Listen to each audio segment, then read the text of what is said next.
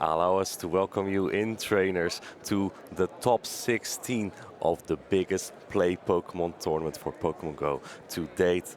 I am Martijn, aka Inadequance. And I'm Amanda, and some of you might know me better as Lundberger. But of course, we are not the only casters that are here today. We're the only ones on screen right now, but we also are joined by two other great casters, Leonard and Adelian. Yes, for those who missed day one, we are not the only two shoutcasters. We also indeed have Leonard and Adelian. Yeah, we're just the cutest, right? I would agree with you, indeed, yes. But you all can judge for yourself right now. Exactly. Amanda, about day one, how did you experience this, the tournament yesterday? I absolutely loved day one. As we were saying, was full of it was the biggest tournament that we've had. It was full of big names, but also some surprises of people who have made it on to day two, and I'm really looking forward to all of these matches. We're not going to get to show every single one of them, but we have chose some pretty hype ones that we think you're going to enjoy. For sure, and these competitors will be competing for the #1 prizes. We have for the top two an invite to Yokohama, the World Championships in August, and the #1, I believe, will win about $2,000 US. That's right. We are in column 3 of this cash prizes, if you guys are following along, and this is one of the first times that we've been over the 128 original cap limit for player tournament. I think, what do we have, around 160 people registered for the Liverpool tournament? Yeah, it's been the biggest so far. I do feel like we have more participants with every regional, right? It's San true. Diego, there were a lot of people. The Latin American International Championships had, I believe, was full, 128 people. So we do go over that 100 regularly. We go over the 100 quite often. I know a lot of people also enjoy playing for those booster packs. What do you have those yourself? I do have some myself, but they're not opened. Just keeping that value. Waiting for the right time. Yes. Yeah, exactly. So yeah, we've had quite some tournaments now. We had, but these are the first two that we had in January. Not Liverpool was the first one, but San Diego in North America. And we can take a look at the meta of San Diego real quick to compare it to what it was here. As we see in San Diego, we had Medicham and Noctowl all over the place. That looks pretty familiar, right, to what we've saw the past day? Absolutely. These Pokemons are about everywhere. We had the number of teams in San Diego was 116, and as you can see, over half of these had Medicham and Noctowl. So that really defines the meta here. And by that, you would anticipate more Pokemon like Frostlass maybe. That's true. But I think that also caused the rise of Alolan Ninetales. As we can see, San Diego indeed includes a lot of Alolan Ninetales. I also find it curious we see Shadow Swampert, not normal, and I think that is because the Shadow Swampert can take on Noctowl with 2 Hydro Cannon. That's right, and if you look at with the rise of Noctowl, there is a lot of rises of those steels as well, and of course, with the Galarian Stunfisk and Registeel being as prominent as they are, Shadow Swampert just hitting those very hard with the Hydro Cannons is pretty important. You know, this is interesting. We were looking at the San Diego breakdown, but there was the very first tournament was in Stuttgart right after the move pool update, and I'm interested to see how much that has changed since then, because I don't believe that Medicham was actually the #1 pick in Stuttgart. It was that Noctowl. Yes, indeed. It indeed was a Noctowl. So what we see here in Stuttgart is basically people were like getting a little bit of a touch, right? Of what the new meta feels like. Everyone heard wing attack buff and they said, you know what? I already saw a couple champions winning with Noctowl. Exactly. I'm going to put it on my roster as well. Exactly. As we saw House Stark win, I believe, the first North American regional in Baltimore. Yes, and I believe Hot Pocket won with Peoria, before the update.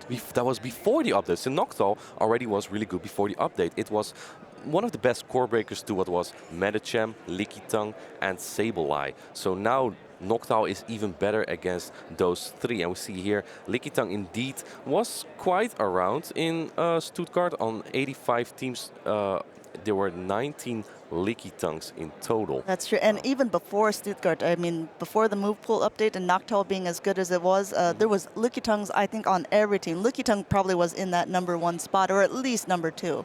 Absolutely. And Medicham, maybe not as dominant in Stuttgart. Oh, I mean, it's 55, don't get me wrong. It shifted, right? After that, Medicham became the most common Pokemon, or fighter at least. And because of that, I think more people shifted to picking Medicham more, because people are also inclining to bring steel types to counter that Noctowl. Kind of like what we were talking about with Swampert. Exactly, yeah. People try to answer the meta somewhat in the same ways, but also in different ways, right? We saw Zweilous yesterday say he was reverse engineering the top 12 meta, right? With his Ampharos and his Tapu Fini that he was talking about. So yeah, everyone has like their own ways to answer it, but what you do see is that Medicham is by far the most dominant Pokemon, just because of that flexible moveset of Counter, Ice Punch, Psychic, and for those who like to bait a little bit more, the Power Punch. Yes, we did see a couple Power Up Punches as well, and I have to admit, like in things more like Go Battle League, I do like a Power Up Punch, because boosting that counter is something that is really advantageous, especially before when you saw all those Walreins that were around. Walrein is one that has moved kind of to the back seat, but is still a very good Pokemon with that Ice type. You'd think we'd see more of them with all the Noctowls flying around. Yeah, I think people just prefer to bring other Ice types, right? Like the Frostless, Alolan Ninetales, simply because they're not weak to the Medicham that's everywhere. That's true. That's everywhere, right? So maybe we can take a look at the top 16 of what was of the meta of the top 16 of today. That would be great. Yeah, because like you said, Zweilous was running some things that were a little bit atypical for this. I saw things on his team that were not in the original meta, and so it's kind of interesting to see what overall players bring, but also what some of the highest level competitors are bringing. It does look like Medicham is still in that #1 spot for the top 16. Absolutely. On 16 teams, 15 of them had Medicham. So if you were ever doubting on what should be on your team, Medicham is likely one of them. And I think that makes Pokemon like Obstagoon, like a pseudo fighter that's also weak to fighting, very difficult to. Which also are ones that do well against like the Trevenants that you see flying around. But I mean, I guess when there's the Noctowl, you already have one of the hardest Trevenant counters. You don't necessarily need Obstagoon to be doing that as well. Yeah, because one of the things that you usually see is that the counters to Noctowl are kind of weak to Trevenant, so that kind of has the synergy. But what we also saw yesterday, a lot of them, was Shadow Charizard and Dunsparce. That's right. Look at this. Dunsparce has made the top 16 meta. I'm curious if it actually has made the overall top meta breakdown for Liverpool, but it looks like it has made at least for the higher contenders. Yeah, it's on 4 teams out of 16. I'm very That's impressed 1-4. with that because it's really not an easy Pokemon to use. And now one Pokemon that also stands out to me is the Dragonair. Yes. We also see a Dragonair in our top 16. I think it's a very interesting pick. A Shadow Dragonair. I don't believe this one is Shadow, but a Shadow could make it very close against an Azumarill in 2 shields. You wouldn't say with with the double resisted Dragon Breaths. You can flip the Registeel matchup with 3 Dragon Breath advantage, all resisted fast moves. So I think that makes it a great, flexible Pokemon, at least more flexible than it really looks like. That is true. I also see that there is a Mew on the list, and Mew is always very interesting because since it can learn basically all of the charge moves, you never quite know what it's going to be running, and it has not been revealed on stream yet either, so it's something that could be reserved. What do you think would be the moveset in this particular meta? I know you can learn everything. The basic one people normally run, let's say call the typical one, would be the Wild Charge Surf, but I think that there's room for Flame Charge in this meta as well. You're asking a very difficult question right now. It's indeed so hard to say. Yesterday I played against a Poison Jab Surf Grassnod Mew. Oh, wow. And right, it can go. It has so much flexibility. You don't know what to prepare for. If you don't shield your Pelipper, it might just be a Wild Charge and well, your Pelipper's gone. Yes, That will what be Pelipper, unfortunate. what Pelipper? What Pelipper, indeed. So Mew indeed is that scary Pokemon that can have anything. I personally agree with you. It will probably be the fast move Shadow Claw. Or you could also opt for Poison Jab or Volt Switch just I was for the just better Noctowl Yeah, coverage. there's right? merit to that, to Volt Switch, I think, as well. I agree. And then you can have something like Surf or Overheat if you want to hit really hard. That's Oh my a really goodness. good, So good you move. think Overheat over Flame Charge? Yeah, because Okay. Flame Charge just doesn't hit very hard. Yeah, but right? also it's It does I'm all boost. about those boosts. That's true. In the longer run, Flame Charge might be a little bit better.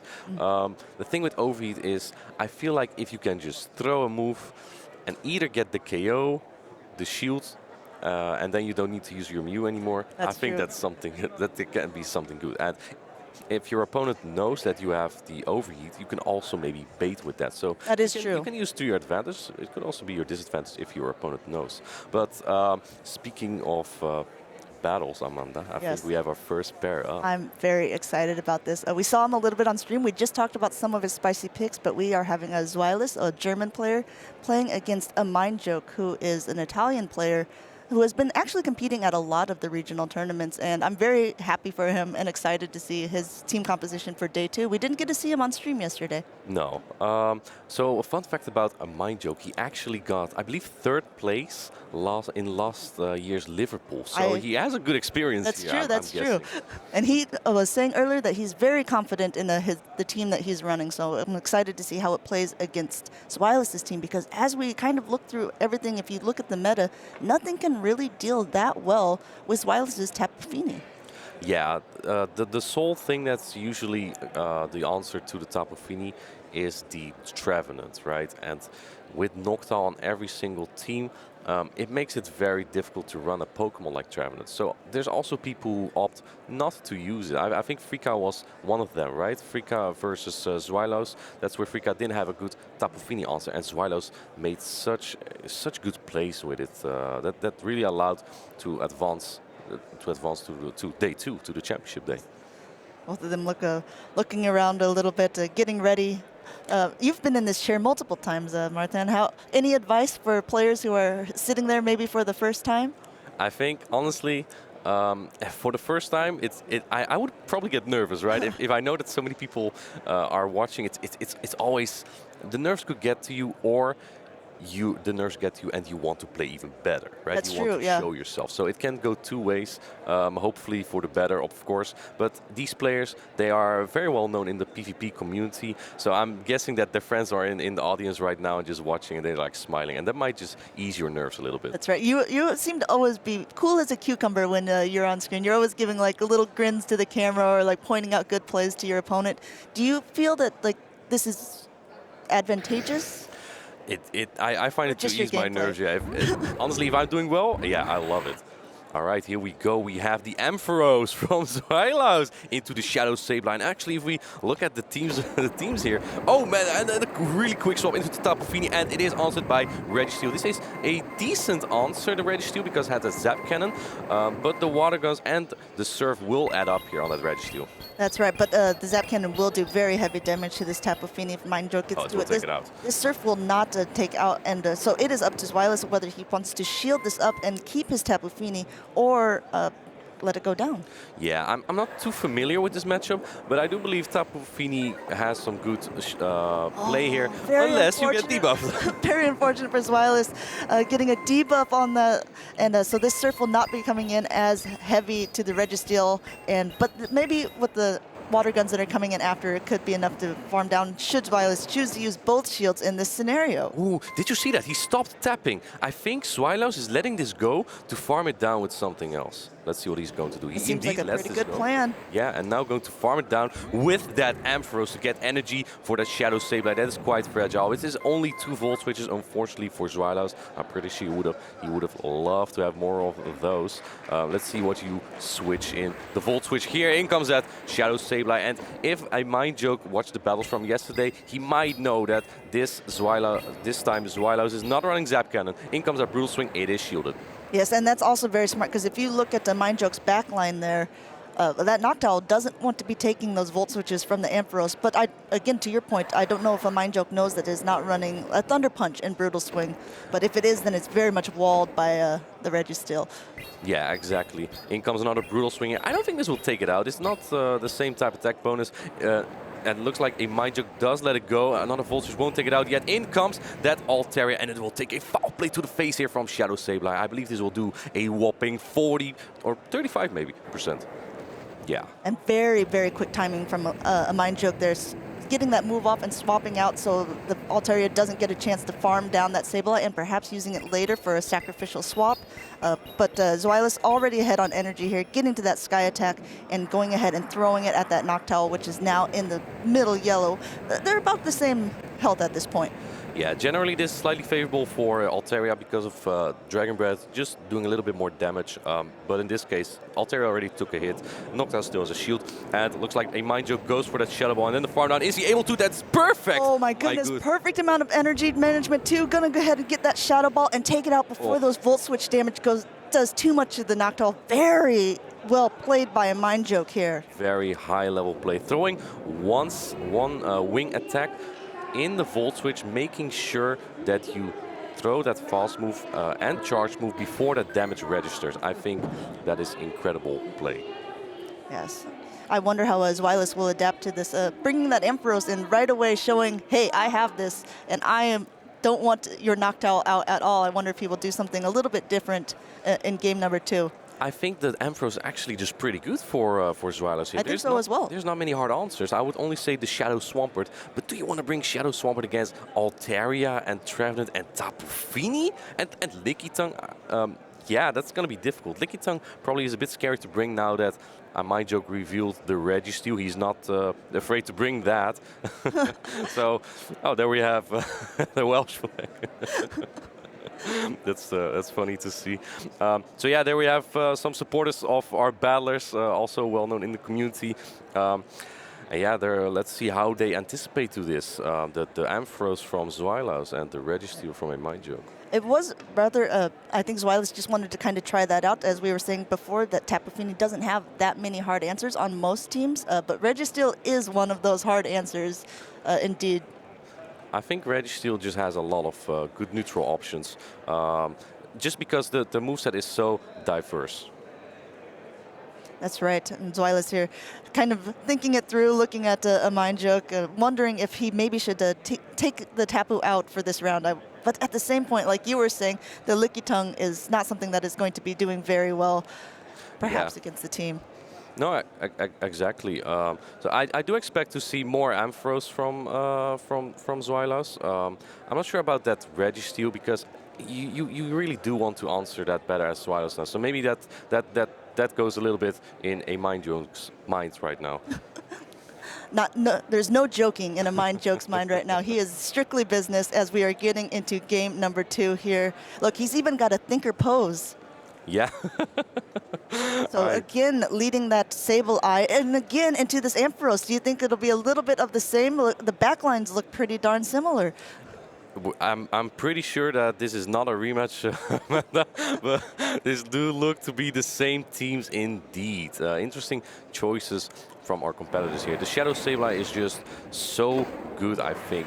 So one thing that I like to use the Shadow Sableye for, it wins a lot of two shield scenarios simply because the Shadow Claws add up so much, and then the foul play also adds up. So, and I think this is one of those scenarios where Shadow Sableye is really good. But in comes Registeel. Wow, and Registeel at this range is Oh boy. very Oh smart. boy. But will Alessio know that this is a Focus Blast? Does he know?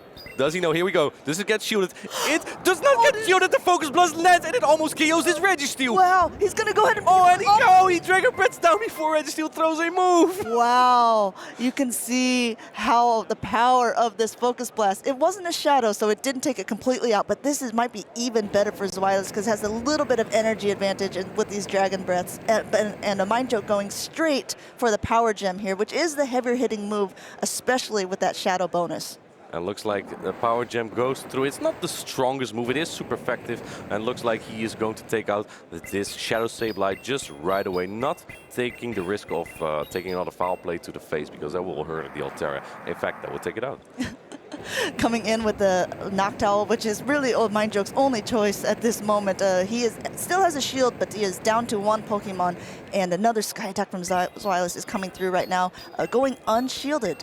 I think at this point, as a Mind Joke, you are hoping for that Licky Tongue or the Trevenant in the back. But as we can see here, we as casters and the chat, we see it is the Tapu Fini in the back that Zweilous really, really likes. Not only Anov is good with it, it seems Zweilous. That's right. We have a German Anov here. Oh man, the Sky Attack, even though it shouldn't be doing that much damage, it has brought now the Tapu Fini down with the wing attacks after to about 50%. But obviously these water guns are hurting the Noctowl, and there's still that Ampharos in the back that the Volt Switches will be doing the super effective damage to the Noctowl. Here it comes in, and there goes the Noctowl. I think he wanted to just close the battle. Look like him, like making cheeky looks at a Mind Joke there. I want to close this with Ampharos. People are making fun of Ampharos. Well, here we go. I'm trying my very best with it here.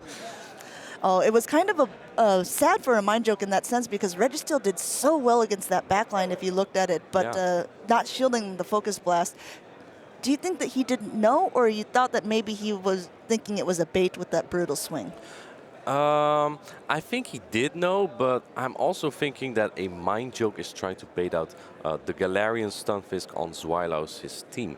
I don't know what exactly went wrong there. I think in game 1, Zweilous swapped first, and in game 2, a Mind Joke swapped first. So basically, this came a little bit down to who gave us switch advantage. I think as a Mind Joke, it's a little bit of a tough call, right? Because it's a mind game. It is an absolute mind game. But the thing is, if Zweilous leads the Ampharos and then has the Galarian Stunfisk in the back, he will be, well, in a very, very tough spot, right? So that is true. That's a very bold call from a Mind Joke to also then predict the Galarian Stunfisk in the back. Obviously, it is possible that people play teams similar to that, right?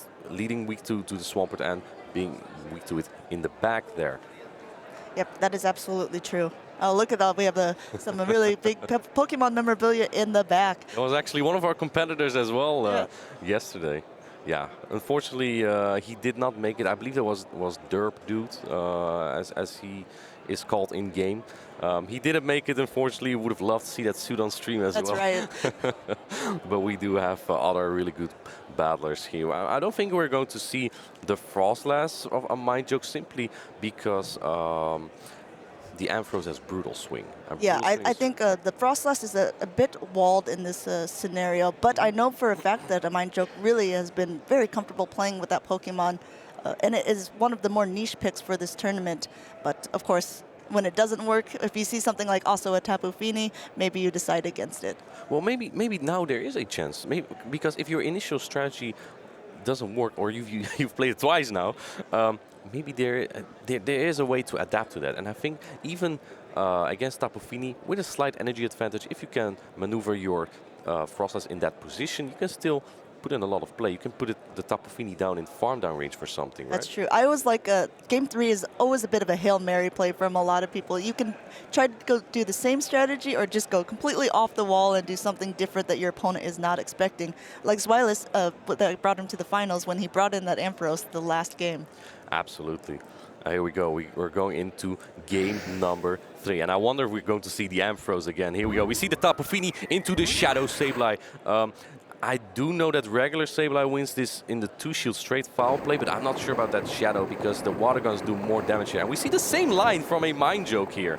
He knows what works. He said, okay, I just didn't execute it well in the last round, but I am confident that I can do well with this. Shielding up that first Surf, and he is at a power gem, probably getting a little bit more energy, and then let's see what he's choosing to do. Getting up to 2 foul plays, it looks like, and throwing the first one now. Will Zweilous shield this? He might, but it is resisted. He will barely live this. He does shield it. That is only the first foul play because the Shadow Sableye has to. And look at those Shadow Claws chunking. Oh, a Mind Joke barely throwing a little bit too late before the next serve, and now is forced to go down another shield if he wanted to preserve all his energy. But actually, what you were saying is we're about to find out if it wins the 2-shield scenario. But he's up to. Oh, and he catches on the Altaria. You know, to be honest, it's not that much of a catch because foul plays are still doing some heavy neutral damage here to this Altaria, and now Zweilous has given a Mind Joke a great position to come in with this Registeel and be able to take it out with the Zap Cannon. Yeah, preserving the Tapu Fini might help a little bit later, but the thing is, the Registeel is the one Pokemon that has so little fast move pressure that this is the only option that Tapu Fini can put work in. And we see on a Mind Joke side that he not only gets the debuff, but he also has Trevenant in the back. And since a Mind Joke is running the same line again, that doesn't look very great for him. This move Do you think nothing. we're going to see a lock-on farm down on this Altaria? Yes, this Registeel has no mercy today, and it will unleash another move on Tapu Fini. 2 attack debuffs. Will we see 3 in a row here? Third time is a charm, perhaps? Here we go. We see another Zap Cannon coming in that will do about 40%, even though it's resisted damage. Trevenant is not too bulky, and he does get Oh my attack. goodness! Well, once more, Trevenant has to throw a Shadow Ball, and he is throwing right before the Zap Cannon. Very well played. I wonder if he also reversed and engineered these kind of matchup, as he said yesterday.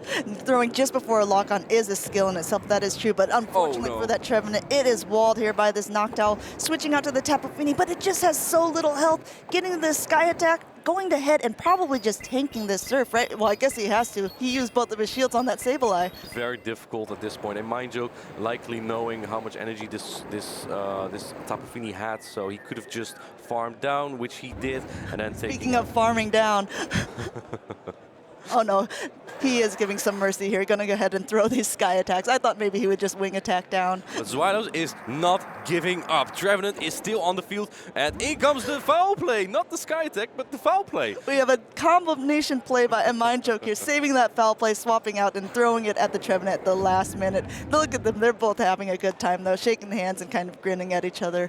Yeah, a little bit tough to have your Trevenant on that Noctowl. A little bit a guess, Yes. right? I mean, not a lot of people dare to run the same line of three Three times in a row. Yeah, that's a. But it is true that I suppose he was confident with what he was doing. He said, you know what, like game 2, I just miscalled what he had in the back. Yeah, And, exactly. and I should have won that game. Sometimes you have that feeling, right? Oh, I should have won that game. If only I would have just done this one thing a little bit better. And I know that I can do that. So, like I said, Mind Joke said earlier, he's very confident in the team that he's running. So I think that confidence shows in what the picks that he played. Absolutely, and regardless, I also think Zweilous is an amazing player. The thing about Championship Day is you can also see the teams from day one. If the player has been on stream, That's true. You can like anticipate a little bit to that. Yes. I still think it was a very bold call from Zweilous to bring the Ampharos, despite that Mind Joke might know the moveset or not. Yeah, that's. But we still saw a Focus Blast land on the Registeel, so maybe he didn't know. Yeah, and if he did, then that's on him. Yeah. Those were really good battles regardless, and Yes. congratulations to a Mind Joke to advancing to the next round there. But I believe this was the winners finals. So Zweilis is now into the losers bracket. So he is Yeah. not quite out yet. Again, this is a double elimination tournament. So you have to lose twice. And most of the people here today that we've been seeing at least at the beginning, we're going to watch another winners bracket matchup. They have not lost a single match Yet. or round. I guess they've lost the battles but won the wars. Exactly. Yeah, there are going to be many more good matchups. As we saw in yesterday's highlights from Leonard, a couple players are still in, a couple players are still out. We've seen Maximilian, who is still in. He hasn't lost a single battle. The last year's champion, Lurgan Rocket, unfortunately is out. Right, that's also a big name. So there have been upsets. There have also been people players you kind of expect, right? Yes. I personally love to see it when players that don't have a very well-known name in the PvP community do very well, such as Same. Human Catcher Bug. Oh my goodness, played him I 1,000 love times in the a Go human Battle catcher League. bug. Yeah, I played him 1,000 times in the Go Battle League. Never seen his face, never seen his name in a grassroots tournament, and here he just shows up, takes down a top Go Battle League leaderboarder real quick. Yes. And also just the plays were so competitive, and I think that's sometimes you have the advantage if you're a lesser known player because people don't know your play styles as much. Are you the type of person who likes to go always for the heavy hitting charge move, or sometimes do you like to bait? We saw one time he threw directly on alignment, and then the next time he just over farmed and just kept punching down until he caught the swap. Exactly. Yeah, exactly. Well, I mean, it could be that those players played each other in the Go Battle League That's before, also of true. course, because, It's hard to remember the names, and Absolutely. Go Battle League is a little bit different, being a blind three instead of choosing a team of 6 and picking 3 when you can see your opponent's lineup. No, I definitely agree. That's just something you have to keep in mind. And if you remember the name, maybe you don't remember the games very well. That's right? also true. But regardless, if you play a top player, I really love that. I do remember that right after a charge move from Patoman, that human catcher bug just threw the move right away. He doesn't expect it, right? He's probably gonna expect me to do 2 or 3 more fast moves and then swap. No, I just throw immediately, and then for the next move, I'll keep over farming until they swap. That's so smart. Yes, So I know, and you have to be on the other side, being like, wait, what is this guy's idea? Exactly. One of a competitor's strength is really the unpredictability, right? If That's you right. are unpredictable, people have no. One saying that I have is if you don't know what you're doing, your opponent doesn't know it either. That's also true. Well, one person who seems to be knowing what he's doing so far is a Mind Joke, and we are going to go over to the other casters with an interview with him. So stay tuned. Hello, Alessio. How are you doing? I'm fine, I guess. Nervous still? Still nervous. Still All nervous. right. Some things never change, folks. Yeah. How do you feel so far about your run? Okay. From the beginning of this tournament, I practiced a lot, so I was pretty confident. I was just scared to be on pressure when I was on stream, and it was really pressuring. But I think I misplayed game 2, but apart from that, I played fine, relaxed, focused as I should, which is something I was really missing when I was streamed in Bremen in the past, previous season. I was so nervous that I couldn't really think. I was so confused about how I was playing. Now I was feeling a bit better, still nervous, but I'm getting used to it, at least. I mean, I suppose having nerves at this late stage of the tournament is to be expected, but for you, it's perhaps there is a little bit more pressure from the outside community because you did exceptionally well in the last Liverpool regionals, if memory serves. I guess the town brings me luck. And he's back again for more. In terms of your travel here to Liverpool, have you had time to enjoy the city and relax after the tournament was over? Okay, I didn't have really much time to enjoy the city because my flight was delayed. So I landed in Manchester, so I had to came here. It was pretty long, so I enjoyed the time with the others at the meetups, but I didn't really have time to see the town. Well, I did last time, so. Yes, for sure. I suppose, yes, this is the second time that second time you've been coming, so yes. So while with Liverpool this time, the numbers that have attended is approximately, I'd say, double last time. More than isn't it? double, because last time we were 63.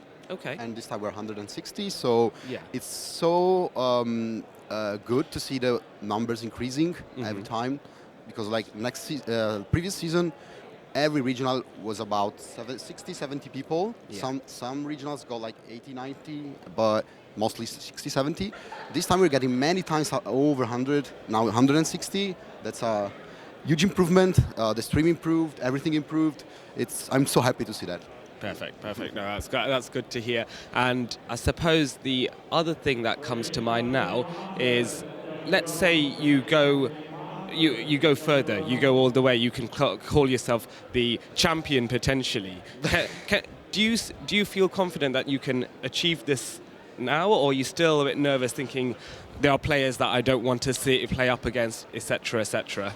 Okay, I feel confident I can do it. It might be my time finally, but the level is pretty high. I've seen some of the matches yesterday for the other players who are in the top as well, and they played really good some matches, and so I know I have to play at my best to achieve something more than usual.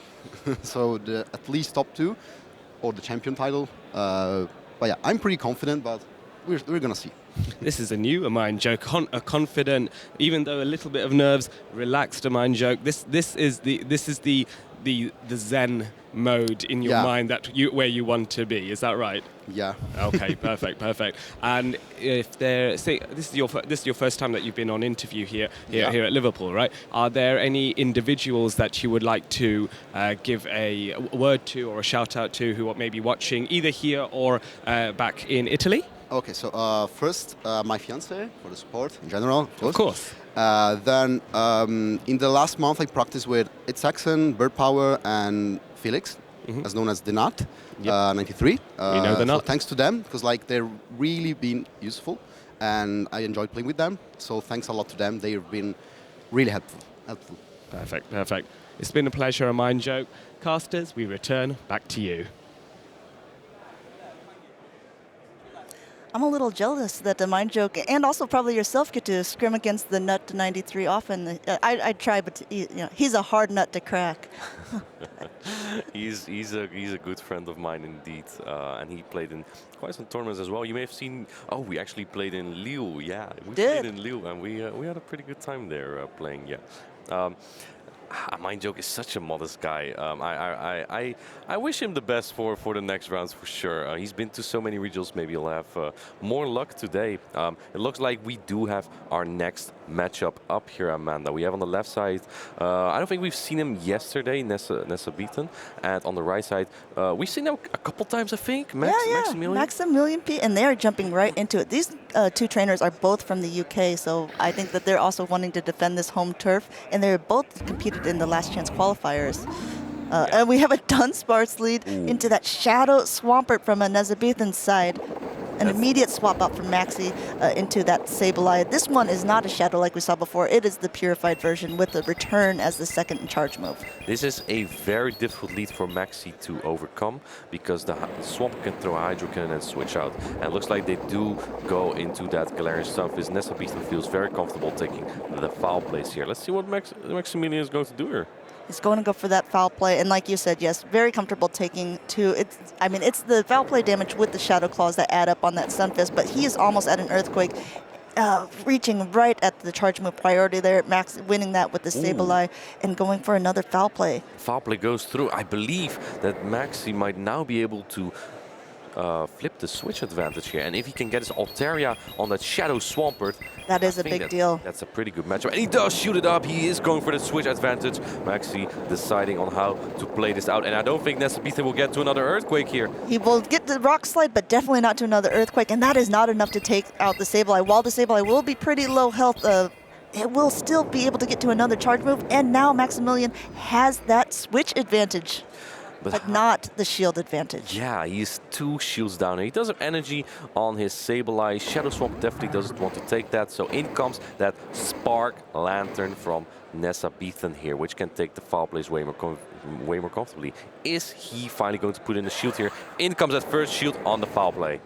The second foul play is going to go through right before that surf goes through. I wonder if Nezabethan will go ahead and farm up just a little more energy beforehand. The sparks aren't going to be doing that much damage, but just getting that little extra amount of energy could be very crucial for the end game here. Throwing the surf before Maximilian is able to get to that other foul play. Very good counting. I lost track of how many moves the Sableye threw, to be honest. Is it like 4 or 5? It's been putting in so much work. In comes Dunsparce and in comes Altaria, but this time Swampert is not completely walled because it does have that Sludge Wave. And you want to know something cool about this matchup, Amanda? Tell me. Shadow Swampert actually wins this with a shield up here. Now, it did take a little bit of Shadow Claw damage, so it might barely not be able to get there, but this does about 50%. That's a lot of damage. That is a lot of damage. I wonder if Maximilian is just going to go ahead and go for that Dragon Breath damage instead. Yeah. He knows.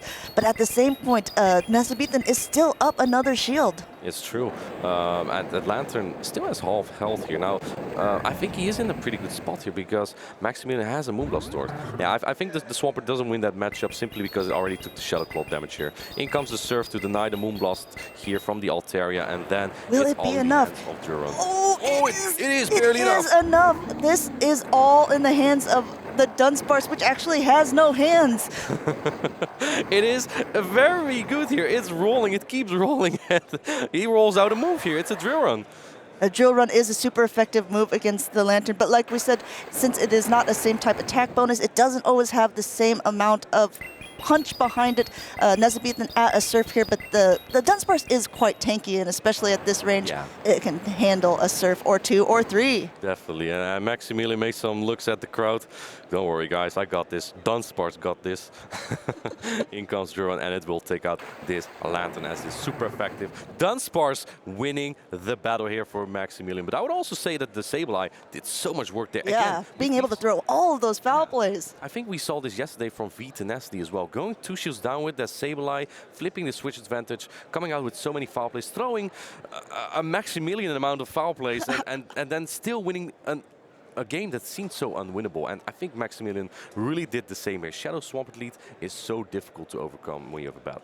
I really actually enjoy Nezabethan's pick too with the Sludge Wave on a Shadow Swampert. I was discussing this with some of my friends as well, and I was saying, Hydro Cannons, honestly, within the Shadow version, they hit so hard. Do you need that Earthquake? Because a lot of times with the Mudshot damage and the Hydro Cannon, you're doing about the same amount, and the Sludge Wave helps you with gets not walled against an Altaria. You saw it did about over 50%. Yeah, exactly. I believe there was in Liu, it was Chorizo who had the Muddy Water Shadow Swampert because he didn't need the damage, all the extra damage from the Earthquake. Anyway, the Hydro usually does so much already. You win because you get to the move a little bit quicker if you're facing a mere Swampert. Yeah, because Muddy Water's only 4 Mudshots with 35 energy, and Hydro Cannon switches between 5 and 4 Mudshots, so you're just a little bit quicker. And honestly, who expects that Muddy Water? No one, right? I would shield. I think we saw a lot of shields from the Muddy Water Swampert. Oh, I remember that. How do you feel as an opponent if you were shielding that Muddy Water? Well, first of all, who am I playing? Who is doing this to me? And second of all, yeah, that would hurt. And you can even get an attack drop from it too. That is true. That would be a little bit of salt in the wound.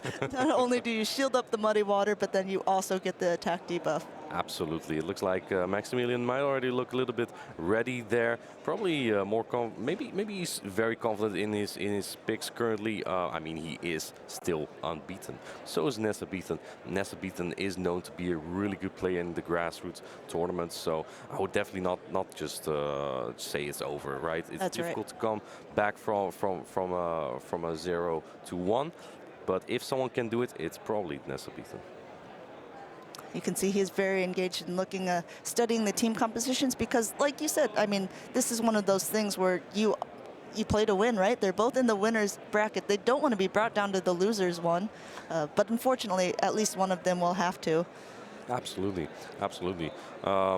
Yeah, but you know, even if that happens, they're good players with a lot of resilience, so they can make that happen, regardless of their position, really. And we've seen many players come back from the loser bracket to That's really absolutely push true. here. Oh, Oh this my! is not a great lead for Nesabithan, although his moveset has been revealed as Sludge Wave. You see the immediate safe swap of that Lantern, and it looks like Maximilian's staying in for a little bit, charging up some extra energy. Yeah, I think he wants to get damage in, he wants to get energy in, and then probably switch out. Because the thing is, Maximilian does have a hard Lantern answer, so that's why he's likely staying in. His best answer is that Dunspark, and it's not on his line, but this time it looks like he did some Dragon Breath damage, built up some energy on Altaria, and then swap in the Sableye. Throwing here, I believe it was a CMP event. Yes, it looked like the charge move priority, Maxi knowing obviously that the Sableye wins it, comfortably farming up a little extra energy, and Nesabithan lets that go through, but look how much damage the Lantern, because of the Dragon Breath damage and the foul play, is already in the red.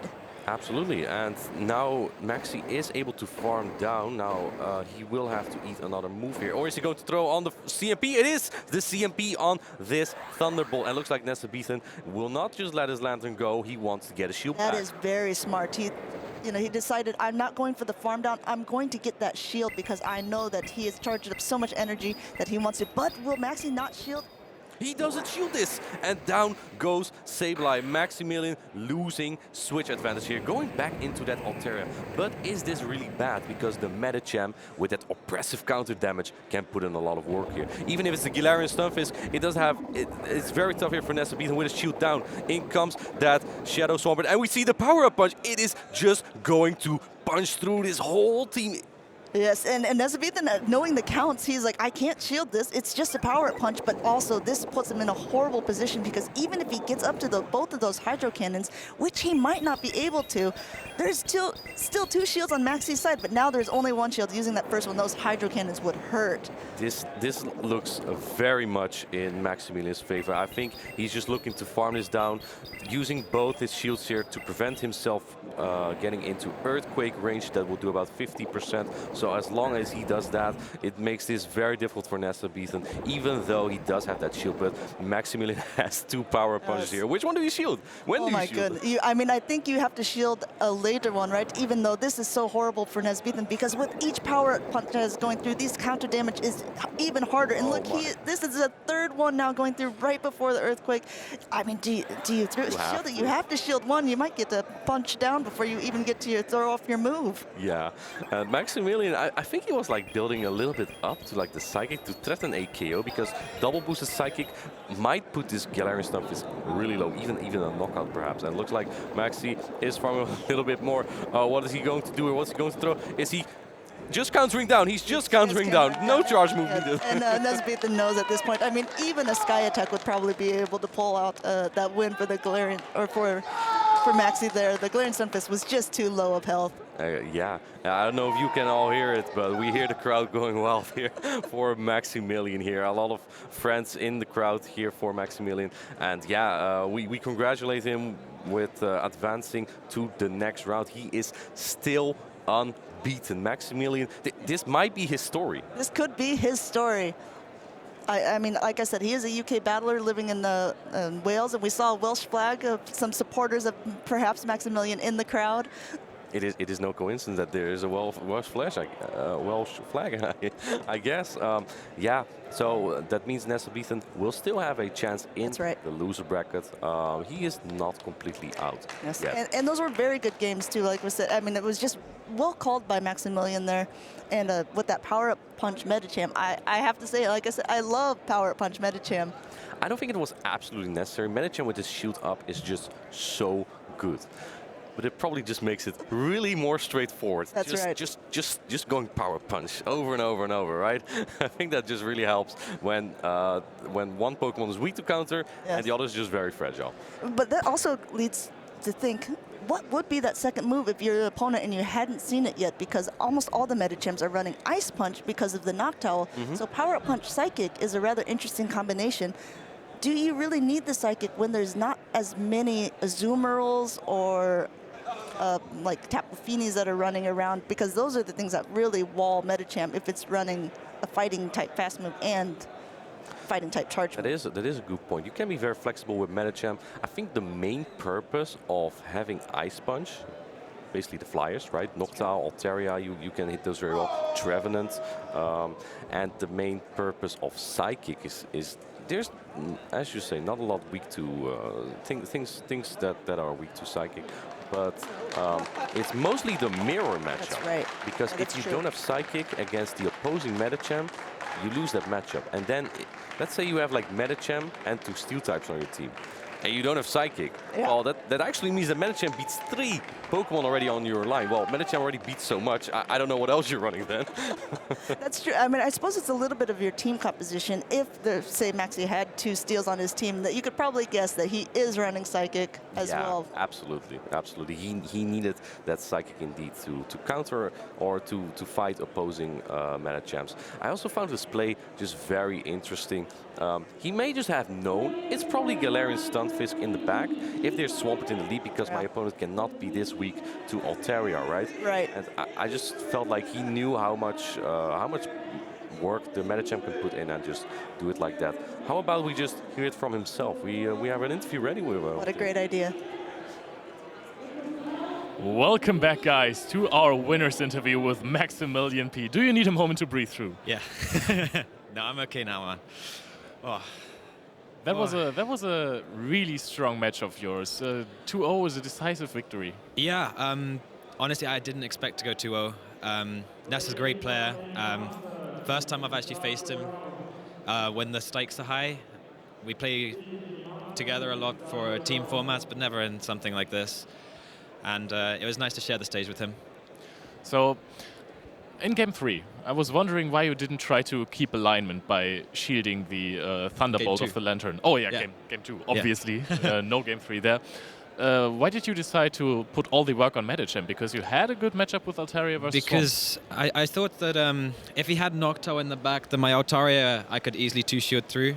And at the time, I haven't shown my Metachamp on stream until just now, so nobody knew I was running Pop. Oh.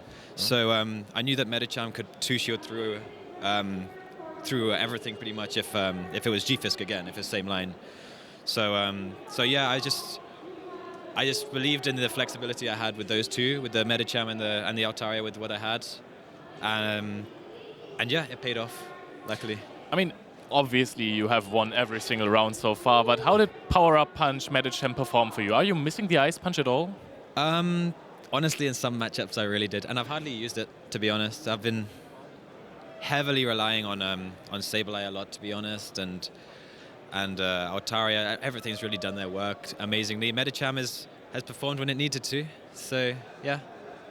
Well, that sounds really good. So you've gotten so far into the tournament. I mean, obviously you want to qualify for Yokohama. Do you think that's in the cards? Do you think you are going to be the next champion? We'll see. It's I thought about it, of course, but obviously I can only focus on what's in front of me, and right now that's done. All right, so Yeah. I wish you the best of luck. Thank you Thank for you the very much. interview, and we will give it back to the casters.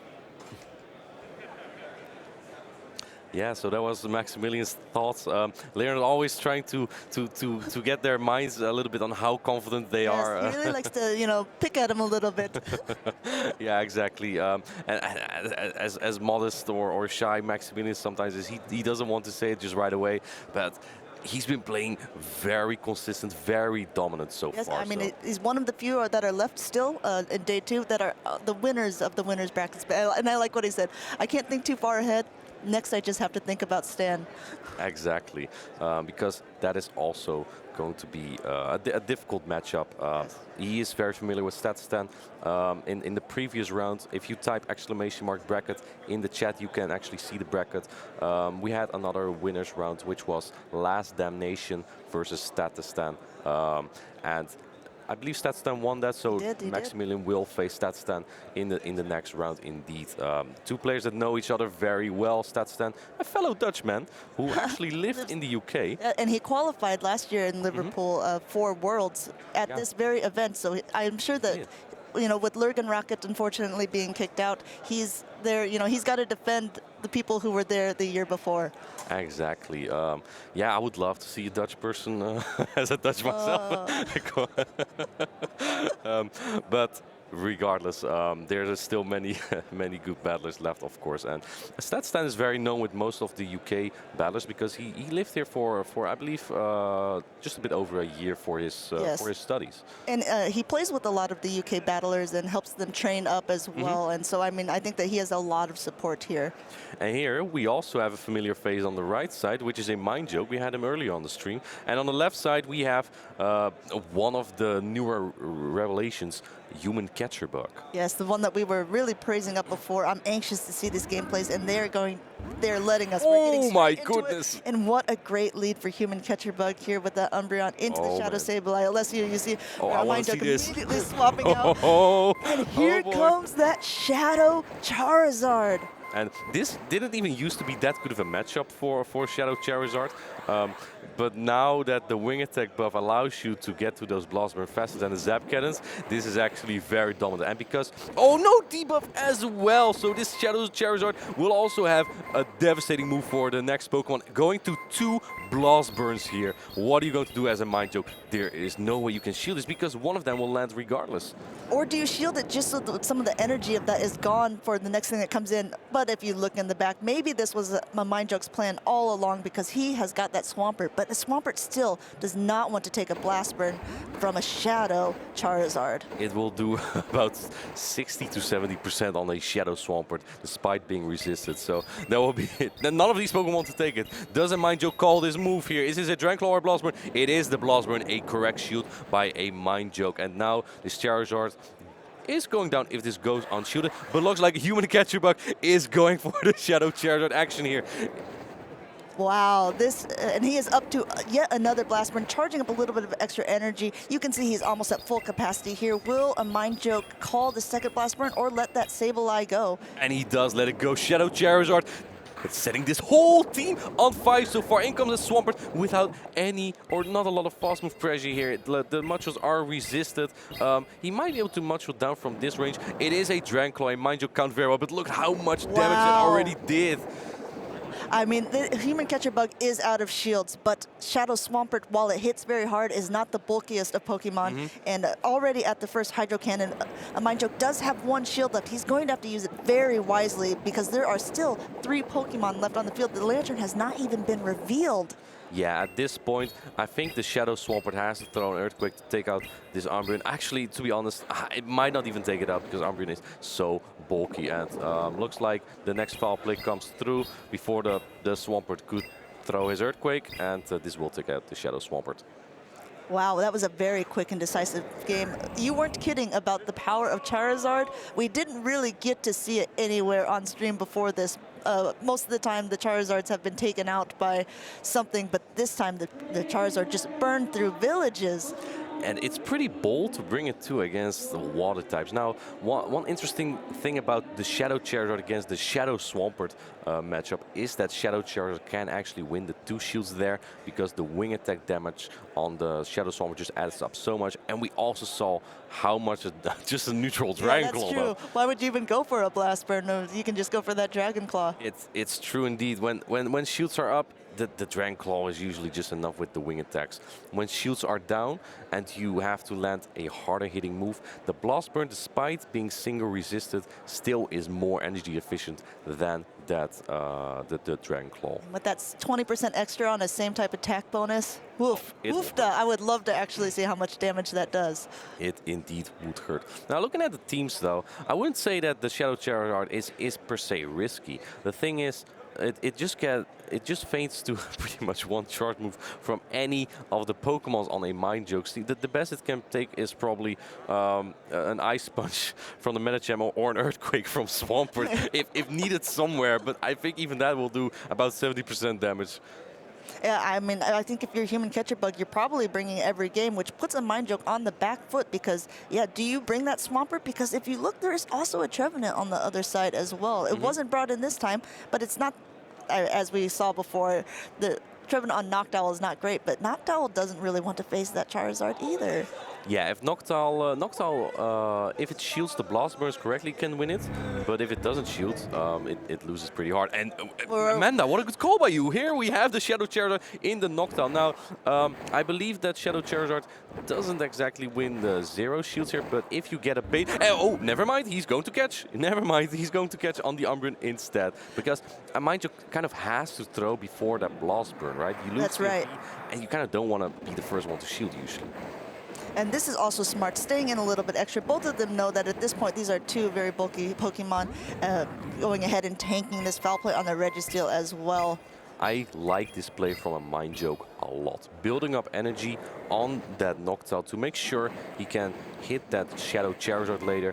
Then coming into the Registeel, because now this Umbreon took damage. Maybe you can hit like a Focus Blast and farm it down to come out with another move for that Shadow Charizard, because you need charge moves. Yes, I think that is the thing that a Mind Joke has realized from that first matchup is, okay, shields up, that Charizard is going to cause so much problems, but shields down? Oh, even this undercharge might be a little bit too much. Yeah, that might be a little bit too much. Umbreon has a lot of defense, a lot of HP, so I don't think Registeel might be able to lock on this down. Another potential play, maybe he's just going to go ahead and store another move and swap out again because timers are almost up. Oh my goodness. Let's see what Human Catcher Bug does here. He CMPs here with a Mind Joke on that Zap Cannon, but that does mean that this Shadow Charizard loses some energy here. The one thing that he also had to do here was throw the Blossom to take it out. A Dragon Claw would not have done it, so he had to throw a whopping 50 energy into such little health of the Registeel.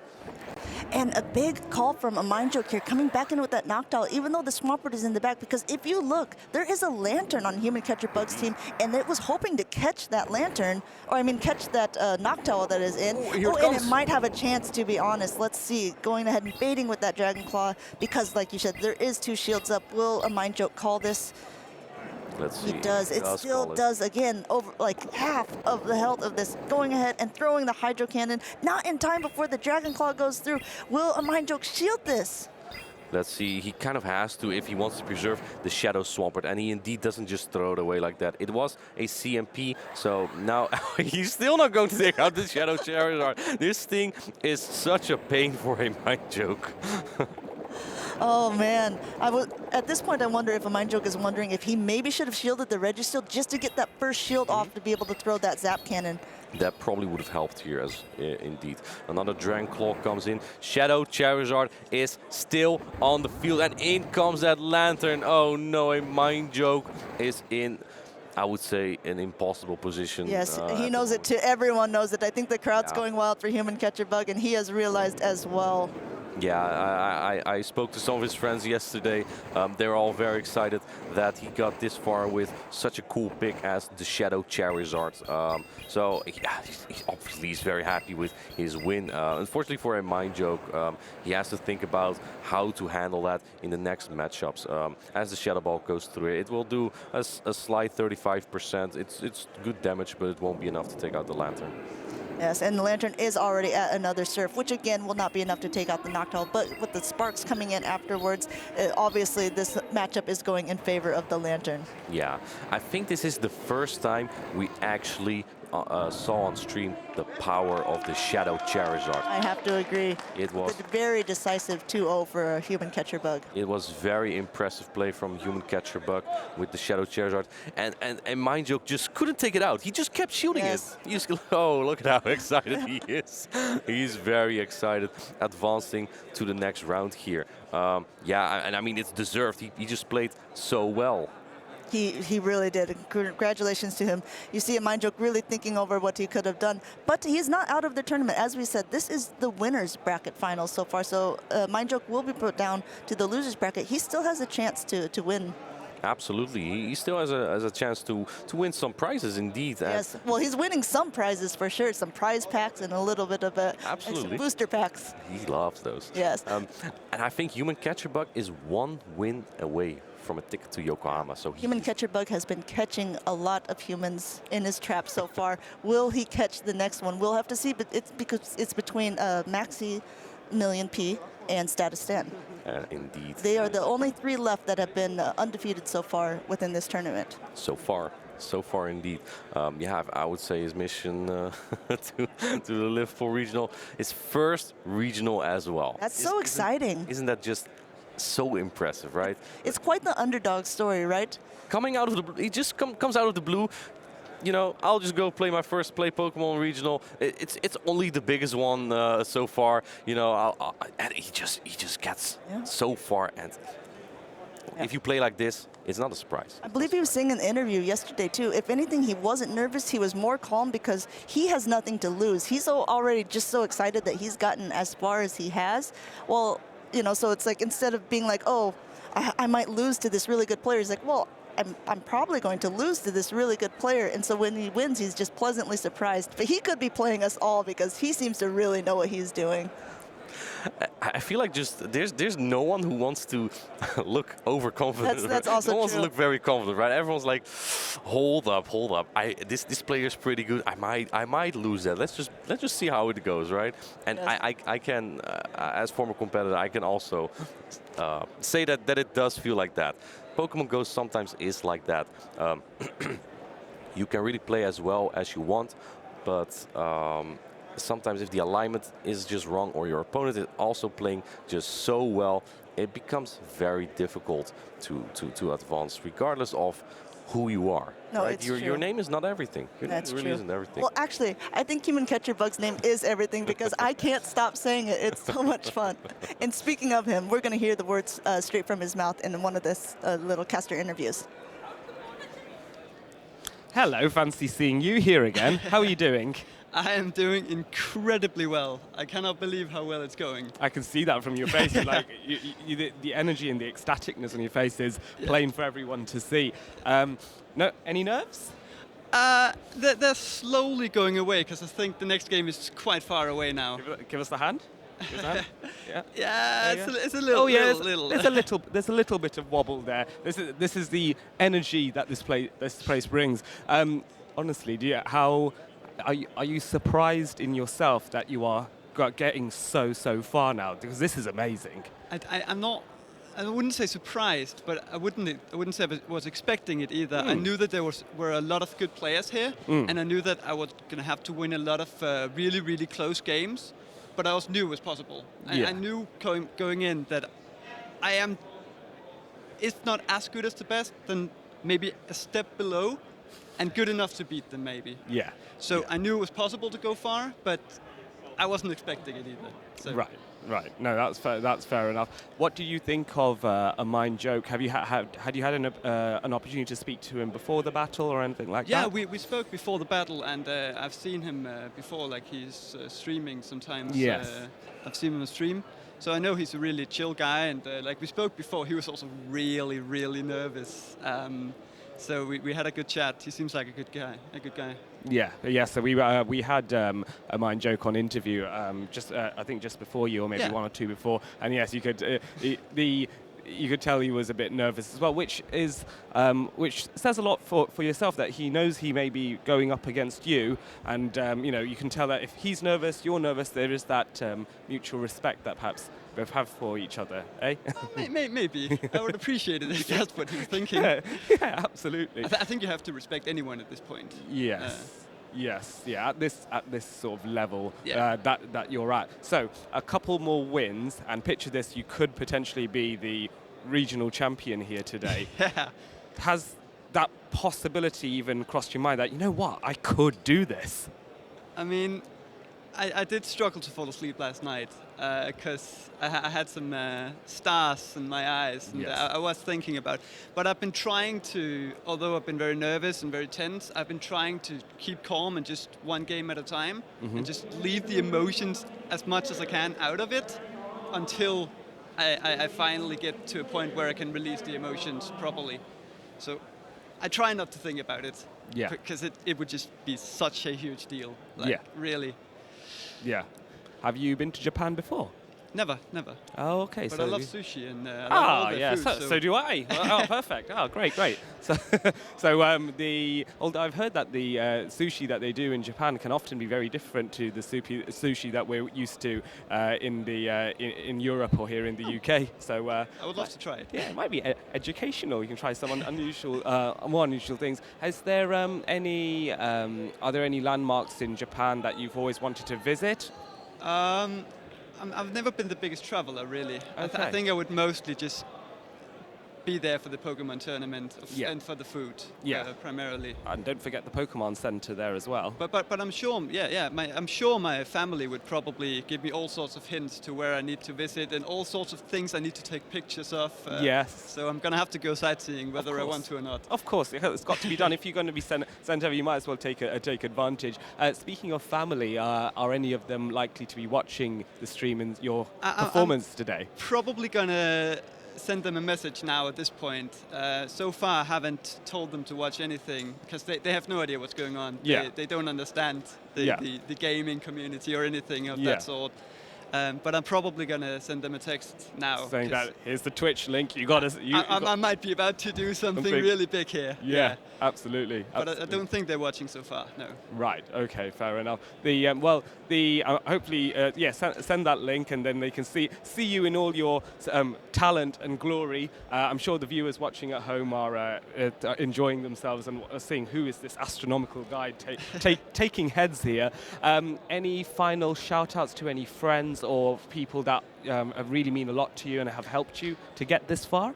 Well, I mean, I have a bunch of friends with me who have been motivating me a lot to play the game. We've been talking a lot, streaming together, like talking on Discord and stuff. Yeah.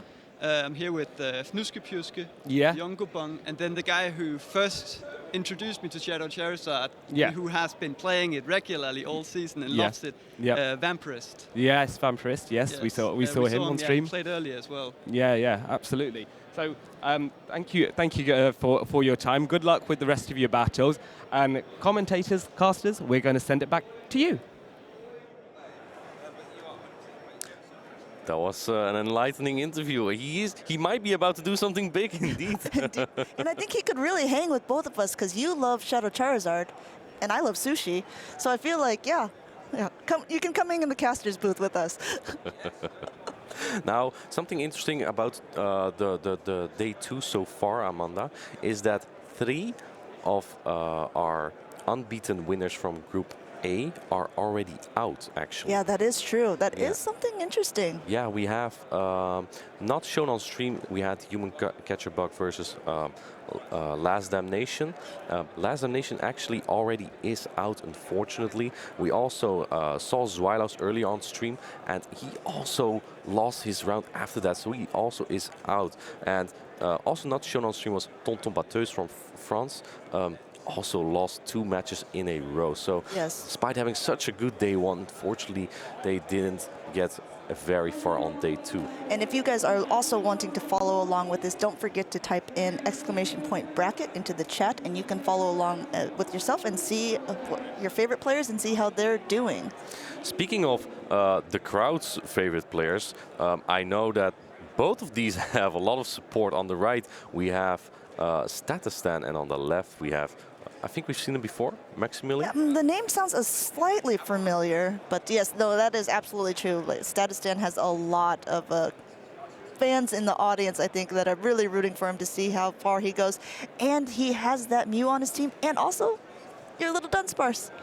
There are 2 Dunsparces here. And you know, Dunsparce is actually pretty good against opposing Mew. It can be, if it has Shadow Claw, right? Because that's double resist on Dunsparce. And that's like the thing that it has over like a Galarian Stunfisk. That's right. Right? Resisting those Shadow Claws and then also taking neutral damage from Surf and Wild Charge. That's what makes Dunsparce, I wouldn't say stand out over Galarian Stunfisk, but give it different niches. That's, yeah, I mean, the thing with the Dunsparce as well is, unfortunately, the charge moves, even though you can get to them quite quick, aren't doing as heavy of hitting damage. But Mew is not a very bulky Pokemon, so you actually don't need that heavy of hitting. Any of the moves will really do. 2 of them will be enough to knock out the Mew while those Shadow Claws are resisted. But don't forget, we had talked about there are different movesets that the Mew could be running. We haven't seen it on stream. With all these Noctowls flying around on most teams, maybe a Volt Switch Mew is something that could be on Statistan's team. We haven't, we don't see a Noctowl on Maximilian's team though. He has the Altaria as a flyer. Now, it's very unlikely, but if Mew's running an ice move, it could be a very chilly surprise. That is true indeed. Oh, look, we have the world's Pikachu on Stan's side, kind of winking at the crowd there, hyping everyone up. Yeah, Statstan also played in the World Championships. Yes, because he qualified at this Liverpool tournament. Indeed. Indeed, hey, there we see Derpdude in his suit again. We see the Welsh flag. Yeah, there's a lot of people watching right now in the crowd, and it's very exciting at the moment to watch these battlers. Some of many people's favorite, and they are so good at this game. This is what I love too. A lot of the competitors who were knocked out yesterday as well are still in the crowd supporting their friends who are still in the tournament, and we are getting right into the battles here. Maximilian leading that Dunsparce into a Galarian Stunfisk. Oh, we did see this matchup at one other time. I loved your quote where you said about it. There's one has super effective charge moves and the other just wins. It's true. They see Dunsparce rolling and they're hating. It just doesn't do as much damage to the rollouts, and that's why this is not that great for the Dunsparce. And this is somewhat annoying for Maximilian in terms of energy management, because he's trying to time his move well, but because... Oh, he just swaps out. Never mind. Because if he had to throw another rollout, he goes over 100 energy. You can only stack 100 energy. And at the same point here, he has now stored enough energy that he can throw some things that's what's coming in the back. And Sableye is a really great neutral swap. Yeah, I'm kind of also surprised by this switch, because if there is a Medicham on Statistan's team, Maximilian doesn't know that there's not, then that's very tough, because if that gets aligned to the Dunsparce now, it will be a very tough match for Maximilian to overcome. But in comes that Lantern. Statistan is preserving the Galarian Stunfisk just a little bit above Duron range. Very smart play. And yeah, he's just going to throw foul plays here now. Yeah, we see that the Lantern is already down a little bit past half health, but going for a move, but charge move priority going to Maximilian. We have seen this quite a few times. The Max counts very well, and throwing this right before the Lantern is able to get off the charge move. Going for the Surf bait. Going for 2 Surfs perhaps, because that would take out here. Obviously, if this would get shielded, he might go for the Thunderbolt, but in comes the Dunsparce, and Thunderbolt comes in. This might barely take it out. If you want to keep this Dunsparce, you may have to shield. Yeah, you saw it on Maxi's face too. He gave a little bit of a shake of his head. He knew that the risks there, but he is going to be able to farm down there. He is maxed out. So much energy, and what's coming back in? The Drill Run will do a decent amount of damage, and Statistan is going to have to use a shield at some point or another. Yeah, we did not see the Mushroom come through here, but Galarian Stunfisk is here. Goes for the Rock Slide. Oh no, will this take out? We've seen Rock Slides being able to take out Pokemon before, and it doesn't. It does take it out. Oh my goodness, the Rock Slide was indeed enough. And it is indeed the moveset that we talked about earlier, the Shadow Claw, fast move, the charge move, Surf, and Wild Charge on this shiny Mew. It's blue. It is blue. Statistan just flexing his wonderful pick there. And look how much energy this Mew has already. Because those Shadow Claws are resisted, he's going to go ahead and just charge up a ton of energy. Yeah, he has to throw his move, throws before the next draw on. I wouldn't say that Maxi is in a terrible spot, because his Medicham has a pretty bad matchup here against this Mew, especially when you don't have an Ice Punch to throw. Yeah, and I wonder if he doesn't want to reveal the power-up punch, although it's quite possible that Statistan has seen it now by this point, since Maximilian has been on stream quite a few times. I mean, like I said, even though Mew has all this energy. Oh my goodness. Oh, catches. Is that a catch on the Wild Charge? Is it a catch? I don't know. I think Statistan was really just keep over farming until the Medicham was in Wild Charge range. But now I think the Wild Charge won't take out here. I don't think it takes out. And because he debuffed himself on that Sableye, the counters do so much damage that he might get counted This down. will be so close. Will this Stick it wild out, charge stick be it out. enough? It is doesn't not take quite it out. enough. It doesn't take And the it out. counter at damage all. goes through, living with like 1 or 2 HP to be able to take out that Mew. That was a very gutsy call. Medicham already always standing on one leg. I think was really standing on his toes right now. What a really close game. Wow. Was that his intention? Maybe swapping in at Sableye to force the wild charge and then maybe to counter down, because I think Maximilian may have noticed that StatStan was not planning on throwing a charge move. He just went almost to, if possible, 200 energy there. Just shadow clawing until the Medicham would have been in wild charge range. And because of that surprise swap, he just threw the wild charge out of a reflex and then it instead of the so Surf, much. because a Surf would have been able to take the. I think it may have been enough on And the then, Sableye. if he would have wild charged the Medicham, perhaps he wouldn't have debuffed himself and been able to survive with the Shadow Claw to be able to Shadow Claw. It's too close to call. It's so much easier when you're in the booth watching the video than really tapping and playing it out on your screen. Oh, that was such a close matchup, and it's. I mean, you see the reason why these guys are so far in the winner's bracket, right? Yeah, I think StatStan just had something like in his mind, okay, I'm just going to stack 2 wild charges, get this into wild charge range, and then I win the battle. 8 if I can. Unfortunately, barely not. But yeah, I think that was just in his mind. And when the Sableye that he may have not expected to come in, did come in, that he threw it out of a reflex. Yes, right? I think that's probably what happened there. You can see it on both of their. I mean, they know that each other are very good battlers. Like I said, they probably played each other 100 times in different formats, so they know each other's play styles as well. You saw the really good counting on both sides. I mean, these are going to be some very engaging games to watch. Yeah, I'm wondering how Maxi is going to adapt, because now he knows the Mew's moveset. Does that change anything? The Shadow Claw, Wild Charge Surf, I think that's just slightly better for the Altaria, maybe. That's probably true, and I think if Maximilian was to make any guesses, though, that would have been the guessed moveset. Right? I mean, anything else that is being run, then you know that it's just, it's kind of more of a wild card pick. Yeah, I think it really is more of a flexible pick, right? Because Mew can win so many matchups with a shield advantage, simply because of super effective charge moves all over the place, right? You can hit the Noctowl with the Wild Charge, you can hit the Galarian Stunfisk with the Surf, you can hit the Medichams with neutral moves plus super effective Shadow Claws. Right, and the Medicham really, it is hard-walled by that Mew for the most part. When shields are down, it's a little bit easier, I suppose, for the Mew. But, I mean, I think it's really up to these players how they're choosing to play that out. But Mew definitely is a good pick for this format. Yeah. Do you think he reverse engineered to counter the? Well, I don't know. Are the Dutch as good at reverse engineering as the Germans? We do have certain qualities in those things. Yeah. We'll see how Maximilian will adapt to that. He is 1-0 up, just barely, and Stan showed how good of a battler he is as well. This is definitely not over just yet.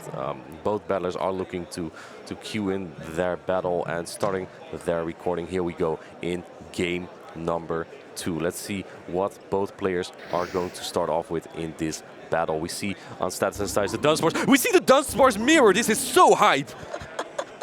How do you like to play out a Dunsparce mirror? Just roll. Just keep roll rolling. with it. They're just, you know what? Just roll with it. They're just going to roll with it. But what we also see on both sides, they are both running their ghost type, right? I say Mew as ghost type, as pseudo ghost type, really simply because the Shadow Claws, right? It counts as Medicham in that role as well.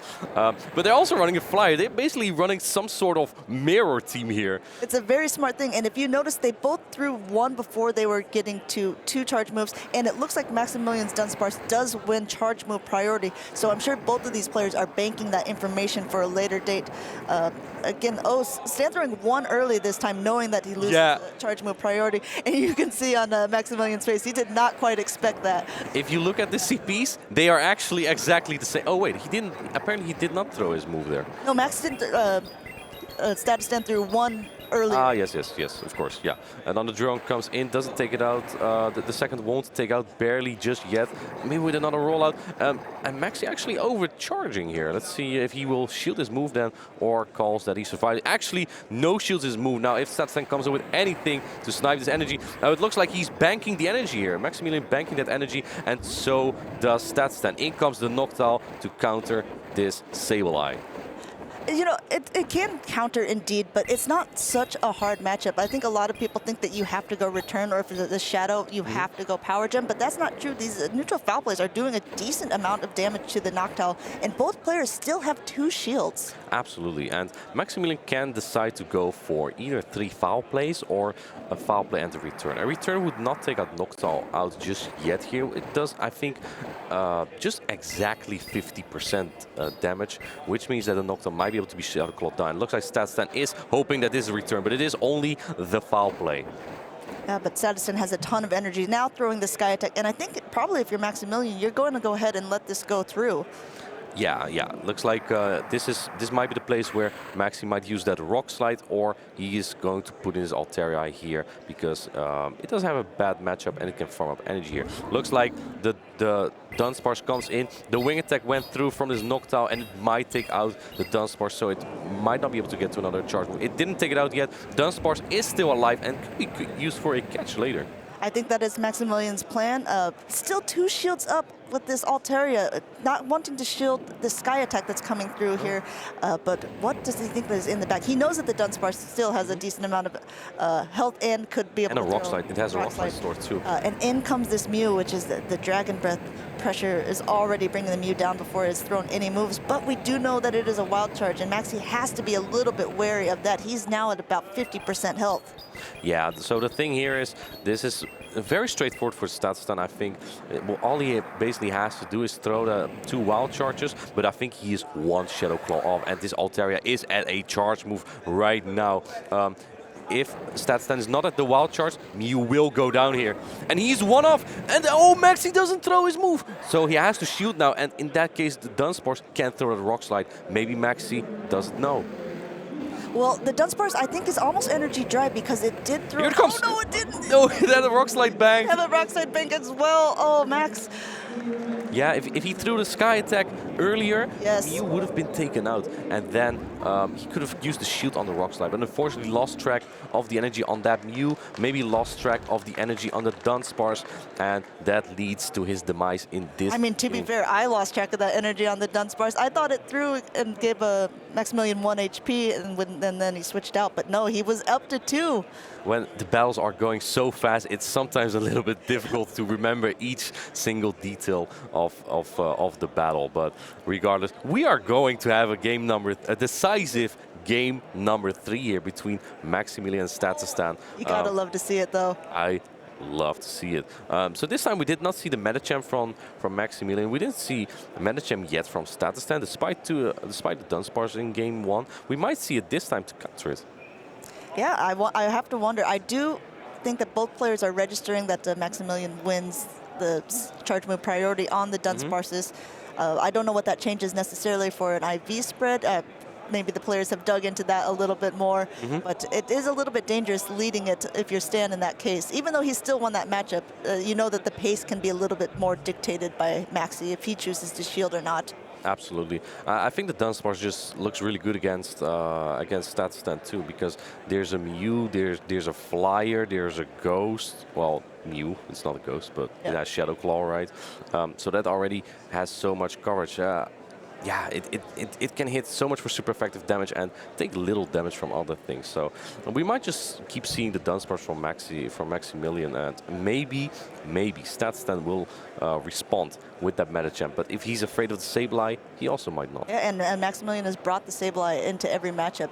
Exactly. Yeah. What I like about these matches so far is, like, honestly, both times it could have gone to either player. Like, if Statstan hadn't thrown the Wild Charge in the first game and just thrown the Surf and then a Wild Charge, he probably would have won that one. And if Maximilian would have kept track of energy a little bit more and thrown that Sky Attack, he probably would have won the second. Yeah, absolutely. I mean, it comes to such little details sometimes that really decides those games. If you just lose track for a second, it can lose you the battle. That's just how Pokemon Go PvP on a high level really is, and that's also why these players are here, of course, because they can do it. Yes, they are performing at the highest level. These are really great matches to watch, and you can tell that both of them are thinking about what to play in Game 3, and you can't blame them. I mean, you need to take as much time as you need to ensure that you're doing the best strategy for yourself to win. Yeah, Statstan really needs to be careful of that Dunsparce that can pick up so much on his team. is Galarian Stunfisk and the Medicham. Either one has to come out to take on the opposing Dunsparce. Since he loses the CMP against Maxi, his own Dunsparce also somewhat loses to Maxi's Dunsparce. That's true, and if they're in the lead again and they don't do any sort of magic swaps like they did in the past game, then they can really decide the back lineup, which is very important in these types of games too, because you want to hide as much information from your opponent as possible, making them guess what is in the back. If you are leading the Dunsparce, what would you anticipate is in the back line for Maximilian if you're status Stan? It has to be Medicham counter, so simply the Sableye, his own Medicham could be an option. Even Lantern is neutral versus the So basically the whole team. Well, yeah, but the thing is Maxi covered his Dunsparce really well, right? Yes. He only has one Pokemon that's really weak to Medicham. All the others have play. So that's what something that somewhat frees up the Dunsparce for Maximilian, because he covers the Dunsparce weakness so well. That's right. On the flip side, if you're Maximilian and status Stan led the Dunsparce, what would you anticipate was in the back line? Medicham answers. If StatStan leads the Dunsparce, it's very likely to be something like a Mew opposing Medicham. Very unlikely to be Galarian Stunfisk. That would be very risky. I don't think StatStan makes very risky teams like that. Yes, it seems to be very calculated team compositions. Absolutely, and the Noctowl is also an option. Basically, the team that they brought previously are the teams that make sense, right? You lead weak to Medicham, and you have two Medicham monsters in the back. Yes, and I think that like we were saying, the Mew is really strong for StatStan, and he's been he's been showing how well he can play it as well. Well, I think not only flexing that shiny blue Mew. Yeah. I think he got pretty far with it so far, so it must have been doing pretty well, yeah. I honestly think that Lantern on both sides has a lot of neutral plays too. So I wouldn't be surprised if we see Lantern on either side, right? Especially if Maximilian is just sick of that Noctowl. That's just on every single team in every single game. Lantern does very well against that, right? That's true. And then talking to Maximilian before the tournament, he was saying that he was not running a Noctowl. He was planning on running the Altarias. And I did ask him if he was worried about with the rise of the Powder Snow, Alolan Ninetales, but he's had no fear, he said. No fear. He's very confident in the team composition that he put together. You know why? It's because of Dunsparce. It's definitely because of Dunsparce. It just keeps rolling. Yeah, he's not super weak to the Power Snow Alolan Ninetales. One thing about Power Snow Alolan Ninetales is that its matchups against Medicham and Sableye aren't as good as the Charm variant, right? So I think that's also why he's pretty confident there with the Altaria. Yeah. There's just very little Charm. There aren't many fairies to be used. Alolan Ninetales probably the most common. The other one, we haven't seen it as much, but that would be Azumarill. I think we see more Tapu Fini actually, That's the other true. water fairy. But yeah, we're going to see if Altaria can put work in this matchup here, the decisive match between Maximilian versus StatStan. It is the Alolan Ninetales against Mew. And no Dunsparce on Maximilian's side. What? But if you don't run Dunsparce, then how do you win your battle? We'll see. We'll see. This is an interesting call from Maxi, probably trying to counter the Noctowl with it. And we do see the Sableye, which is probably just his safest option there. And we also see the, what's it called? The Medicham this time again from which Maxi. will do very well against that Dunsparce. Yeah. So if, he swaps in. If this is answered by the Noctowl, then Maxi might be in a pretty good spot, because that means his Medicham will be aligned to the Dunsparce later. But will he tank this Wild Charge? Oh, correctly shielding this up at this last moment. And the Dunsparce coming in, maybe predicting what would happen a little bit if, in case there is a Medicham this game. And a rollout goes through. You see the shaking of the Max, knowing he timed that perhaps a little bit poorly, but the foul play is going through it, doing a decent amount of neutral damage, and almost up to 2 drill runs, StatStan throwing the first.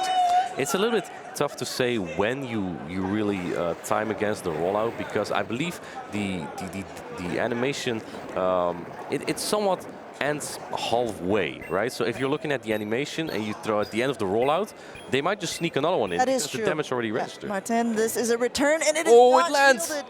It has done so much, but the Dunsparce is almost up to 2. up to 2 now. Will Max use both of his shields here? Yeah, the problem here is that Medicham just doesn't have many places to go. Both Mew and Alolan Knights are not great for the Medicham. Oh, sorry, the Mew and the Noctowl aren't very good for the Medicham. Another move is thrown here. Oh, is he banking it all on the Medicham? No, he is choosing to shield this up and probably try to farm down. And down goes the Dunsparce, and in comes that Mew. Still a lot of energy, though. It does have a lot of energy. Will Statustan use his heat? Yeah. This is a good prediction for Maximilian of what is in the back. But if you remember, he's running Power Up Punch. There is no Ice Punch on Maximilian's Medicham, and with the Noctowl in the back, that is not as great of matchup. It's true, and it will also still have to take out this Mew. Surf takes out the Alolan Ninetales, and this looks very bad for Maximilian. And Statstan nodding his head. He had the prediction correctly. Now, does a Power-Up Punch plus Psychic do it here? Looks like Maxi just goes straight for the Psychic here. I suppose 2 Psychics will do more damage overall than a Power-Up Punch and a Psychic if he's able to get to 2 before the Wing Attack goes through. Maybe hoping also for the defense debuff, but he did not get it. Maximilian go for the Shadow Ball here. is about to get Shadow Balled. Yep. Yeah, that does a little bit more than the Sky Tech. This might actually take it out, or barely not. Now, it is a super effective move, taking out, and Statustan is still undefeated. Yeah, looks like in the winner's bracket. Yeah, that looks like he advances indeed, and Maximilian will go down to the loser's bracket. As these players hug each other, they know each other very well, have a lot of respect for each other. It's very nice to see. And look how packed the Go stadium is for this event. You see so many friends and family like just cheering on the crowd. I love to see that. Absolutely. And this means that Statustan will go to the winners finals against Human Catcher Bug. Yes. Semifinals, correct? Because, or is it? No, that is the winners finals, and then after that we will have the winner of that overall finals. Yes. Finals. Okay. Yeah. Gotcha. Yeah. Yes. Okay. Yeah. So yeah, congratulations to Statstan to advancing to the next round. We will see Maximilian possibly again in the losers bracket. That's right. Yes, we will be covering some more. Unfortunately, we would love to show all of the battles, right? But then we would be here all day, once again. And as much as yes, you know what? You know what? Yeah. Well, I don't know about our competitors. Yeah, maybe. They're like, wait, I can replay all my matches that I lost, so I can play it on stream. Easy. Yeah. No, but regardless, really good battles. Maybe not running Dunsparce. I said it as a joke. If you don't run Dunsparce, you don't win. But it may have been the key component there. Yes. Again, he kind of needed it for that Noctowl in the back for Stan. I think Stan really played that well, though. When the Sableye swapped in, maybe your natural instinct is to go to the Noctowl. But because he predicted that, you know what, I haven't seen the Dunsparce, he's normally leading it. If it's not a Dunsparce in the back and it's the Medicham, then my own Dunsparce is in a lot of trouble. So swapping that in was the really decisive factor, I think, of game number 3. I also think that Statstan just didn't really anticipate the Alolan Ninetales, because I think his strategy, he led the Mew and he had the Noctowl in the back, meaning he was weak to Dunsparce in the lead and weak to it in the back. That's true. Which is what we call an ABA strategy. However, since Mew is only a soft loss, you can just play that out and then your Noctowl is free. And especially if you don't expect the Alolan Ninetales, then Dunsparce would have likely been the only counter Maximilian had. That didn't happen, but it worked, right? Dunsparce Noctowl proved to be a very good core for Statstan there. Yes, and like I said, those were amazing games to watch. I'm really pleased with how the tournament has been going so far. You see a lot of similar Pokemon. This meta is very condensed. But at the same point, you see a lot of different play styles and how opponents are, how people manage different amounts of energy and how people like to swap. Some people like to play a bit more aggressively. Some people have certain strategies they're trying to play out, and everyone is just a little bit different. Exactly, and if it answers your opponent well, that's just how it is sometimes. Sometimes you just answer your opponent very well with your strategy. We are going to hear Statustan about his strategies maybe. We're going to the interview. Thank you very much, my beloved colleagues, and I'm sitting here with Statustan, the man from the Netherlands. How are you feeling? Congratulations. Thank you very much. I'm feeling absolutely amazing. This was such a epic set of battles versus Maxi, and I'm ecstatic to be in the winners finals of Liverpool. That is absolutely true. Before we get into your team, right? Were there any points where you thought you would lose this entire set? Well, yes. After game 1, I thought I won that. I honestly thought I won it, and I just threw the wild charge in the save. I thought like I didn't really need to not debuff myself. I was like the Shadow Claws plus the wild charge would kill. Then when the Medicham came back, and I threw such that one counter later I would die, right? So that's sort of the optimal timing to throw there. But it didn't kill, and like I don't know if you saw, but like I was just down. And then George in the public, he was like, calm down, and I calmed down. And well, honestly, I thought I threw my chance there because the chances are he's gonna RPS me in one of the games, and well, luckily he didn't. So I mean, you are pretty close to going to Yokohama now, right? How does that feel? Oh, that's amazing. I've done Lille and Stuttgart now, and based on those, I'm like, I don't think I'm gonna make it to Yokohama. Can I make it to Yokohama? It would be epic. It would be so epic. In the land of Pokemon, making it to the World Championships would be epic. The most important question, of course, is would you bring Mew again? Because I mean, let's be honest, Mew adds quite a little flexibility to your roster, right? I think Mew is quite good. It's not part of the main 6 for a reason. I honestly just picked it because it's different, and people know what to do against a Sableye, right? People know, okay, I can just put my Noctowl on it, it's gonna be fine. Noctowl now needs to take a wild charge if you have like, so it plays a little bit differently. It throws a couple of people off guard. I always think you need a couple of spice picks there that people don't really know how to play against. I mean, Mew, of course, is really strong, and also your opponent never really knows. Even though Wild Charge and Surf are quite standard picks for Mew, they really never know what to expect. Was one of your opponents thrown off by the moves? No, he wasn't. I think my first opponent, last nomination of the day, he was like, oh, I don't know if I should shield my Swampert here, it might be Grass Knot. I honestly think that Surf and Wild Charge is the best set you can do. It's the only real set you can do in this meta. I mean, you can go with something else, but then you kind of give up quite a bit, in my opinion. Well, so one last question. Is there any other competitor? I mean, you have probably seen most of the teams by now. Is there anyone who you think you have a horrible matchup against? I have no idea. I'm not going to lie, I have no idea. Okay, so you're just going to freestyle. I don't know who is... So, is Human Catcher Buck versus a Mind Joke Human Catcher... I'm placing Human Catcher Buck, right? Yes. I have no idea what his team is. I'll look it up, don't worry, I'll look it up. But yeah, I don't know, to be honest. All right, you will have plenty of time to look that up, because now we are going back to the casters. Thank you very much for the interview. Thank you very much. Well, Human Catcher Buck has been warned. We'll be looking that up. That's just all part of the day 2 experience there. Yeah, there we had some explanation of StatStan about his Mew, and he refers to it as Spice. Spice are basically off-meta picks, Pokemon you don't see a lot, and it has been working for him, he says. Yeah, and like you were kind of saying, maybe the Dutch are very good at reverse engineering as well, because it's not normally in the top meta, but I think StatStan has been playing very well with it, and PokeSquark also played with it in Stuttgart, and he was one of the qualifiers. I remember that very well, yeah. So, yeah, I'm sorry, is this giving you some stress? No, you're not giving me a hard time. It wasn't intentional this time. So we are signing off for now, actually, but don't go anywhere, because the other casters, Adelian and Leonard, will be coming back with some more live action. It's been a pleasure casting alongside you, Martin. Likewise. And don't go anywhere. And speaking of Adelian, he's going to give you some tips for how to tag your Pokemon that can maybe be a little bit more useful.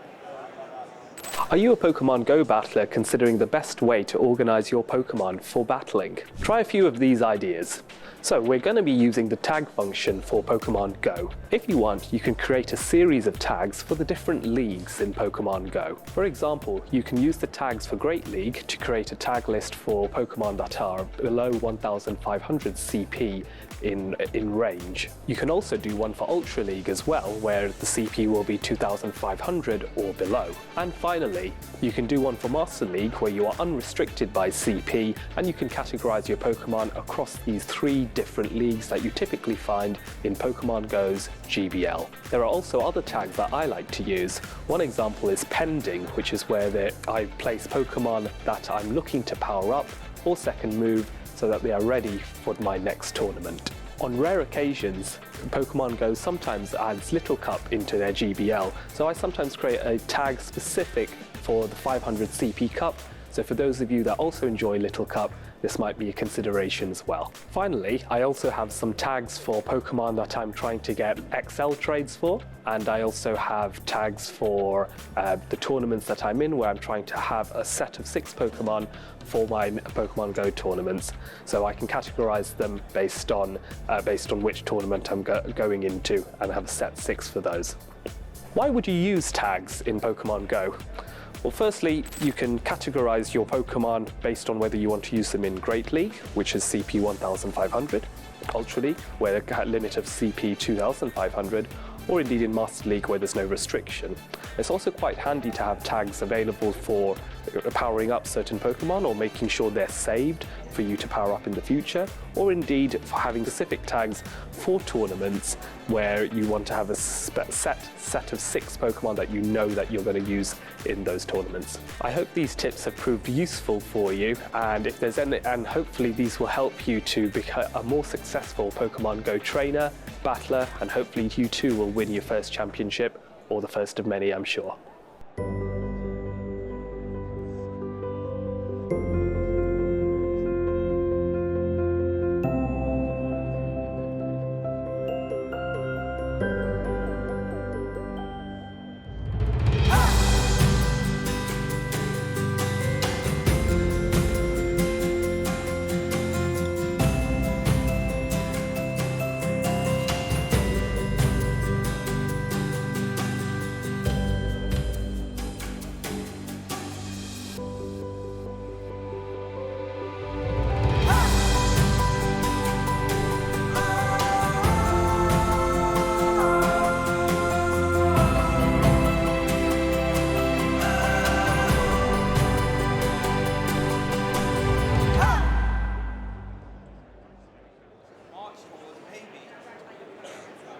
Welcome back, Pokemon trainers, to the next round of Day 2 of the Pokemon Go Regional Championships in Liverpool. My name is Leonard König, and this is Adelion with me. How are you?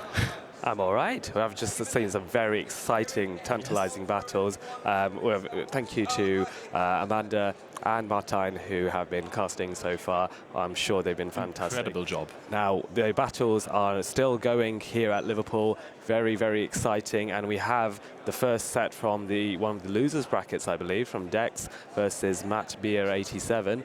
Dex hailing from France. For many of the French players, that they will instantly recognize him, a former Lille regional champion from last season, and Matt Beer hailing from here from the UK, a content creator in his own right, I believe on Twitch. 2 fantastic players who have got very, very far in this competition, and we expect to see some dangerous plays on each other. We can see the Shadow Charizard there on Dex's side that we got excited over in the past. Is that right, Leo? Yeah, Shadow Charizard is a spicy pick that has proven to be really effective in this tournament so far, and I can't wait to see more of it. Those blast burns really deal a lot of damage to any Pokemon. It just takes out a Shadow Sableye, for example. Oh yes, easily. You do not want to be lined up in a zero shield situation in that situation. But we're jumping straight into the battles here. This is good for Matt B. A Lantern into Noctowl. This is very, very strong. There's going to be an instant swap into the Registeel, but we did notice that the Lantern is running a Water Gun variant, so Dex will be a little bit more reassured in that Noctowl matchup as Registeel drops the first Zap Cannon onto the Lantern. So Lantern with the water gun stronger than the Spark one against the Registeel because you can deal a lot of damage with those fast moves. Of course, preserving the Lantern after getting hit by the Zap Cannon because you still want to align it to the Noctowl. Now we're going for the foul play. Registeel healthy at about 55%, going to take this foul play to the face, is going to deal about 20%, so it is getting dangerously low. And now we're going to shoot another Zap Cannon. Will we see a shield? No, we won't. But now the question is, will we see an attack drop? Yes, there's always a question with Zap Cannon. Debuff Yes. does come in, and that's going to make things a little bit more difficult for the Saberlight to do some damage to this Registeel, but it is able to outpace, it is able to get the foul play off before Registeel can fire off another move. Dex making the decision whether does he want to shield, and chooses to let Registeel go, and then perhaps realign the Noctowl on the Saberlight to keep his Medicham well away from that Saberlight in this instance. So Noctowl will face off the Lantern after that, most likely. I mean, also there is a Frostless in the back, which would not be the best matchup, but also not the worst, because Frostless is really fragile. You have to shield it, but if it is a water gun Lantern, then it doesn't get to the Thunderbolt as quickly. Yes, that's correct, which means the Noctowl matchup is, while it's still in favor of the Lantern, it's not quite as favorable, and Medicham immediately comes in, and then that's responded to with a Frostlass. The counters are resisted, but still chipping away quite nicely, but Medicham going immediately for the Psychic here. Matt Beer recognizes that this is likely to be a Psychic and instantly shields. Good call there on the shield, as Medicham has to work its way up to another Psychic to begin to threaten that Frostlass once more. But Frostlass here launching the Shadow Ball. 2 shields are present here. Surely a shield must come out from Dex's side. No shield, and this may cost him. This may be problematic, and there goes the Medicham, and here comes the Noctowl in response to that. Dex thinking that this might be an avalanche bait, being behind in alignment, not having the momentum here. Oh, but no shield either. Oh, no shield from the Frostless as well. We are going double shield on this Lantern against this Noctowl. Now surely we will have to see the first shield. So Noctowl is going to go down to... Wow, no shield call on that. That is brave on Dex's side, especially with all the water guns that are doing some chip damage here. This is going to get really, really close. Will the water guns chip the Noctowl away? Another Surf coming in. Shield. Finally. We are shielding something in this game. Yes, yes, the first shield comes out here. Will Noctowl be able to get to 2 charge moves? Here comes the Shadow Ball, but there is a shield available on Matt Beer's side. Surely he shields. Surely he shields. No shield, and this might be... Wow. Wow. Wow. Wow. And there goes the Lantern. What? Dex actually just took this. Both players were in each other's heads. There were so many options to shield super effective moves. Everyone just let their Pokemon fall to Shadow Balls. I think, yes, that's absolutely right. I think most of the players here, both of them were reading their opponent and guessing every time this is going to be a bait move. And they all got it wrong. Yes, and they all got it. And it's just, this battle was so free-flowing. At one point, Matt Beer was very much in the driving seat, and then it just goes to show one call, a 150-50 call between is this a bait or is this the hard-hitting damage move can drastically alter the course of a battle. It's crazy, especially at this level. I mean, maybe we even missed an update that you can't shield Shadow Balls anymore because they were just being thrown around like nothing. I think it was an excellent play by Dex to get the Noctowl lined up against the Frostlass and try and aim for the win condition where you land the Shadow Balls on the Frostlass and Lantern subsequently. It was a very unusual win condition to even get to, but it was perhaps the only one at that point, and if Dex recognized that correctly, and perhaps he did because he's an excellent player, thought, right, it's my Hail Mary, I will go for this. If it works out, great. If not, I was going to lose anyway, so be it. And lucky for him, it worked out well. Very well-executed win condition. I'm still super impressed that he had a bad lead in the start. He was leading Noctowl into Lantern, which is a nightmare for Noctowl. Lantern is the best check, even though it wasn't a Spark Lantern. And he still managed to win, even though his Noctowl got hard countered twice, because Frostless is also not the matchup you want to see. Yes, it definitely isn't. Yeah, Frostlass with Avalanche, with the Ice-type moves. Noctowl is now a little bit more dangerous against the Frostlass because of it can pace itself to that Shadow Ball. Frostlass is incredibly squishy. In many cases as well, when there is some chip damage, Frostlass can not necessarily withstand a Sky attack from Noctowl as well. So Frostlass I think is a fantastic Pokemon. And we can see a little. Is that a port? It's a Pancham. It's a Pancham. Need to see the face. Oh no, it's Chimchar. There we go. I always confuse those two names. No, it's just it was the face, and it needed to be rotated more so you can see it on camera. Pancham is the little panda, right? Yes, Pancham's the black panda that evolves into Pangoro. Because the German name for Chimchar is Panflam. So that's why I get those two confused all the time.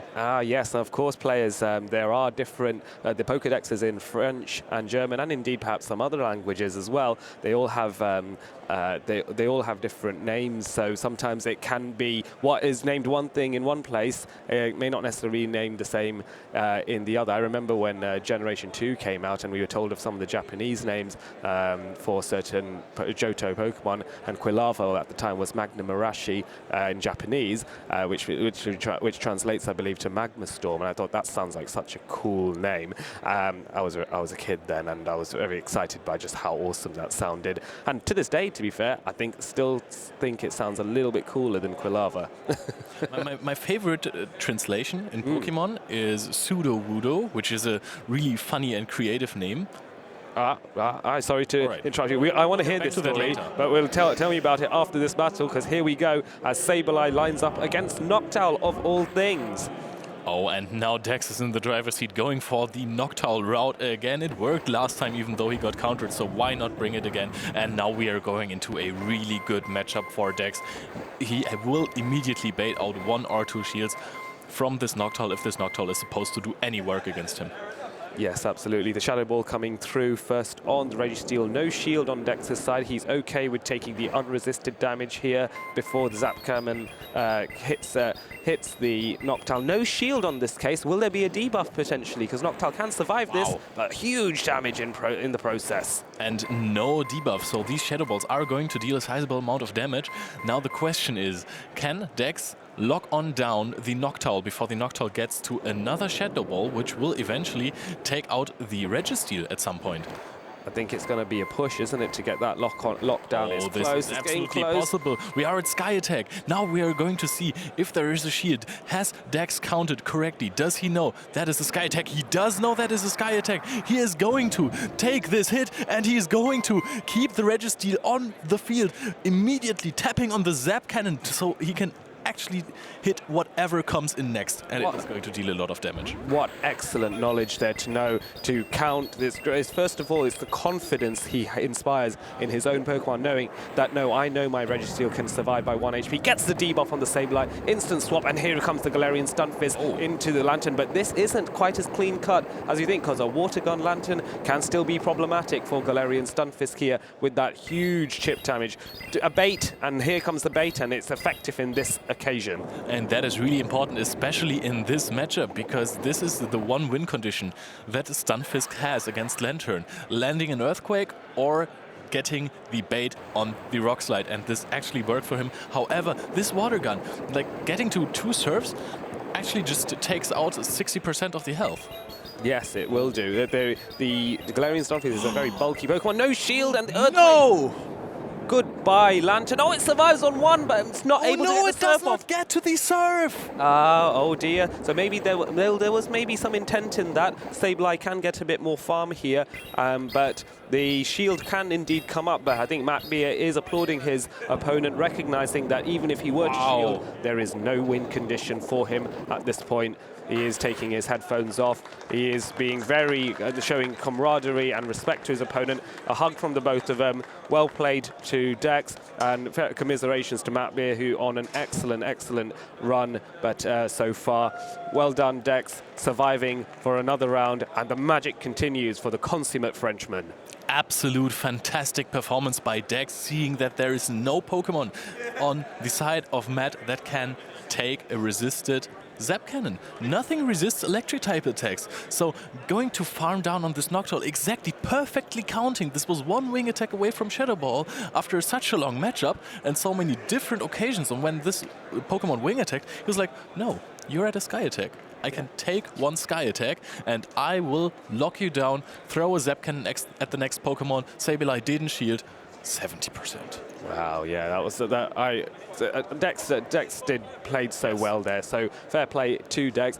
We noticed just before the cameras panned over to us that you can see Logan Rocket blowing the viewers a kiss. The defending champion, who unfortunately is no longer in the tournament, having been knocked out. But he got very far indeed, Logan, and should be certainly proud of his efforts so far here at Liverpool. And of course, he was sat next to a certain other commentator who is putting his feet up and enjoying the stream at this point. Of course, it was our Inadequance that was sat next to him there. But your Sudowoodo story. Yes, exactly. Yes, let's come back to that. So Sudowoodo is a clever name. It sounds funny, you know. It rhymes, and it is a pseudo wood, right? And the German translation is just cheating tree, Mogelbaum. It's cheating tree, and I love that. It's very apt. It's very apt. Exactly. Because for I'm sure many of you may already know this, but for those that don't or want to be enlightened, Sudowoodo is actually, despite looking like a tree, it is indeed a rock-type Pokemon. As a result, when it rains, it actually starts moving and stops pretending to be a tree and runs away into a cave, in order to retreat from that rain, because rock doesn't like water. I really like that in the new games, in the grass-type gym, Sudowoodo terrestrialized into a grass type, so it can finally be a tree. But enough of this Pokemon Sudowoodo lore. We can actually go over and head to the interview.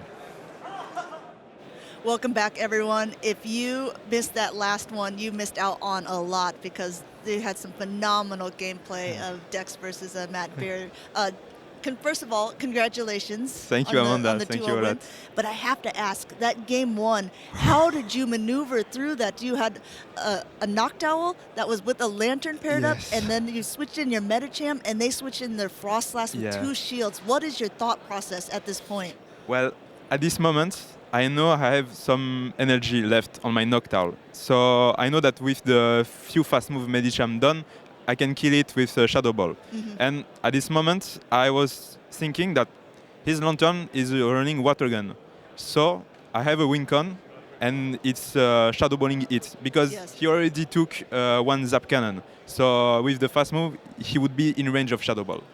And then I had to make the call of him baiting, because when I counted in my head, I was like, he can do 3 Thunderbolts, he needs to do 1 Surf, and as we have 2 shield, and I'm in a kind of a desperate situation, I think he was thinking that I will shield anyway the first move. Right. So and it's very bold not to shield that first move. Yeah, because if it was Thunderbolt, I was done with 2 shields. So yeah. But I'm happy it worked out. I'm happy. Yes, I mean, I'm sure that the nerves were quite a lot at that point. And then game 2 near the end, I mean, it was quite a decisive win. I think both of you knew it. You guys were congratulating each other on stage. Tell me about how you're feeling right now. You know, you've made it through basically all the way through the losers bracket. Yeah, it was a really tough run, because every opponent is so good, and you have no place for mistakes. Either you get the right line, or you have to do some wild bets, like I would say, like this time. Yeah, which was for the moment, it worked out. So I will see if we can continue and go the further I can. And if not, I already did a wonderful run, and I'm really satisfied. That's true. I mean, it has been a quite incredible run, and I don't. It's obviously not over yet. We still have some more matches to see of Dex. But in case we don't get you back up here for time's sake, is there anyone that you want to shout out or anything? I know you have some friends in the audience. Yeah, of course. First, the French community, because they are always cheering for me and they help me practice. But I will also say thanks to Zordi, because I actually stole his team. Just I changed Dunsparce by Garen Stunfisk, because I didn't have the balls to bring Dunsparce. And then Elite, Daylap, and AXN, who practiced a lot with me. They really took on their time to do scrims with me until I got the team I was the most comfortable with. So I will thank you really a lot. And also the Wasted Potential Discord are always on point and really funny. So yeah, thanks to them. That's nice. Well, congratulations once again, Dex, and Thank good you. luck in the rest of your battles. Thank We're you very going to kick much. it back to the casters because we have some more really good matches coming up.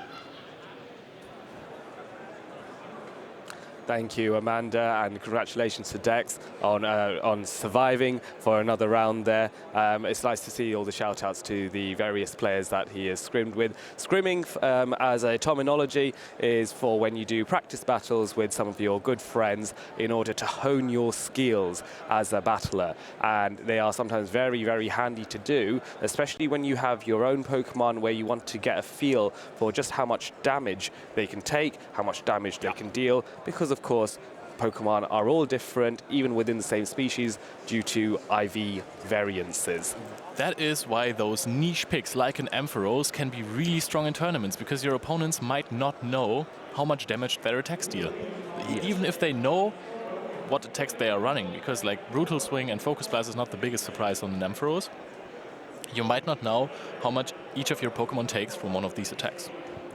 Yes, absolutely. And looks like we are jumping into another set of battles here as Nesabethan is on the right there. Oh, I can see that the Chansey has made an appearance in the middle. I'm sure is that the same as Momita's Chansey? It could be the one that battled on stream. Oh yeah. Oh, that was that Shaman battle with Chansey. Yeah, Shaman versus Chansey. That was a battle. It was wild. Yeah, that was wild. Oh, and there's a little Lugia there. Very cuddly. I think that might be a Letix Lugia potentially, just because I know she was holding one earlier. She might be. Oh yes, there she is. And look, you can see a carbon clone of Emmy Weedle next to him. That's Derpadude, a player hailing from around Manchester, and you can see Aero Bubble behind him as well, and quite a few other viewers. There's Andres, Dex is of course now relaxing slightly, and there is Max 1 million P. Max 1 million P. Yeah, I always like to say that because it sounds funnier than Maximilian, but it is. actually Maximilian's also quite snazzy, isn't it? Or snazzy. Clever nickname. Yes, I appreciate it. But yes, Patamon facing Nesabethan here. Nessa hailing from the Brighton area, I believe, or maybe a little bit further, maybe one of the other smaller towns away from it. But I know he is very close to Sir Corey. They are often training, they're often scrimming together, funnily enough. He's also close to Satistan as well. And then, Patamon on the left there. Sorry, you were going to say something? Patamon, of course, a Spanish player. I have had the pleasure of interviewing him after his first one featured match, but we are going to go right into the next match. So we are seeing the nice New Year's Noctowl, my favorite event Pokemon, I gotta be honest there, and we're going to go into the Lantern against Noctowl. And this is a matchup that is always quite iffy. We have talked about it last round. This is really bait dependent. Do you shield an Earthquake, or do you shield a Rock Slide, or do you not shield anything? This can go 50-50. Yes, absolutely. On paper, you think, yes, the ground type will have an advantage here, but no, not always. And here comes the Earthquake, and this is the first decision from Patamon. Is it worth shielding at this point or not? Or is this a bait? Yes. Last-minute shield, last-minute call. It was the right call, and now it's a continuation. Another set of bait games are going to occur now.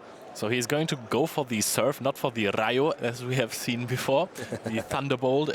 Rayo in Spanish, obviously. So we're going for another Surf. The next one would have to be shielded. It will immediately come out, and we're going to see one Mud Shot more to reach an Earthquake. So this might actually be 2 shields down for Patamon in this matchup. Yes, and that might work to Nesabethan's advantage. He might be hoping... Oh, wow! A catch! A catch. Oh, that was brilliant. That was absolutely well played there. The Earthquake landing on the Medicham. It will still do a respectable amount of damage. So now we can go back into the own Medicham. I thought that we might want to see a Noctowl lined up here to go for these powerful fast moves, but we are going to see a Charge Move priority event here. Nesabethan is in the advantageous position right now, going for the Psychic. Will be shielded, so I think Patamon is 2 shields down now. Once shielded a Earthquake, and now he also shielded the Psychic, so it is absolutely open right here. Of course, Nesabethan does not have to shield this Psychic. The next one he would have to shield, so the Medicham does not get taken out. But I think this is right now a race to the Ice Punch. Yes, and they have a charge move priority event on the Ice Punch as well, because both Pokemon are now so low on health. Ice Punch would secure a knockout on either side, and Patamon's Medicham is the first to fall. Lantern now looking to get some additional farm. He doesn't have to worry about the Ice Punches, but Medicham is still going to go for the Ice Punch here to do some chip damage before it gets farmed down and taken out. No te quedan escudos protectores. This is why we are going to see this Ice Punch connect. And wow, an immediate switch into the Galarian Stunfisk, catching the Surf, not getting to the Rock Slide before that. So we are going to see the Galarian Stunfisk go back to the Pokeball fainting, and now we are very likely to see either a Medicham to possibly get out a charge move or go into the Noctowl. With one shield left, you can actually take a Thunderbolt. Now this is going to come down to a bait again. Do we take this Surf or do we shield it? We are shielding the Surf, so Patoman is going to be really close to his Thunderbolt. Just one more fast move, trying to catch a move. The Shadow Ball on the Noctowl connecting, but this is looking good for Patoman right now. Yes, absolutely. I think Nessaveton wasn't necessarily expecting him to have the Galarian Stunfisk in the back against his Noctowl, and with although Noctowl does have win conditions here, as we've spoken of many times, Shadow Ball, if you land enough of them, you can outpace, or you can outdamage the Galarian Stunfisk, but there's so much energy. And is there an attempt to the catch there? Did that work out? Oh, it's close. Oh, wow. And this is really interesting because he was trying to farm down the Medicham, but knowing that yet another counter would take out the Galarian Stunfisk, he had to use the energy to go for the Rock Slide. And now this is probably going to be a farm down for the Noctowl. Yes, I think maybe 2, at a push, maybe 3 wing attacks might be all that takes. But the Galarian Stunfisk needs at least another 3 or 4, and that's not going to happen. But this is so close. Down to a charge move priority event. You can see Patamon's face. Look at it. Look at him. Noctowl with the shiny head going for the Sky Attack, attempting to take out the Lantern, and it is going to be enough. Patoman in such a close game, losing the first round.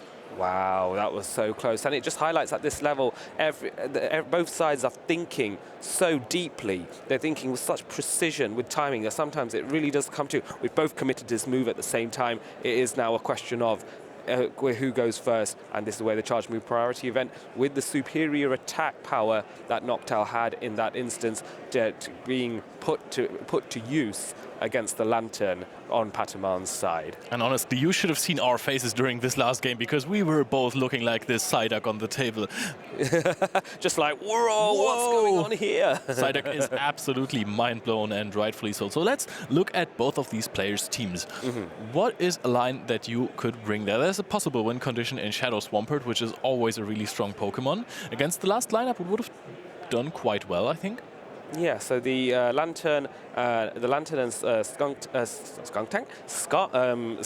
Stunfisk even would certainly not have appreciated the Swampert there. I think it may have encouraged a bit of Trevenant action from Patamon, but then of course Nessaveton is intimidating off the grass type with the Altaria as well as the Noctowl. So it's very difficult because, see, in theory, you have 3 Pokemon that Trevenant can handle quite well. You have the Swampert, the Medicham, and the Lantern on Nessaveton's side. But then 2 Flyers to really put that off. And the Galarian Stunfisk matchup is pretty even against Trevenant. So it's times like that where if Patamon does choose to run Trev into Nessaveton's team, he has to appreciate that there's going to be he's going to be playing a very alignment-based play, which can work out, but also may not. If you really get bad alignment, a good player will not let you wiggle out of that half the time, and therein lies the challenge.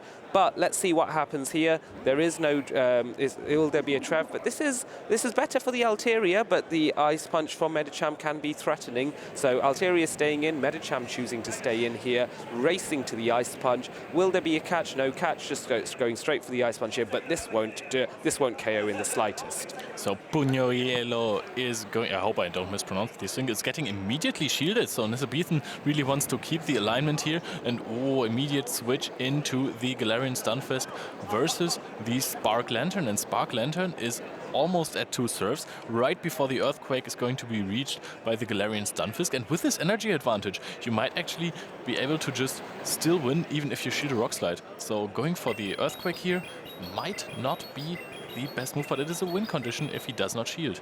No shield! Oh, and you can see Patamon's face just drop there, and he goes, oh no, why did I do that? Is it worth, it may not be worth shielding this, because I think Galarian Stunfisk can withstand another surf and just mud shot down at this range, but that is going to be problematic. And Medicham coming in to try and farm this Galarian Stunfisk down, because the switch timers are not aligned. Nesabethan cannot react by swapping out his own Galarian Stunfisk, so this will get farmed down. So he is going to probably... Okay, he's either going to go into the Medicham, because the Medicham on Patamon's side has the energy advantage now and could easily go for an Ice Punch, but we are immediately going for the Sky Attack, which will of course be shielded, because otherwise the Medicham would immediately get KO'd by this super effective flying type move. We are seeing the Altaria on the side of Patamon as well. We are going for an Ice Punch now. Will this one be shielded? Yes, indeed it will be. So we are going to see the attempt of farming down and maybe possibly catching an Ice Punch with a Medicham switch in. Yes, and he does not even fall for it. He goes, okay, you want to catch this one? Nuh-uh.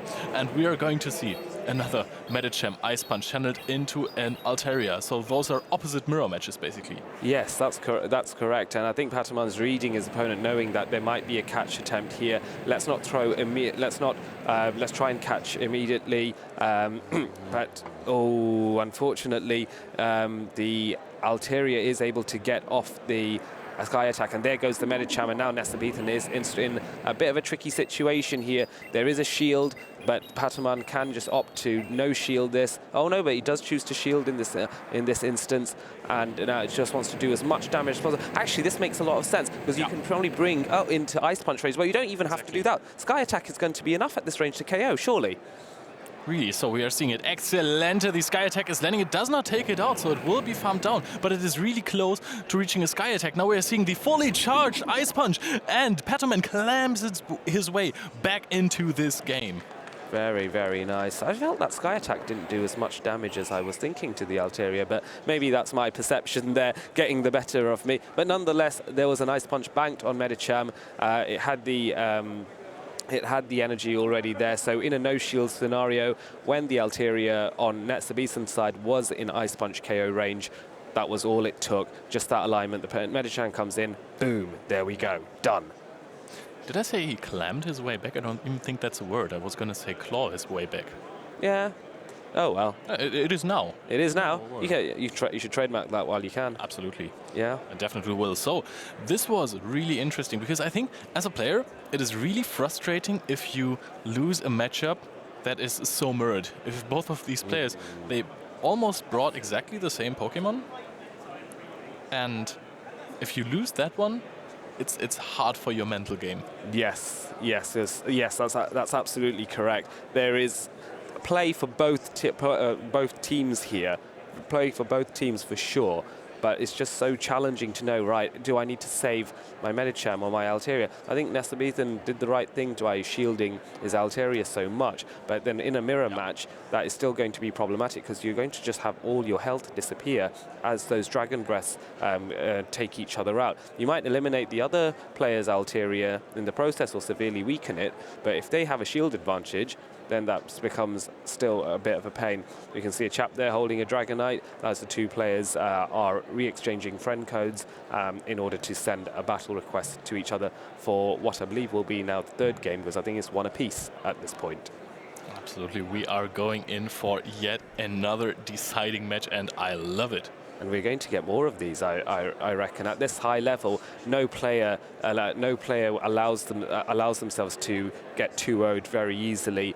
Most of the time, it is a gritty, it is a struggle, it is a wrestle to beat your opponent. They will not make it easy for you with this level of talent on the field today here at Liverpool, as the teams are shown again. If you're watching at home, maybe you can start thinking about what would you do in this situation, which 3 Pokemon would you select, and what order you would put them in. Perhaps even consider what strategies you'd put in place for if you see a hard counter lead. Let's say you choose to run Trevenant on Patamon's side, and you come up against an Octal. Not a great situation to be in. What will your safe swap be? And what will be your answer to the Noctowl if that safe swap is eliminated because you do not get the alignment of the safe swap into the Noctowl? Thought processes like that if this is a safe opportunity for players to consider some of these top-tier teams and how they would play at this level with those teams. So those mind games, those things, you can train yourself being better at Pokemon Go. If you ever don't know what to bring to a tournament or what to bring to a match, just ask yourself, what would Inadequance do? What would Adelion do? And then decide for the Inadequance line, of course. No. Oh, of course, absolutely. Oh, no, absolutely. I was. If you hadn't said that, I would have said certainly more of the former and less of the latter. But yes, what would Inadequance do as he pans into screen and Lurgan is blowing us kisses again? Sounds about right. And someone's missing milk, apparently. So we're just zooming in. Oh, is that CCO? That might just be CCO. Last seen on stream.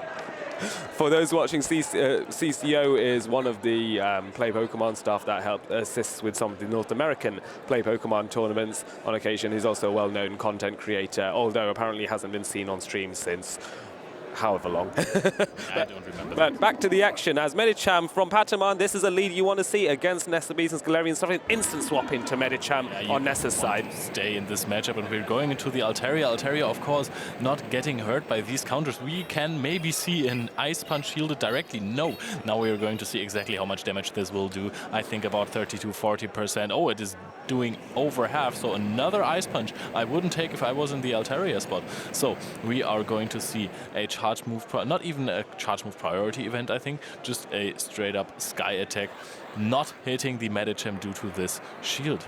I think that's well timed by Pataman to throw just before the Ice Punch energy can be utilized to launch another Ice Punch. Altaria now choosing to bring a shield in, which is sensible, preserve the health on that Altaria, allow it to continue to do more damage with the Sky Attack. How well timed will this be? And yes, it's perfectly timed by Pataman to get another Sky Attack off. Nessa Beaton has to consider, do I commit the final shield here, or do I hold on to my shield? Decides to hold on, and now is the decision time. Do I go with the Galarian Stun Fist, although that will be quite an aggressive farm down to even do it. It may not even be possible. Or whether I go for the Noctowl. Going for the G-Stun here in this case. Yeah, I think that he is probably going to charge up some more attack because the attacks of Altaria do not really deal too much damage. This is a possible attack drop, which would be crucial, but we are going to see a Rock Slide being thrown at the Altaria in the end. I'm pretty sure of that. So we are seeing an immediate switch out, so I stand corrected. Noctowl into the Lantern now. This is all looking really good for Pataman, I gotta be honest there. Yes, absolutely. I think that Nessa Beaton was hoping there was something else in the back and decided to instantly swap at the same time as Pataman. So this is looking very, very exciting. The Noctowl desperately trying to get more Shadow Balls in here, but there's so much energy on Lantern as it launches the first Thunderbolt.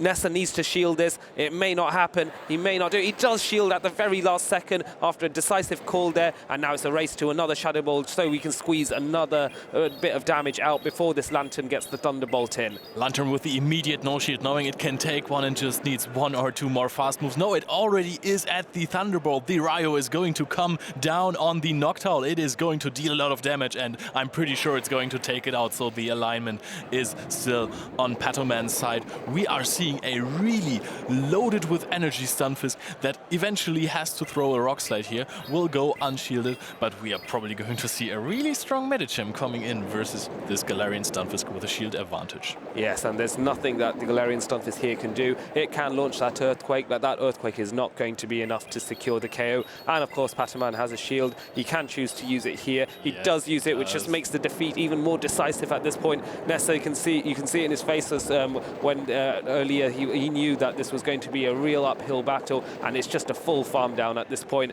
And there goes the Galarian Stunfisk. Wow. Nessa Ethan recognizing he has been outplayed on this occasion. The crowd applauding for Pataman, the Spanish powerhouse here, getting back into this game after losing round one. Wow, wow. He lost in round one, did he? Oh, no, the first game. Oh, yes, I was going to clarify that. I was like, wow, if that would be a real, swan song, wouldn't it, in a way? Losing the first round of a tournament and then going all the way right to the very end, that would be something impressive. But still, well done to the young chap from Spain. Well done to Pataman. You can see the tension in his face there. He's sit back in his chair, he's going, ooh, somehow I've managed this, somehow I've managed this. This journey continues for this fine gentleman. How excited are you feeling now? The tension's rising a little bit more? Yes, you can really see the relief in the players' faces when they win a game. Yesterday, everyone was like calm and collected all the time. You won a game, you're going, yes, nice, I won the game. You lose the game, you're okay. It can be worse, but now every fast move counts, every charge move counts, every win counts. And you can see the relief in the players' faces, the excitement when they win a game, and also the disappointment when you lose and drop out of the top cut. I suppose it's one thing, though, to drop out at this stage. Okay, it's a half and half story. On the one hand, it's impressive that you've been able to get so far. On the other hand, to lose at this hurdle can be a little bit disconcerting, can be a little bit painful. But perception. This is the biggest regional tournament so far. The competition has never been tougher. You are in the British battling community, renowned for being one of the strongest communities to try and topple anyway. So, I'm not surprised that many excellent players have had to leave the tournament earlier than they perhaps expected, or even at this high level. Only the best of the best are going to make it through, and it will take, as you say, perfection with your counts, perfection with your timing, and also calling the right 50-50s on the bait versus the charge move in order to do that. Go ahead. Not forget a little bit of creativity, because sometimes, as you saw in the last match of Dex, you need to find a way to win with your Noctowl against Frostless and Lantern. But now, let's hear it from the winner who advanced further into Top Cut. Give it away. Hello, viewers. We have here our winner of our round. We have Patoman. Hi. Patoman, welcome. How are you feeling? Good, because Nessa is a very good opponent.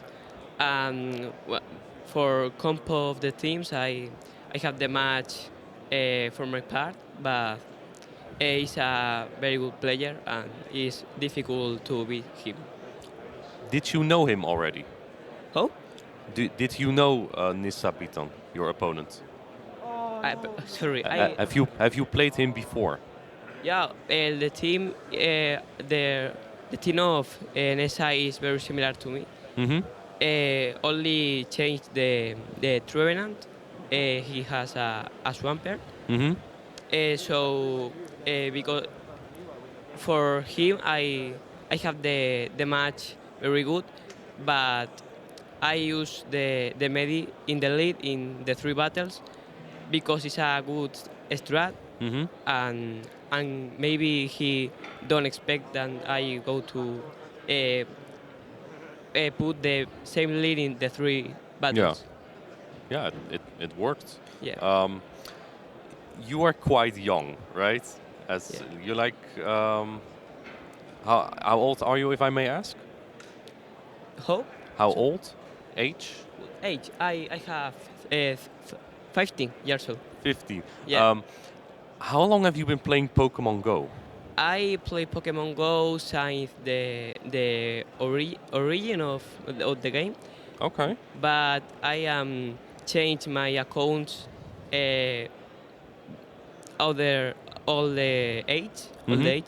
My account of Batman is since 2021, and I am very satisfied for my work these years. Okay. Well, thank you for the interview, Patoman, and thank you. Congratulations on advancing to the next round. We will be going back to the casters. I am really impressed by Patoman. It takes a lot of guts if you are not fluent in a foreign language to go up there, have the interview at 15 years old, perform like this, and just go then be like, yes, I want to put my name out there, I want to represent the Spanish community, and ask me any question, I'll try to answer it. Yes, I absolutely agree. Well done to Patoman. He did exceptionally well there, getting now, I believe, further up into the tournament. So the excitement continues for him. We are going to take a very, very short break as we address some technical adjustments with the phones on stream, make sure that they are working in tip-top condition for the remaining battles. Don't go anywhere. There will be some tips coming soon on Pokemon Go and how best to do PvP. Hello, welcome back, trainers. I'm here to give a little bit of information on a more complicated topic in Pokemon Go PvP, which is the stat distribution. What exactly makes a Pokemon good in Pokemon Go PvP? One of them is stat distribution that defines a Pokemon. It consists of attack, defense, and HP. Every Pokemon has their own unique base stats. For example, a Chandler has a higher attack, which means it can deal more damage. An Umbreon has a very high defense stat, which means it will take less damage from opposing Pokemon's fast and charge moves. A Guzzlord has a very high HP stat, meaning it can take more damage before it is knocked out. Generally, Pokemon with a high defense and HP stat are described as bulky, because they can take up more damage before they are taken out. While Pokemon do have their own unique base stats, they can be tweaked a little bit through IVs. IVs stands for individual values, and they consist of attack, defense, and HP. These individual values can be viewed through the appraisal option on a Pokemon. Every stat here has a separate bar that can be filled up with points, up to a maximum of 15. Each piece has 5 points. These points specify the stats of your Pokemon. For example, an 8 attack Obstagoon has a higher attack than a 4 attack Obstagoon. The attack stat in Pokemon Go is critical because it adds more value to your combat power, CP, than the other two stats, defense and HP.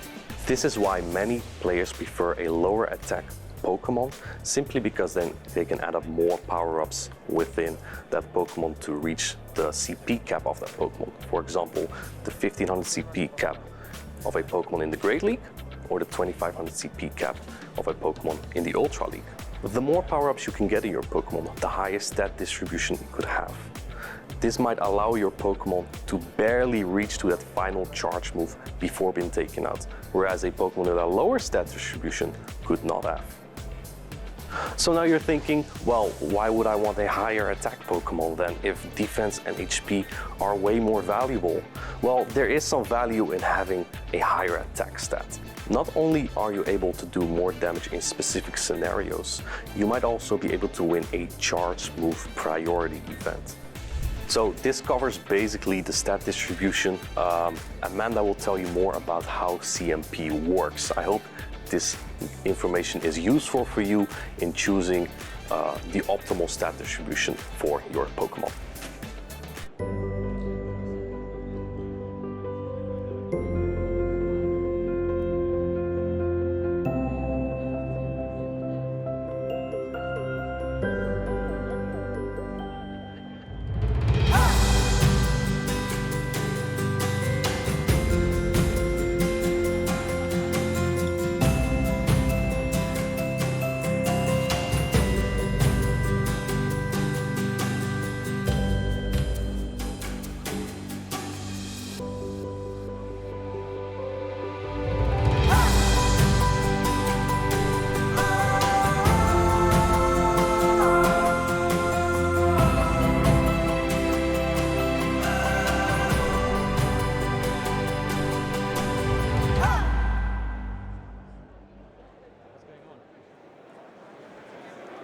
Welcome back, trainers. I believe the technical issues with the phones are being sorted, or have been sorted. We can see Patriman being prepared for a little bit of additional footage further on in the program, but don't go anywhere. Oh, that's true. Look, there will be, yeah, I know. It's great what we can see from the commentator's booth.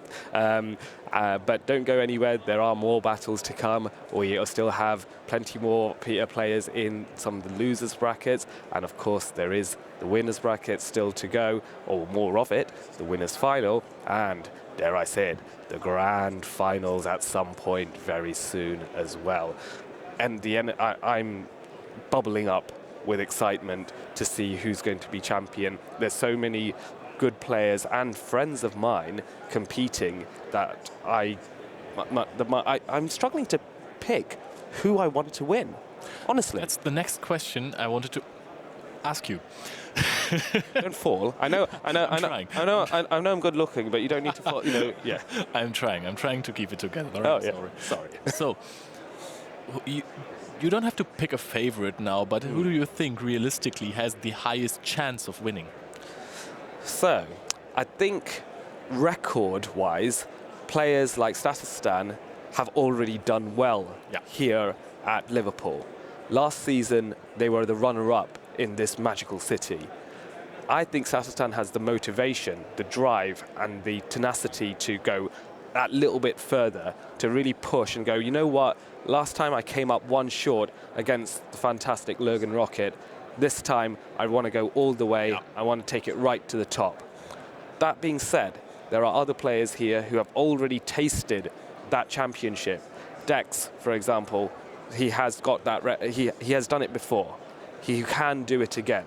Lightning does strike twice in some rare cases, or is that the phrase, or something like that? I have no idea about lightning. Okay, so maybe Dex will be just like that bolt of lightning and go, you know what? I've done it in my home country in Lille. I'm now going to go and do it in the UK. It could be the two gentlemen, one of these two gentlemen. It could be Maxi. It could be Maxi as well. We know Maxi is a fan favourite here in the United Kingdom. A lot of support for him. And he faces up against the consummate Frenchman that is Dex, the relaxed Frenchman, the always dressed in fine, fancy clothes. I'm missing his cardigan though. That is true, but I like this one as well. Yes, this one seems a little bit more reserved, a bit like my tie today. Yes. I'm missing the UK tie, I gotta be honest. I'm not sure. I'm sure some of the viewers are as well, and some are definitely not.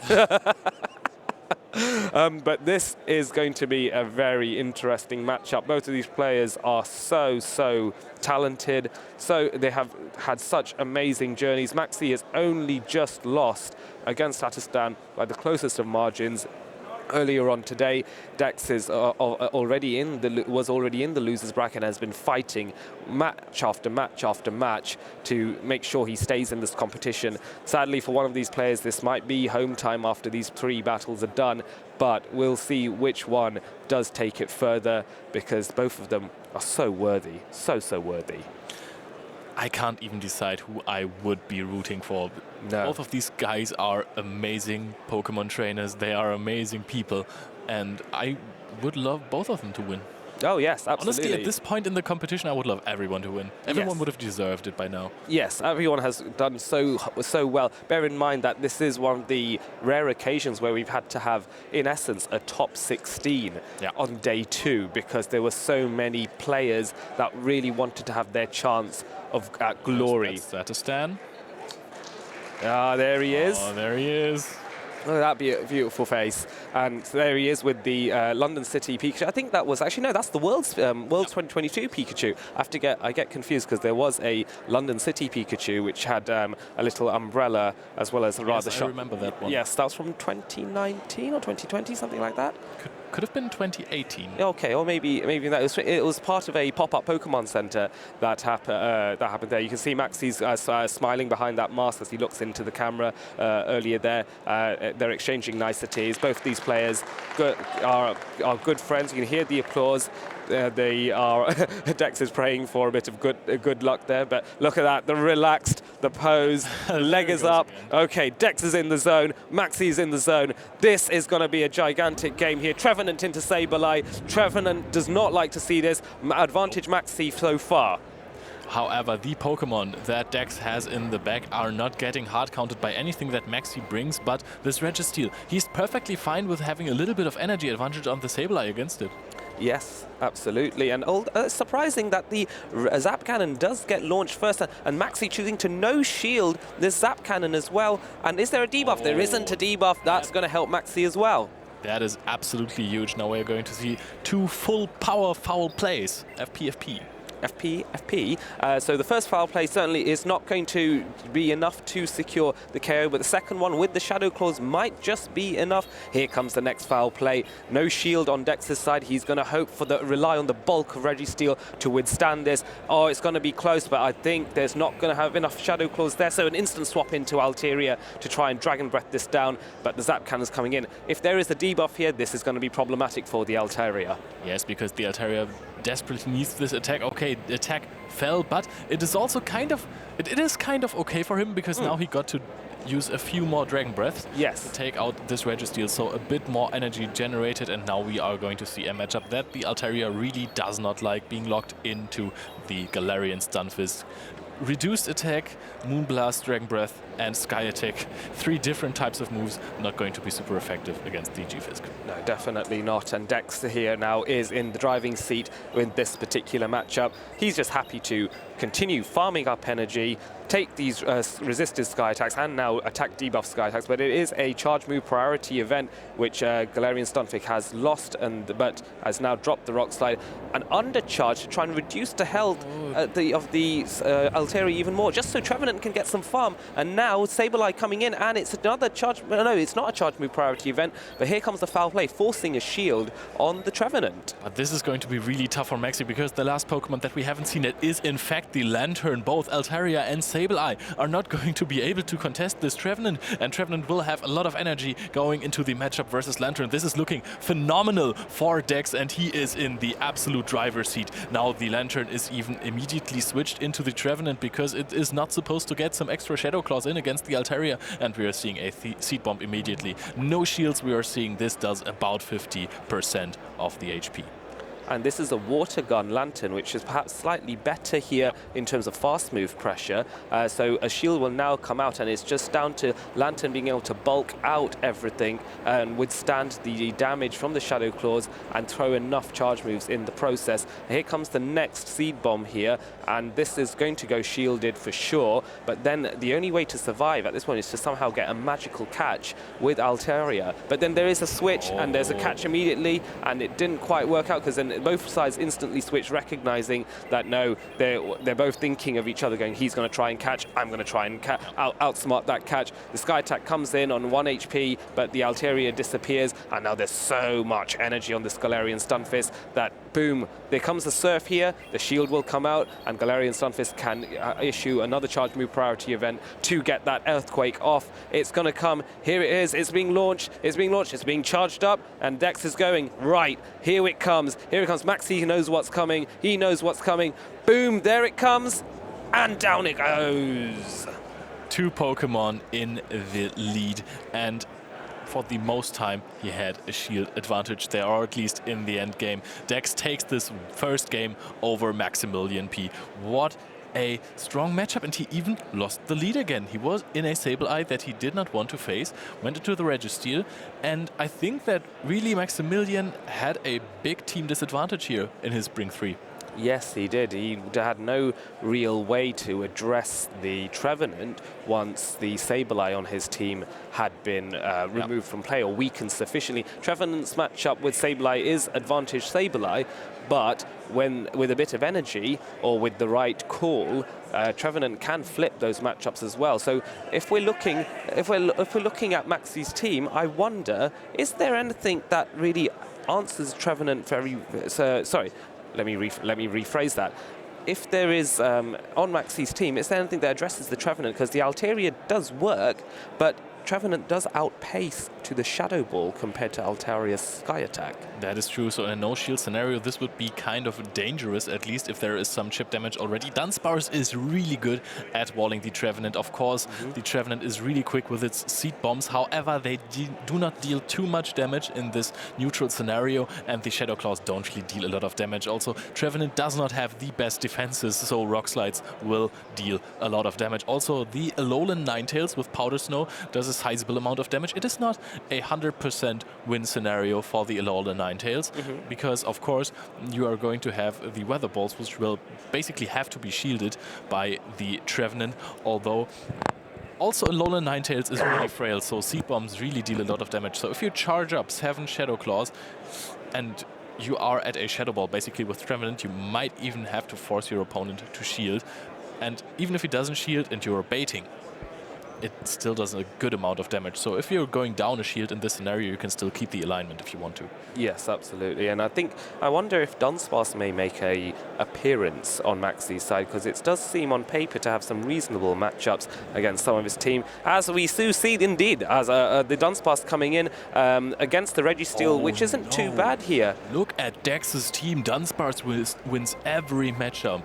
And it's really going to be interesting to see if Maxi knows about that, because he might actually let a Focus Blast go through, go unshielded, and take a lot of damage on this Dunsparce, which would be a really good win condition.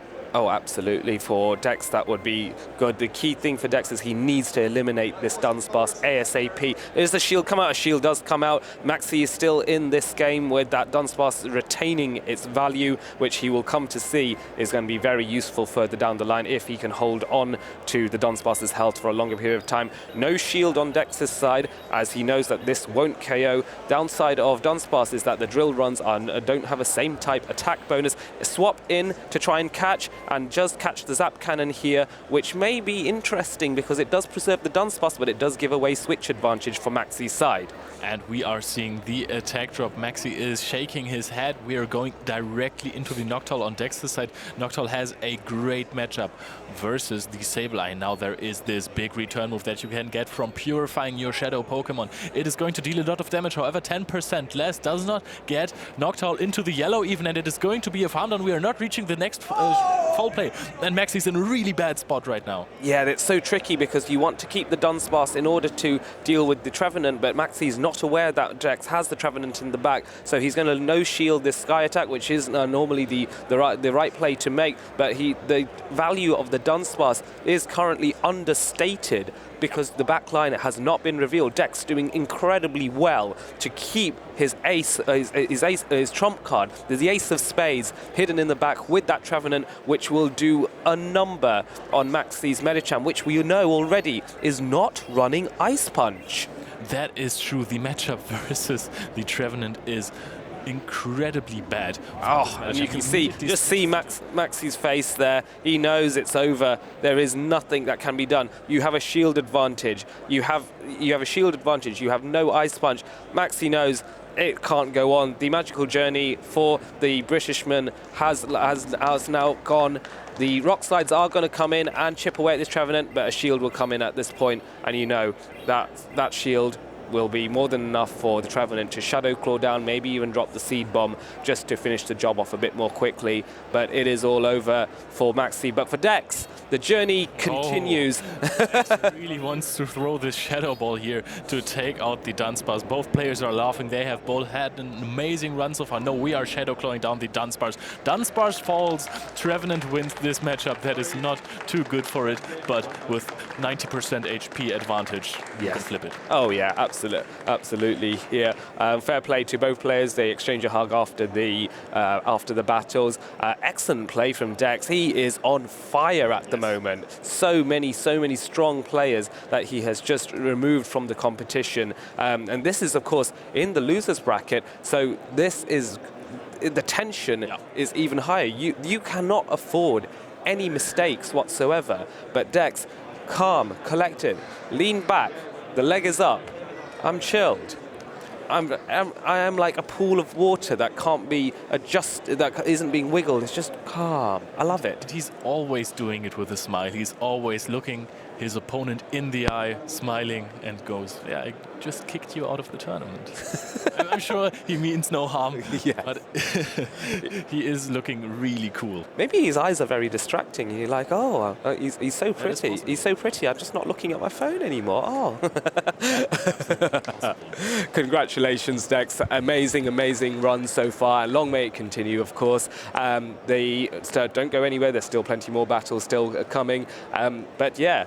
Let's talk about Maxi because he's been in quite a few of the interviews already. Just when he was doing so well up until now, and I'm sure to get this far is an achievement in its own right. But he's doing so well. We interviewed him, and you can just tell that he's a man that really knows his stuff. The cogs are ticking in his head. He was earlier this morning. He was mentioning that I did some practice with one of my friends from America. I think actually I might as well mention if Hot Pocket is watching, then those scrims were very appreciated. Maxi was saying that Pocket was helping me out.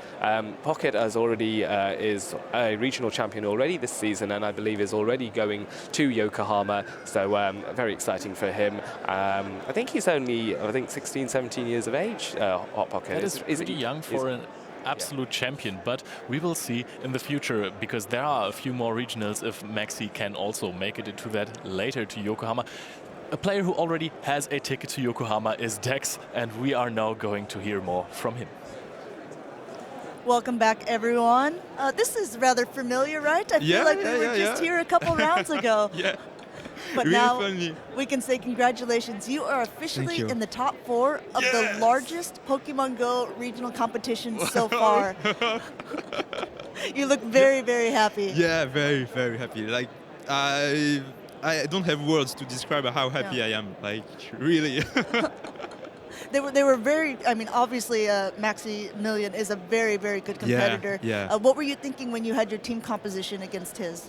I thought that Registeel safe switch was really strong against him. I don't know, but in my mind, he was running Lantern Spark and not the water gun. So that's why I did the AABB Steel. And when I saw him running the water gun, I was a bit surprised. But as I had Trevenant, the game was much easier. Right.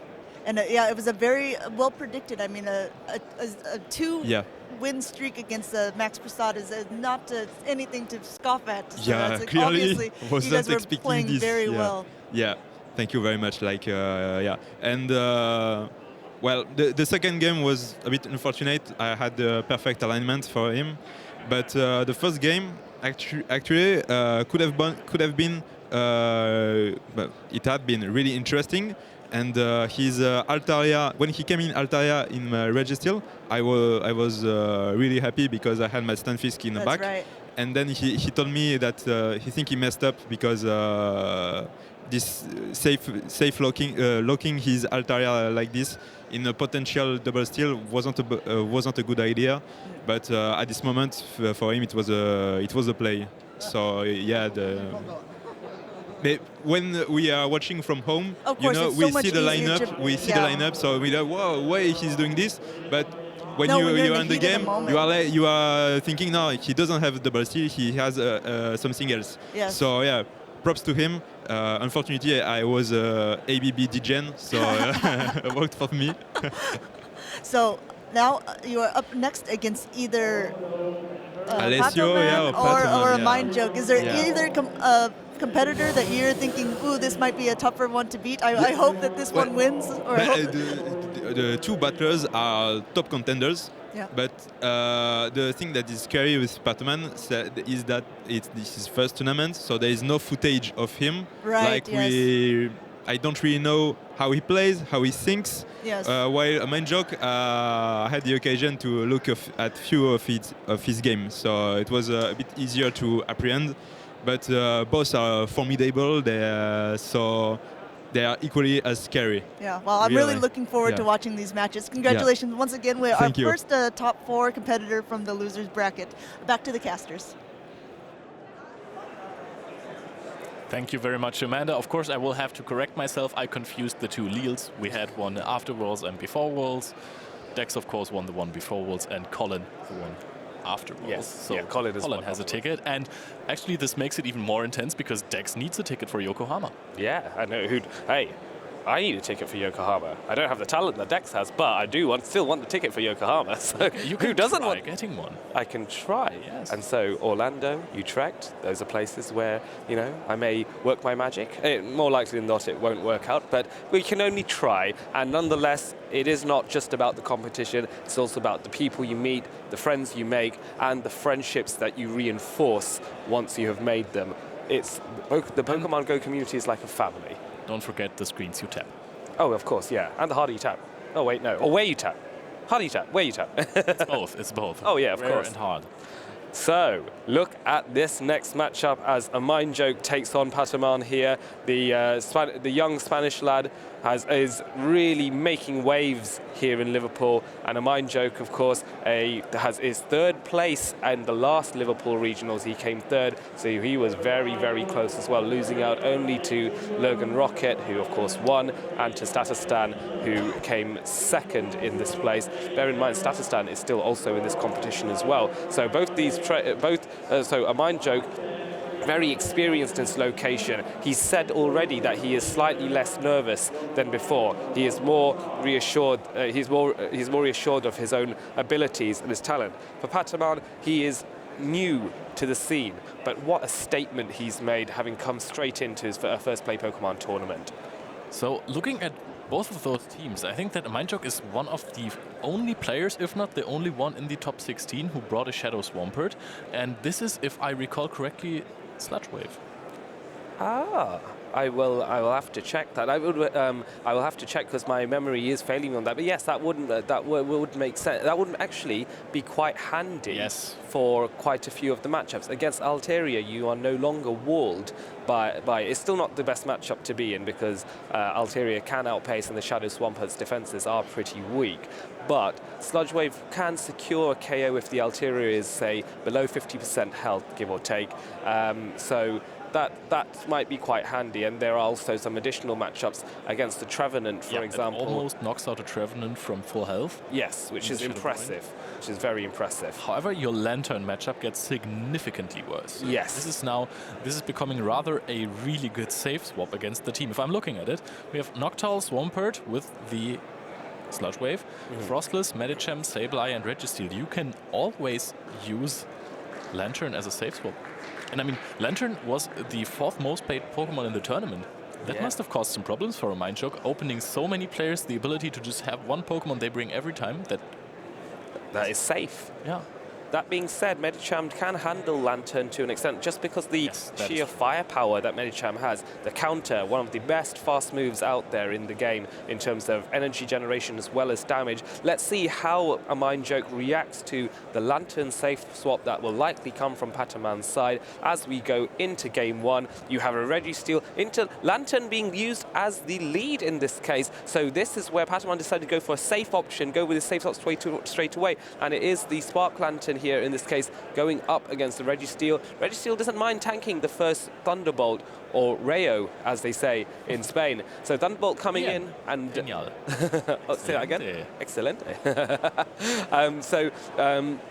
Registeel now responding back with its own electric type move. Bear in mind, Lantern is a water and electric type, so the electric type resistance is cancelled out by the water type weakness to electric types, and we get the debuff there, which is going to really help with the matchup for Registeel, because now it can tank another Thunderbolt, and the 10% damage reduction, it means that Registeel will not get knocked out by this move. So a Mindjoke really liking what he sees at this point. That damage it has done has been minimal. So now another Zap Cannon coming in. This time a shield on Pataman's side because he wants to maintain this matchup and decides to shield. Will there be another debuff? No other debuff, but the Shadow Sableye coming in now, which can get some lovely bit of farm here. Maybe I have to tank a Surf here, or will a Mindjoke shield, do you think? I mean, it is a Surf, which is the weaker move that Lantern has, and even though you're Shadow Sableye, this is only an attack debuffed Lantern, so you might as well want to preserve your shields for something else. And now we are seeing something really important. We are going to see the Power Gem go unshielded. Shadow Sableye Power Gem is going to come down on this Altaria, and this is a lot of damage. This deals even more damage. Oh, we are getting another foul play off right before Altaria falls. Wow, that is impressive. That is forcing the final shield. I don't think Pataman expected the Mindjoke to get to that foul play. That was so close, and now we are in a situation where a Mindjoke has 2 shields. There are no shields on Pataman's side, and the sorry, I got that wrong. No, I've got that right way around. And now Registeel coming in to try and get a charge move off, but just can't do it. Altaria able to Dragon Breath this down, and here comes a Sky Attack on the Medicham. Surely a shield comes out here. Yes, this should definitely go shielded. Now the question is, can we farm down this? No, there is 2 Sky Attacks already for the Altaria. So double shield immediately, shield disadvantage is now taken away, and we are both at 0. So now countering down this Lantern. Lantern can go for a Surf, but it will barely deal any damage to the Lantern, to the Medicham. So it can just take up extra energy, and that's, I think, really good, because you are going to need it in the last matchup, which will be against the Galarian Stunfisk. Yes, but the problem here is that now this Medicham is in Earthquake knockout rage, and you can see a Mind Joke shaking his head because he knows in his head that he made a potential mistake. He gave the Registeel up to the Altaria to allow it extra farm, and now with the lack of shields, this matchup isn't as good. Medicham is a counter to Galarian Stunfisk, but Galarian Stunfisk is so powerful, so bulky that it can just launch an Earthquake. But no, these Ice Punches are coming in, but this is not going to be enough. The defenses of Galarian Stunfisk hold once more, and now the Earthquake is coming in. The Earthquake, Mind Joke knows what's going to happen. He knows that this will KO if it's an Earthquake, and here it comes, and there is the boom.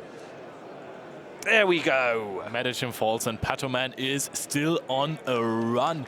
The 15-year-old Spanish boy is wrecking havoc here. He is 1-0 in the lead against the Mind Joke. Oh, he could, you can see the pain on him. I mean, Patoman's face there, he goes, oh, I've no idea how I pulled that off, but I pulled it off. Well, he does have an idea he pulled it off because he's such a good player, but Psyduck is mind blown.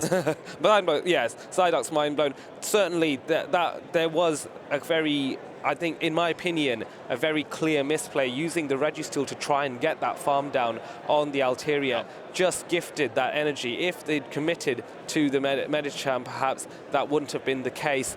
But it's so hard to say in the heat of the moment, the tension, the pressure at this high level is just so intense that sometimes even the best players, and Mind Joke is one of the best players out there in the continent, if not the world, sometimes even the sharpest minds make the slightest slip up or they miscalculate that they can get that farm down. And you gotta be honest, if a Mind Joke's Registeel had like 3 or 5 more HP, not 4, 3 or 5, then it would have gotten to the Focus Blast to take out the Altaria, and then there would have been no Sky Attack from Altaria against Medicham, which would have made a Mind Joke's life much easier.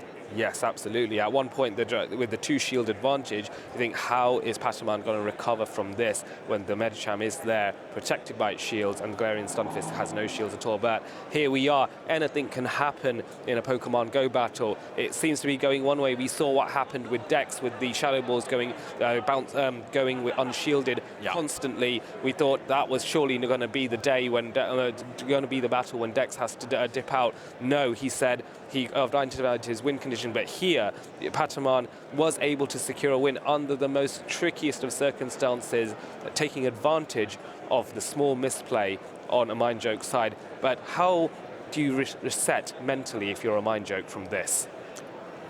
You gotta let it go. You gotta let it go immediately. This is not the situation where you have to think about your mistakes and be like, oh no, I should have played that better. This game is gone immediately. Focus on each game on its own. Yes, well, one game at a time, it's all it's going to be. Lantern going into Sableye here. We're just timing into the battles on both sides, and here we go. Shadow Sableye is able to get a lot more chip damage. Those Shadow Claws are tearing through Lantern at this point, but Foul Play being launched first because it does indeed outpace to the Thunderbolt, and Patoman would want to go up to the Thunderbolt to not give away which move he's doing. Look at the damage that's done. That's a lot. A lot of damage on a Lantern, and now we are going to see the first Thunderbolt. Do you shield this? 2 Surfs would also be a lot of damage. So this one goes unshielded, and the Thunderbolt connects. Sableye is almost taken out already, but reaches the next Foul Play. This one has to go shielded if Patoman wants to keep the switch advantage, and he does. Yes, I think that's the right call there to keep switch advantage here, and therefore he can gain that alignment and avoid putting his Medicham up. Okay, so we are... Oh no! That was intentional. That was a nice tactic. That is reducing the amount of damage, health on Lantern, so it can be farmed less by whatever a Mind Joke brings. So that is a tactical play by Patoman to sometimes allow an extra few fast moves to go, but without allowing the charge move to then be launched. Here comes Lantern with the Thunderbolt onto the Registeel. Not a problem. Registeel will allow this to bounce off, and then it's to farm down by Registeel using Lock-On. But this is going to take a while. This is really interesting because against the Registeel, this tactic is incredibly dangerous. Because now the Registeel is going to be able to lock on it down, just take an extra serve. Whereas if the Lantern would have had like 3 counters more of health, of 3 Shadow Claws, then it would have gotten to an easy Thunderbolt. Yes, and that would have done a lot more damage to the Registeel. So here comes the Altaria, which normally you wouldn't see this matchup, wouldn't be ideal, but the Dragon Breath damage is so oppressive that it's worth just coming in here, tanking the Zap Cannon. No debuff, which is going to really help this matchup. Patamon's now in the driving seat as this Altaria Dragon Breath through this Registeel. A catch to try and do that. And yes, I think maybe the catch worked. Here's the Zap Cannon. This is going to, no problem. Galarian Stunfisk loves to take Zap Cannons, but there is a shield. It's a bait. It didn't quite work out the shield there. And the attack drop. Oh, wow. And this is going to be good because Medicham can now go, right, I can fully farm this all the way down. I can shield the Earthquake if I need to. I don't maybe don't even need to potentially. 2 shields remaining. I think that it would be an easy answer to shield this, even though calling a bluff is also always an option. I mean, this Stunfisk is debuffed as well, so even an Earthquake does not even do 50% of the health. So a Mind Joke really pulling this one back here because Pataman just switched into the Zap Cannon and shielded it immediately. Yes, and now of course to me. I think he may have read that it might be a Focus Blast, and he'd read the catch. A Mind Joke had read the catch. So that's what I can think of, which would make a lot of sense. But the Ice Punch coming in, this is a CMP. This is not a Charge Move priority event, but Medicham does have higher attack and is able to launch immediately. Down goes the Altaria. No, it doesn't. It survives on 1 HP, but now the counter does take out the Altaria, and that is bringing it 1 apiece. A Mind Joke is able to fight back. He is not out of the game yet. The match goes to a decisive Game 3. The tension rises for both these two young trainers. To Pataman, especially handling that pressure, especially as a 15-year-old child. Wow. I'm full of admiration for the young man from Spain. Yes, both of these players are performing right now. You can really see that this pressure is weighing on them. Both of these players are they have to make hard decisions in those games. Like this shield on the Stunfisk, that was a tough one. My opponent caught my move. I mean, a Mind Joke, I don't think that he wanted to go for the Zap Cannon. No, it was interesting there because it was a good catch. Yeah. But the problem with Registeel is it's so hard to tell the difference between, is it a Focus Blast or is it a Zap Cannon? Because there's only 5 units of energy difference between them. That's 1 lock-on. So how hard is it to count that? That is so hard to count those. I have a theory. Go ahead. The move wasn't caught. Oh. So it was 1 more lock-on after the Stunfisk was switched in, which explains the shield, because Pataman thought that the Mind Joke was using Focus Blast instead of Zap Cannon because he didn't even catch the move. Thus he shielded, but a Mind Joke read that he was going to shield a Focus Blast because this would be incredibly strong against the Galarian Stunfisk, and therefore went for the Zap Cannon, hoping to get the debuff, which was crucial in the end. And that is and if true, and I wouldn't put it past a Mind Joke with his incredibly gifted mind, but that just shows the amount of thought in that split second of time, the calculations, the foresight. We used that term yesterday. The foresight to go, like a Noctowl, the foresight to go, right, this is what I reckon is going to happen. This is what my opponent will do. Let's see how much foresight both these players have for each other. As Registeel comes up against Altaria here, this is advantage a Mind Joke, but only a very slight one, and there's an instant swap into the safe swap from the Lantern, and Registeel choosing to stay in this case, perhaps to start using and getting debuffs with the Zap Cannon. Here it comes. And I think it is absolutely okay for him to go for the Registeel fight versus Lantern, going for the Zap Cannon, possibly getting the attack drop. No, not getting it, which is actually huge, because then you get KO'd by a Thunderbolt and 2 Surfs, I believe. Yes, that sounds about right. Certainly you can be a lot more threatening and force shields from Registeel early on. A Thunderbolt coming in, a Mind Joke says, nope, I can survive 1. Swapping into the Shadow Sableye to try and farm this down a lot more quickly, but another Thunderbolt's coming in. A Mind Joke does need to shield this perhaps, because otherwise it's going to do a lot of damage, and there it comes. Actually surviving with respectable health, still in the yellow, and is now able to get the foul play off to threaten this Lantern and force Pataman to give up a shield in exchange. Pataman chooses, nope, I want the shield advantage, I will let Lantern go, and in comes Altaria to get the farm in, and this Shadow Sableye will disappear. And that is a lot of energy that this Altaria could farm down. So it is going to be in a really good spot against the Noctowl and also against the Registeel because of this Dragon Breath damage and possibly getting an attack drop of the Moonblast. But now we are going to see a Zap Cannon being thrown. Immediate shield. It just makes sense. Zap Cannon is such a powerful move and you don't want to let Registeel hit you with unshielded attacks. Do we get the attack drop? We do indeed get the attack drop. That's going to help big time. Yes, this is super good. Now as Mind Joke races to another Zap Cannon with the debuff, it's a bit more acceptable to tank a Sky Attack. So here it comes, going up, and no, it's not a charge move priority event. Registeel just peeps Altaria to the charge move, and now there's no shield. The Zap Cannon comes in. Will there be another debuff? There is another debuff. There is another debuff. The Noctowl is coming in. Immediate switch into the Galarian Stunfisk. We are now racing to Shadow Balls versus Rock Slides. We can already see that the charge move priority event is happening. Shadow Ball gets used first. So we are on the same energy after this. Both Pokemon will be energy dry, absolutely. And I think that there is a shield advantage now. A slight one for a Mind Choke because this Shadow Ball was just shielded, which is kind of interesting. But this Patamon now no longer has any shields at all because our shield was used earlier. So now this matchup is in favor of a Mind Joke, but problem here. We don't want Noctowl to be too low on health because generally the standard tactic is shield the first 2 Rock Slides and you then operate within your red range of health with Noctowl against Galarian Stunfisk. This may not necessarily be the best play at this point because we know Patamon has an Altaria which does huge fast move pressure with its Dragon Breath.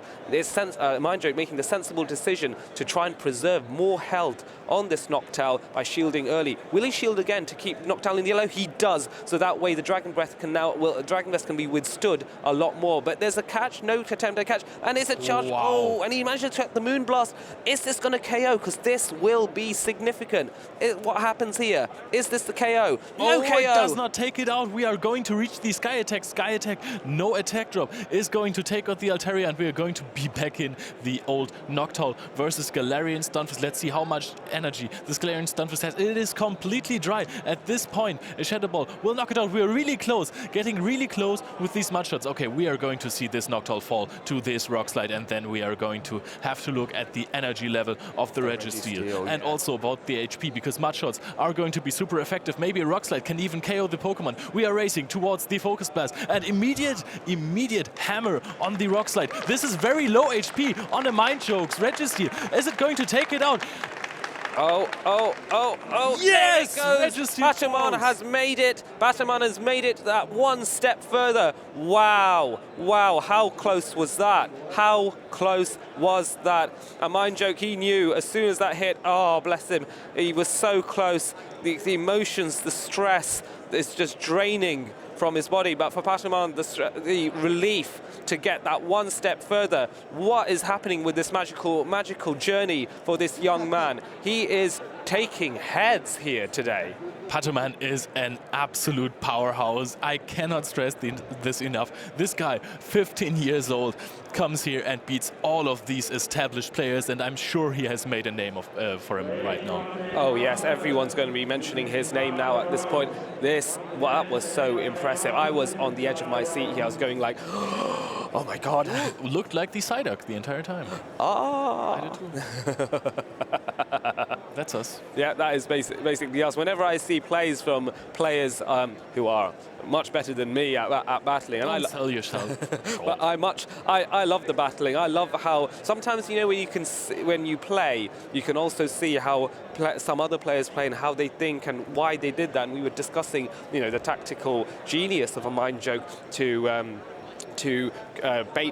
almost in a weird way bait with the Zap Cannon, because he recognized that there was a chance that this would go shielded and I might get the debuff here, even though Zap Cannon isn't really a bait move. Not really. Yeah, but what intricate play there, and it's that kind of five-headed thought process of being 5 steps ahead, where you're like, that's how some of the best in the world play. And unfortunately, despite that amazing play in the Battle 2, Patamon is able to get 2 wins here. Yes. Closely fought, it's getting tougher and tougher. You're not seeing too many 2-0s now, just 2-1s, and they're close ones. This was an absolute insane matchup, and I mean, we really need a break after this one, so we are going to go into some videos about Amanda giving us Go tips. Thank you very much. Stay tuned. Hey everyone, I'm Amanda, but some of you in-game might know me as Lundberger. We figured with the Play Pokemon tournaments getting more and more popular, some of the casters decided to give some tips that will help you improve your gameplay, and so I'm going to start. So there's a lot of terminology that is thrown around in Pokemon Go, but one that you will most likely hear often is CMP, which stands for a Charge Move Priority Event. But what exactly causes this CMP? So when you are battling, your Pokemon is throwing a fast move, which is generating energy so you can eventually throw one of your charge moves. When you get enough energy from these fast moves, you can click the button on the bottom of the screen to throw the fast move that you'd like to. But what happens when you and your opponent hit the charge move at the exact same time? That is a charge move priority event, and the Pokemon with the overall highest attack stat will be the one who gets to throw the move first. There are some Pokemon that you might see in this tournament, like a Charizard or a Machamp, that have a very high natural attack stat.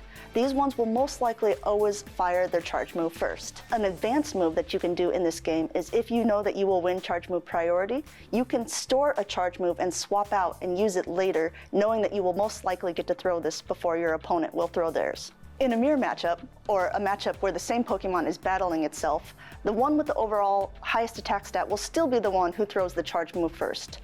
You can check your Pokemon's personal IVs by assessing it with your team later. Knowing whether or not you win charge move priority is crucial information, especially in a best-of-3 matchup. Some Pokemon actually have similar attack stats, so it will depend on your personal IVs. We saw this happen recently in one of the regionals where a Medicham would normally win charge move priority over a Noctowl, but because the Noctowl had such a high attack stat, it actually ended up winning charge move priority and actually helped the winner win the whole regional. But obviously, winning charge move priority doesn't automatically mean you're going to win your matchup, because with the higher attack stat, you sometimes lose some of your defense and bulk, so it is a bit of a trade-off. But it is some good information to know and may help you in your future battles. Good luck, trainers.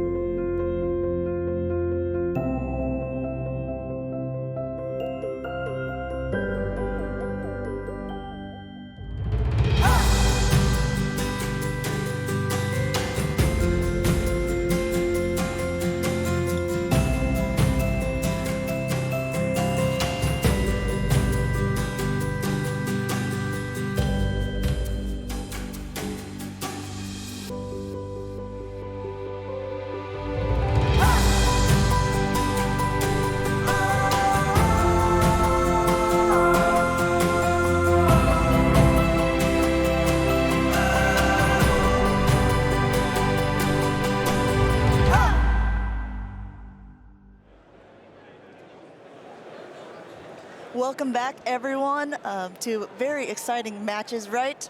I am so. Yesterday I was trying to contain my excitement. I don't think I can anymore. I know, and it's going to be bursting out of us here. For those of you just tuning in, I am Amanda. You might know me as Lundberger, and I am alongside Martijn, aka in-game name Inadequate. And we are here to shoutcast the losers semifinals coming up. We have our now top 4 competitors. What do you think of this listing? Yeah, it's not a surprise who we're seeing. I think we just saw Patoman. We already know he's really good at Go Battle League. We went over some of his battles, and I'm not surprised that he is here in the top 4. It looked tough for him at first because I believe he lost one of the winners finals on day 1 and still made it through to day 2. That's regardless, right. But the loser finals or the loser bracket is tough because you only get 1. If you have 1 loss, you're out. That's right. And speaking of the 1 loss, like the other competitor that he'll be facing is Dex, a guy from France, who lost on the first day as well. And then I think he went through like 6 or 7 opponents to be where he is now to reach that final top 4, knocking out some very high names that a lot of people had been keeping their eye on throughout this whole tournament as well. Yeah, it's difficult to think of where they will end once they lose the first round, right? Because it looks so difficult to overcome 6 next rounds, especially in a tournament this stacked. But with like the 160 competitors registered for the event, it's like this is to be a top 4. I mean, that's an incredible feat in itself. I mean, even to make it to day 2. Absolutely, and I'm not surprised that Dex with Talonflame's big brother Charizard made it. I'm very excited to see some more Charizard action as well. I hope we also already saw a show, absolute. The stage was on fire. It was so good. The Shadow Zard play from the Shadow Charizard play from Human Catcher Bug. So we know what this Pokemon is capable of. This is actually kind of funny if you think about it. 2 Shadow Charizards has made it into the top 4 competitors. If Dex happens to beat the other opponent, then can you imagine? You might see them in the finals. 2 Charizards. I think that would be really cool. We cannot count out anyone at this stage. Absolutely. Let's take a look at our next 2 battlers. That will be Dex versus Patoman.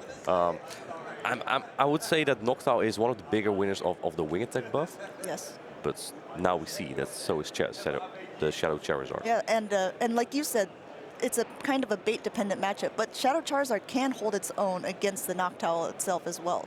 Yeah, absolutely. If you get the baits correctly, you can win matchups that you can't even think of, like Galarian Stunfisk. Yeah, that should not happen, right? You think you win that against Galarian Stunfisk getting to Rock Slide so quickly, but it's so easy to misjudge or miscount on the wing attacks from Shadow Charizard just because the Dragon Claw and the Blast Burn energy fluctuates a little bit, right? Yes, it goes from 5-4 for the Dragon Claw and 7-6 from the Blast Burn. Yes. So when they throw 1 Dragon Claw, how much do they need for the Blast Burn? And it's a whole mathematical equation running across the players. Exactly, exactly. And when you're battling, it's really difficult to keep that in mind. Most players like to count by moves, but sometimes it helps to count by energy. So we are going to go ahead and get ready for the losers semifinals between Pokemon and Dex. I'm excited.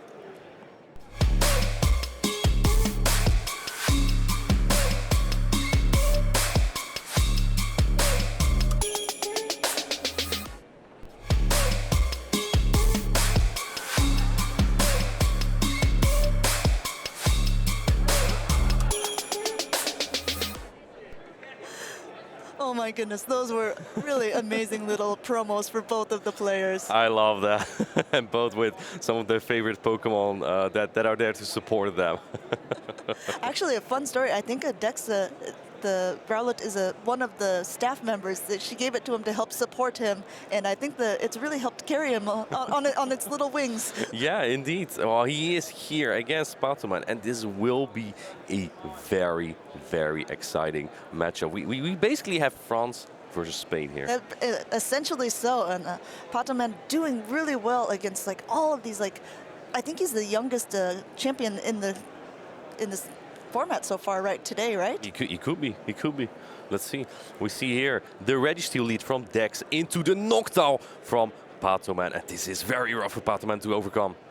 But the backline deals very well with the Registeel, so an immediate swap out to the Galarian Stunfisk. Unfortunately met by the Trevenant here, but as we've seen before, it's not quite over. With that energy advantage, throwing a Rock Slide and an Earthquake could be enough to take out that Trevenant. It's true. It's true. That is indeed true. Another funny thing that I see here, Dex is leading the Registeel, and it has the Galarian Stunfisk in the back.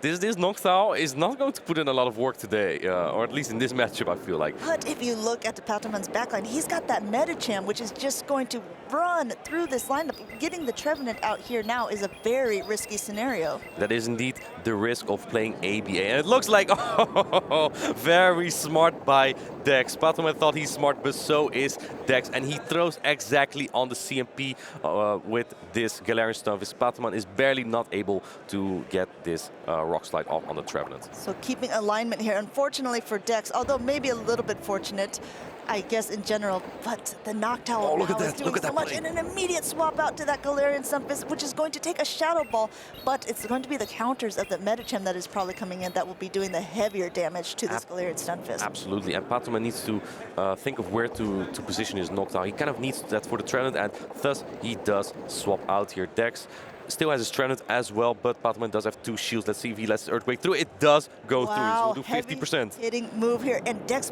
dancing around with this. This Trevenant still has a move stored and a little bit of health, which can help take out this Medicham. And the Medicham looks like it's just about to punch it all the way down. Dex realizing this and throwing Rock Slide just for chip damage. It's not going to do that much. Definitely not going to knock it out, but hey, it's got to help a little bit, right? I think every single little bit helps at this point. This Rock Slide actually puts the Medicham into Seed Bomb range. Dex almost has 2, but he is 1 off, so likely he won't be able to get both of the Seed Bombs off because Patoman has 2 Ice Punches here, and the Trevenant definitely is in range of Ice Punch. And then the Registeel has almost no fast move pressure. Yes, I think he put Dex kind of in a corner because Dex had to be forced to shield. The second Ice Punch though on this Registeel. I'm not sure actually how much it helps. It is obviously resistant, it doesn't do much damage, but your Trevenant is just not going to be useful anymore. So it's true, but maybe for a potential sacrificial swap later, to getting to this Zap Cannon, going a little bit over. It's interesting, I don't know if he's going to try to farm it down, but Patoman is at this Psychic. It's resisted damage to this Steel typing, but still, again, these counters are adding up and lock-ons are not doing enough. he needs to be able to lock on this. Oh my goodness, he's not is he able going to be able to make it to the Oh, next he one? makes it to the Ice Punch. And oh, this might barely not KO the Registeel. If he can get the Zapcan off, then maybe that Trevenant still could be vital. Oh, But it does stick out, and that decides the game for Patoman here. Actually coming back from that Registeel lead. Wow, what a matchup there. That was it looked a little bit in favor of Dex for a little bit. Absolutely. But I was really amazed. Leading ABA with the 2 steals is a very tricky scenario. The problem there was that his answer for the Galarian Stunfisk was the same answer for that Medicham of Patoman. And Patoman basically built a team made to bait out the Trevenant. And in that regard, it was very difficult for Dex to overcome, simply because when his Trevenant was out, that Medicham was just going to run through his line. And I think Dex realized it in the middle of that matchup as well, like, oh no, if there is a Medicham in the back, there is not much I can do. Exactly, that's when he started shielding. Doing the wonderful switch out was a very impressive, using both shields overall on that Trevenant, which was kind of funny because we did see the Noctowl, and everyone knows that the Noctowl has such a great matchup against the Trev. Yeah, but the things could have maybe have been different. That is obviously in hindsight difficult to say. If the Registeel throws the move to take out the Medicham, then before the second Psychic, it may have not been in Shadow Ball range. And in that regard, maybe there was a win con for Dex. But obviously, this was such a close, and you have to play it so meticulously in this matchup. And Patoman is a really good player as well, and very unpredictable. And you can see, Dex was talking in our interview, and he was saying it's a little bit difficult when you have never played an opponent before to see what their style is. Like, he has played a Mind Joke, who was the one that the Patoman had just beat, so they're more familiar with each other and how they were playing. But Patoman is a bit of a wild card for a lot of these opponents. Absolutely, yeah. Patoman is more of a Go Battle League player, and Dex is definitely a Show 6 Big 3 player. And those, apparently, even though they battle probably on a daily basis, they just never really encountered each other. Yeah, I mean, with all the trainers that are playing Go Battle League, it's not too surprising that 2 players maybe don't line up. They're maybe not even playing at the same time. Very true, very true. Especially in the ELO range that Patoman usually is at, there's only a handful of players often. So it's he's usually waiting 5 minutes to be able to do one battle. Oh, absolutely. The thing is, Patoman probably does play a couple players very frequently. But if you don't get to the top of leaderboards, you might not face those people. Then you have more chance to face them in a show 6 pick 3 format in a tournament somewhere. Yep, that is very true, because I would say as more of a show 6 pick 3 player myself, I am not super familiar with Patoman's name. However, I am more than familiar and have been beaten by Dex many times. Yeah, I've battled him a couple of times too. I must say the Talonflame nerf, well, not the indirect nerf, that did it hurt him a little bit. I would have to agree. I wonder if we're going to see some Shadow Charizard from Dex here, because I don't.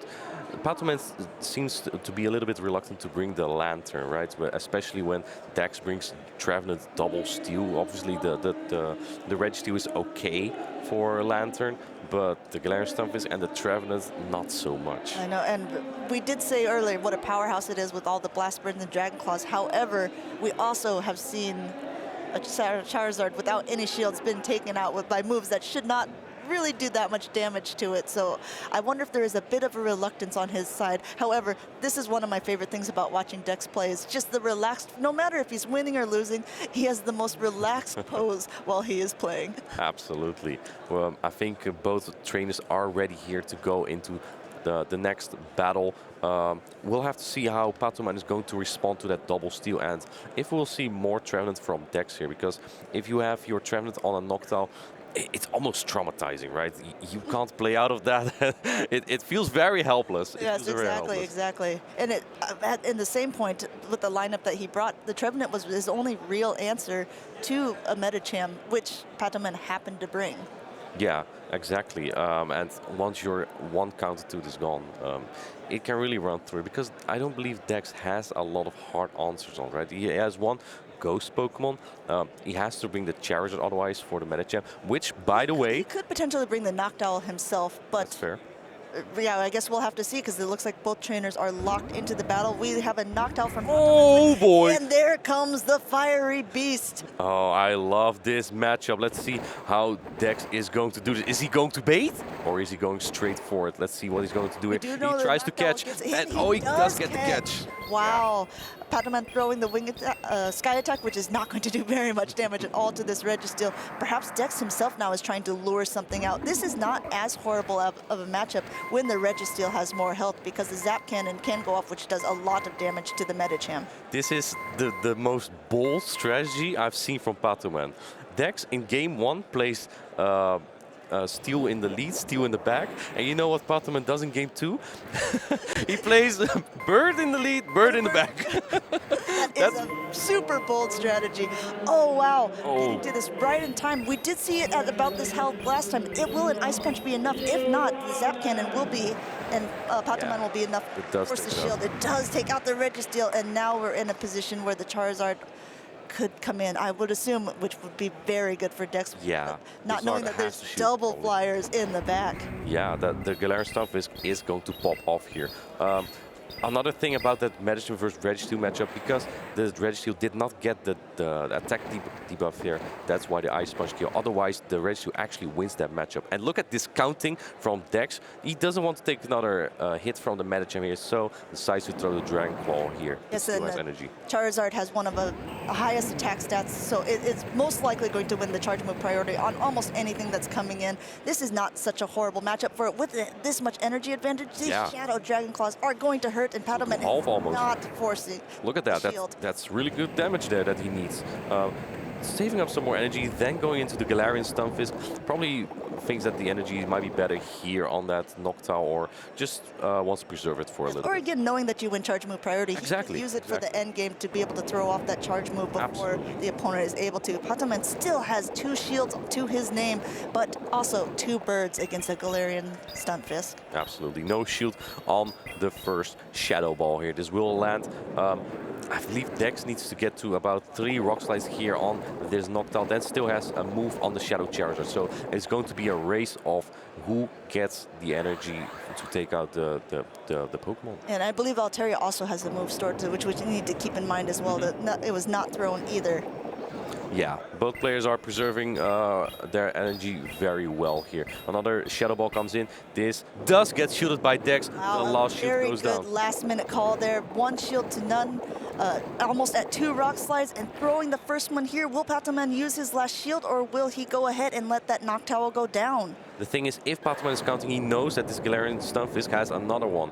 And, oh, but throwing that Sky Attack just right away, ensuring that the next Sky Attack from the Altaria will take out this Galarian Stunfisk. This is quite a smart play from Patoman. He tries to switch, but is locked in because of that CMP, the Charge with Priority event. That's right. Now the real question is, will the Altaria throw right away, or will Dex immediately swap in and get that Dragon Claw? Ooh. It does. Oh. Perhaps he was predicting. Yeah. I think that Patoman predicted Dex swapping immediately to throw the Dragon Claw, but he did not. And now the Shadow Charizard is going to throw the Dragon Claw with the Wing Attack. This will very likely KO the Altaria. Yes, I think Patoman knows it as well. Let's see if this is enough to take it out. The Altaria goes down and the Charizard is left with very little health remaining. Yeah, and tying up the score to 1-1. The Bird lead, Bird in the back, just like Steel lead, Steel in the back, did not work out. Maybe you have to play your own game instead of the others.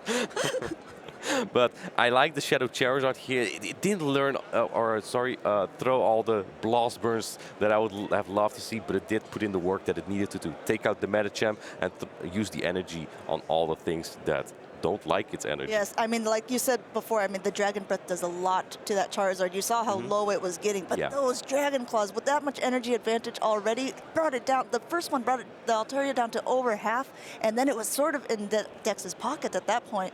Yeah. It also really helps that I think Dex may have been very confident that Patoman would not bring the Lantern, and that if you can make a call like that, that probably makes it a bit safer to bring the Shadow Charizard, because if the Lantern is not on the field, Shadow Charizard has play against pretty much everything. Its worst matchup, probably the Altaria. Yeah, that's right, and we saw how it handled that. But this does lead you to the question. This is now the decisive game 3.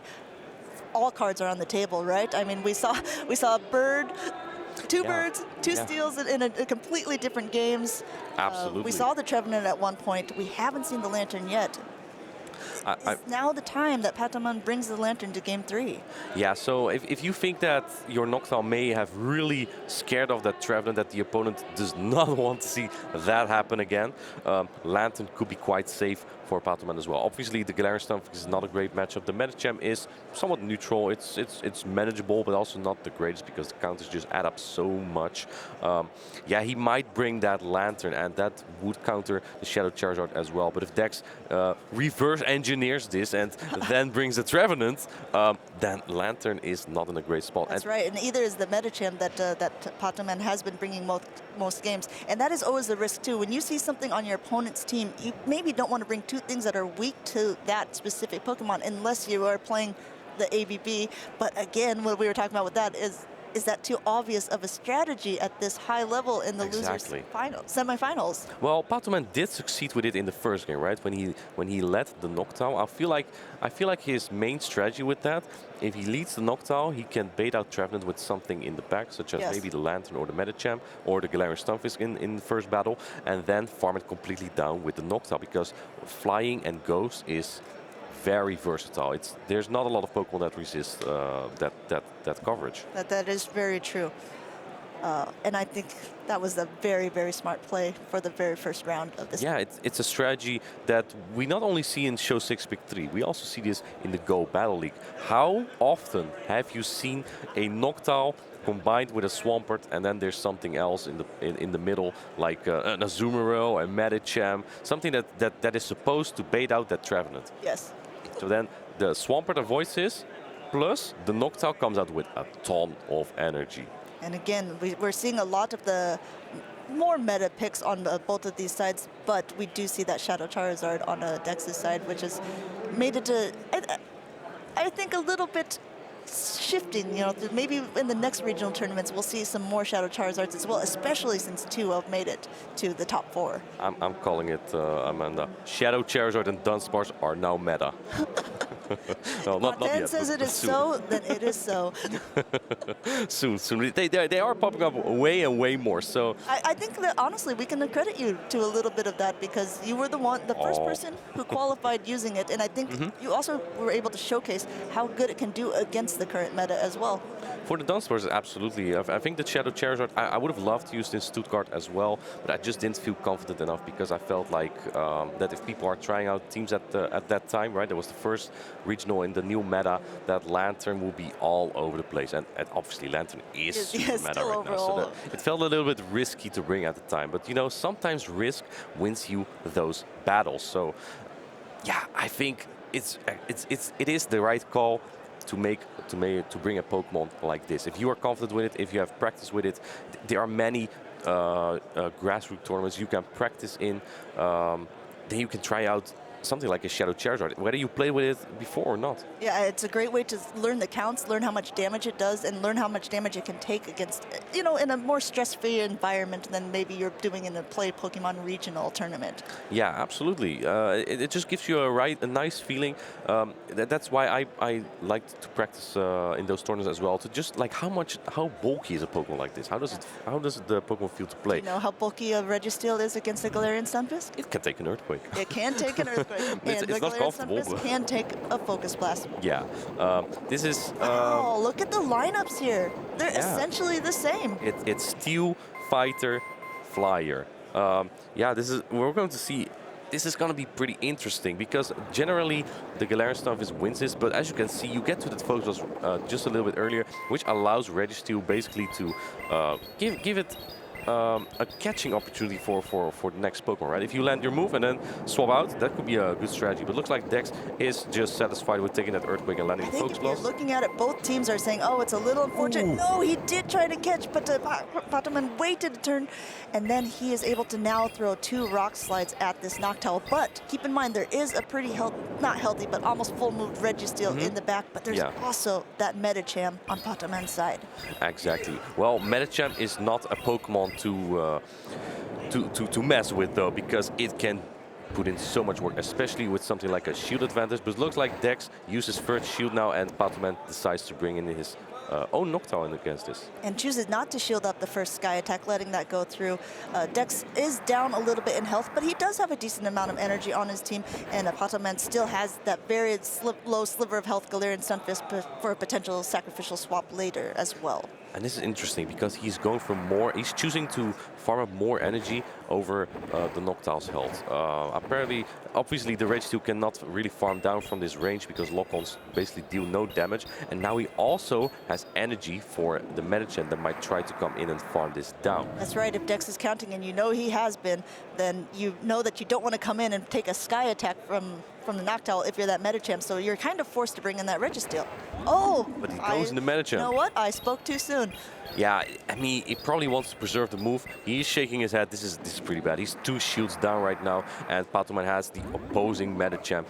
Both have Psychic here. This looks very much in favor of Patoman. We're going to see this because some luck might be able to flip this if he gets like a Psychic debuff. But it looks like Dex goes for an Ice Punch bait here. And Patoman is not shield. Oh, last minute. Oh, he does shield. Last second shield of that Ice Punch, and an immediate swap out for the Zap Cannon. A combination play by Dex, getting both of the shields, and this field has now been a little more evened out. Does he get the debuff here? That might be decisive, and he does get the debuff. Ooh, there's almost 2 Psychics loaded on this Medicham though. Will that do enough after the debuffs here? And remember, Patoman has a chance to give a debuff himself with this Psychic. It has potential to do it to Dex's last Pokemon, and Dex will not be able to swap out if it happens. It does not happen. There is back-to-back Psychics. Will this be enough after the attack debuff? It might barely be, and if not, there's still a little bit of Noctowl left as well that could do just 1 wing attack damage. Might already do this. Psychic comes in. I don't think this does it, Amanda. I don't think it does it either. I think we might be already looking at the next champion, but let's go ahead and wait and see for sure. Yes, Yeah. there is a lot of health left, and Patoman is able to counter down Dex for a 2-1 victory and the 3rd place so far. Very, Top 3. very well played by Patoman, and congratulations to him to making it, because Dex is definitely not an easy opponent to defeat in a tournament like Yes, this. and congratulations to Dex to making the top 4. That is an incredible feat in itself. Patoman has now advancing to the losers finals. I think for Dex this probably feels a little bit rough, simply because he got 3rd in Bilbao and now 4th in Liverpool. That's so close to getting that ticket to Yokohama that he desires so much. And I think that just showcases all the different talent. It's not that anyone is a bad player. If you're making it this far, obviously you have skill, but it's one of those things we were discussing earlier. It's a little bit of team composition. It's a little bit of your opponent's team composition as well. I know some people who build weak to, say, like a Shadow Machamp, because what are the odds that your opponent is running a Shadow Machamp? And then you happen to run into that one opponent with a Shadow Machamp. one opponent that does it, that knocks out your streak. Absolutely, yeah. That can definitely happen. Sometimes the game indeed is about alignment, but it can also just be about really good plays, because Patoman, one of his best plays in Game 3 was the balance between keeping either health or energy on that Noctowl, right?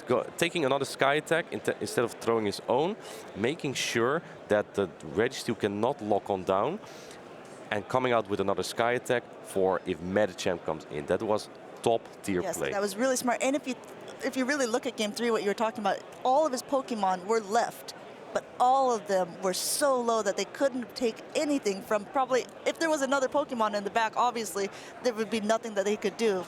Absolutely. But I mean, that is what you're talking about. The energy management on Patoman's side was very incredible. It's basically a little bit of prediction and recognition. If there's like a Galarian Stunfisk to counter Noctowl, most things that counter Noctowl, they don't have a lot of fast move pressure. Even Spark from Lantern, obviously it's better at farming down than Mudshot from Galarian Stunfisk. If I had a choice, I suppose I would do that. Exactly, but I think at the range that he left his Noctowl on, a Lantern would still need like 6 Sparks from there, right? So I kind of really like that energy health management, making sure that you have energy in case this is there. And if that's not what you predict, you still have another choice with the Shadow Ball, because he had like more energy preserved, right? That's right. That's right. So I really like that high level play on Patoman's side. Yes. He's been doing it like all the tournaments. Can't congratulate that guy enough. I think he's been playing really phenomenally. As expected. Yes, as exactly, expected, to be honest. Yeah, I mean, I say as expected, but sometimes it's just difficult, right? Even the best players sometimes lose their first 2 rounds. It happens.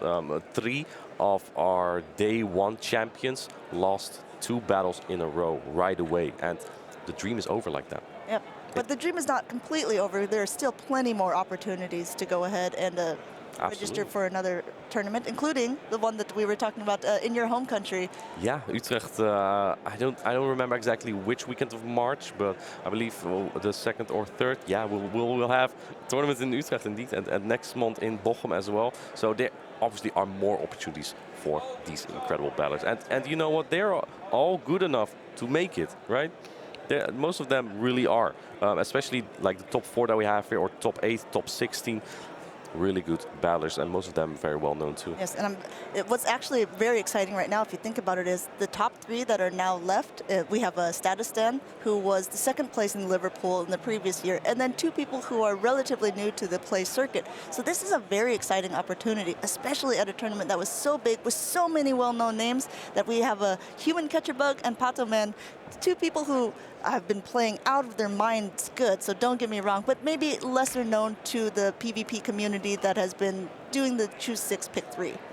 Yeah, and they're all 1 win off a ticket to Yokohama. So these players are going to give it their all. We can see here the bracket that we have here. If you want to see past results, type !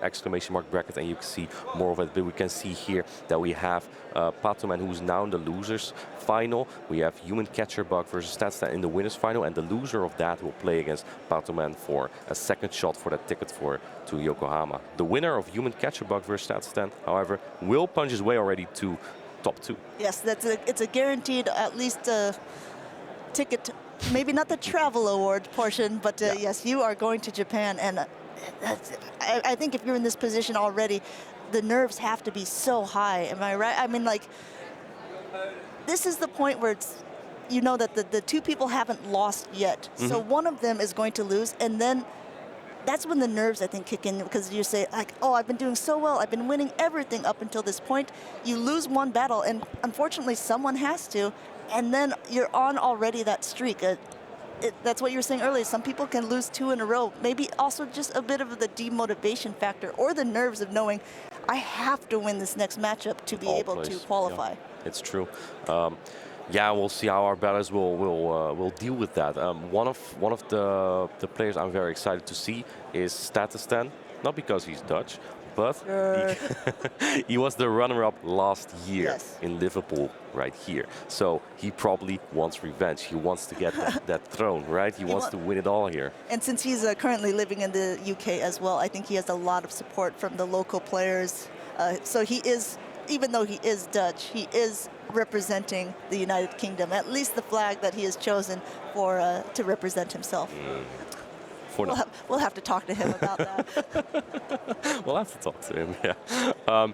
Regardless, yeah, our top 3 battlers. So we basically have 2 players more known for Go Battle League, and only one obviously stands also reaching legends pretty much every season, also a good Go Battle League player, but more known for Show 6 Pick 3, right? So if you're a player who's more into Go Battle League, you haven't played really in Show 6 Pick 3 tournaments yet, that doesn't mean it's a whole different set of skill. No, I completely agree. I mean, look how well not even the ones who have made it this far, as I think a lot of really well-known Go Battle League players, like also Zweilis.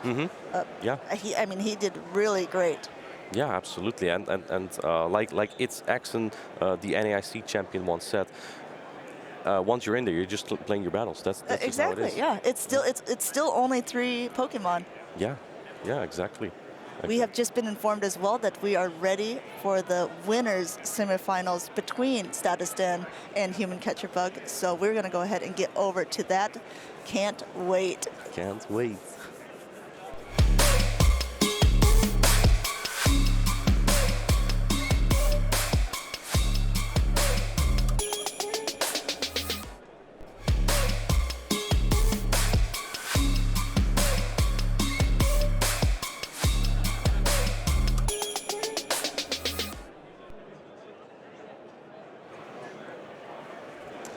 All right, there we have them. On the left side, we have Human Catcher Bug, of whom we're still not sure if he's... Yeah, is he a human? Is he here to catch human, or...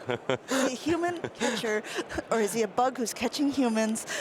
And on the right side, we have Statistan from the Netherlands with his his London World Pikachu plushie. Yes, giving us a cheeky little wink there. That's very nice and a good representation, I think.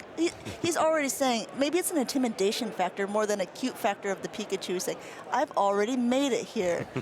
And you know what? I'm going back. It's definitely something to be proud of, in my opinion. I mean, I personally couldn't do it. I couldn't do it last year. I'll admit, I couldn't do it to qualify, so I have a lot of respect for those who do and who did. Yes, I'm very excited, and I think for Stan too, he feels rather confident. You've noticed in the past, like he's learned the matchups. He hasn't lost a match yet, but now he is playing the only other player who is in the exact same position as he is. Well, I know Statistan, as you say, he knows his matchups very well. He's like the Dutch Lurgan Rocket. That's how I'm going to call him from now on, the Dutch Lurgan Rocket. He knows his matchups, he knows his IVs, but he can get very nervous at times. I believe he was very nervous, he said, last year in Liverpool against Lurgan Rocket as well.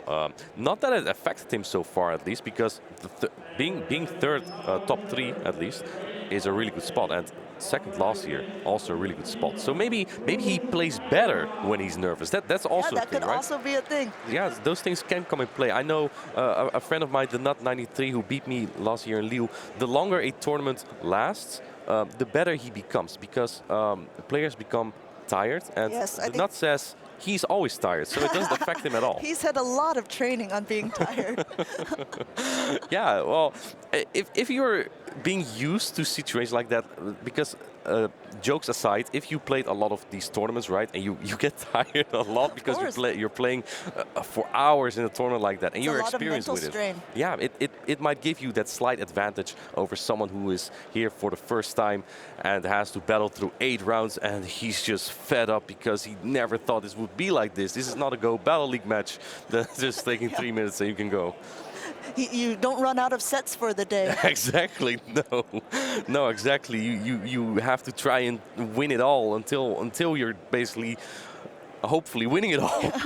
But on the flip side, the Human Catcher Bug had said earlier as well that, you know, since he is relatively new to the game, he's already surpassed all his expectations, so he doesn't actually feel that nervous. So maybe that's in his advantage as well, saying, you know what, I've already outplayed. It's already beyond my wildest imagination that I've made it this far. It's just a couple more to go, and I'm there. I feel like there's 2 different perspectives on it. Yes, you can be proud of being so far, exceeding your expectations. Who would have thought? And you already made everyone proud, including yourself. On the other side, why not more? Yes, why not more indeed? And I have a feeling we're going to see a lot more in these matchups. I'm really excited to see his Shadow Charizard gameplay. I know we've seen him set the field on fire with that. So that's something I'm really looking forward to. I'm hoping to see that. Yeah, and we'll see how Statistan anticipates to that. Do you think Statistan is going to anticipate that he's going to bring it? We already saw Stan when he said, I haven't even checked my other opponent's teams. Well, he had time. he had the time some too. time. Yeah. If he was taking notes, and he knows the notes of the last one was, I need to save at least attacks because Charizard needs both shields. Absolutely. Statistan already took out one of the favorites, I think, in this tournament, Maximilian. So he must feel pretty confident though, right? Human Catcher Bug has been playing amazing, but Statistan is probably feeling very confident as well, right? So yeah, he has that Mew with that moveset that Human Catcher Bug can probably see or have seen. So, right, a Shadow Claw Surf Welchers would be really good. Yep. Hey, I know that you are all excited. We are just as excited as you are for these matchups. But, you know, we're going to go ahead and build up the tension, the suspension a little bit more. We're going to take a short break before these battlers get into it. So don't go anywhere. You're about to see the winners' finals. All right.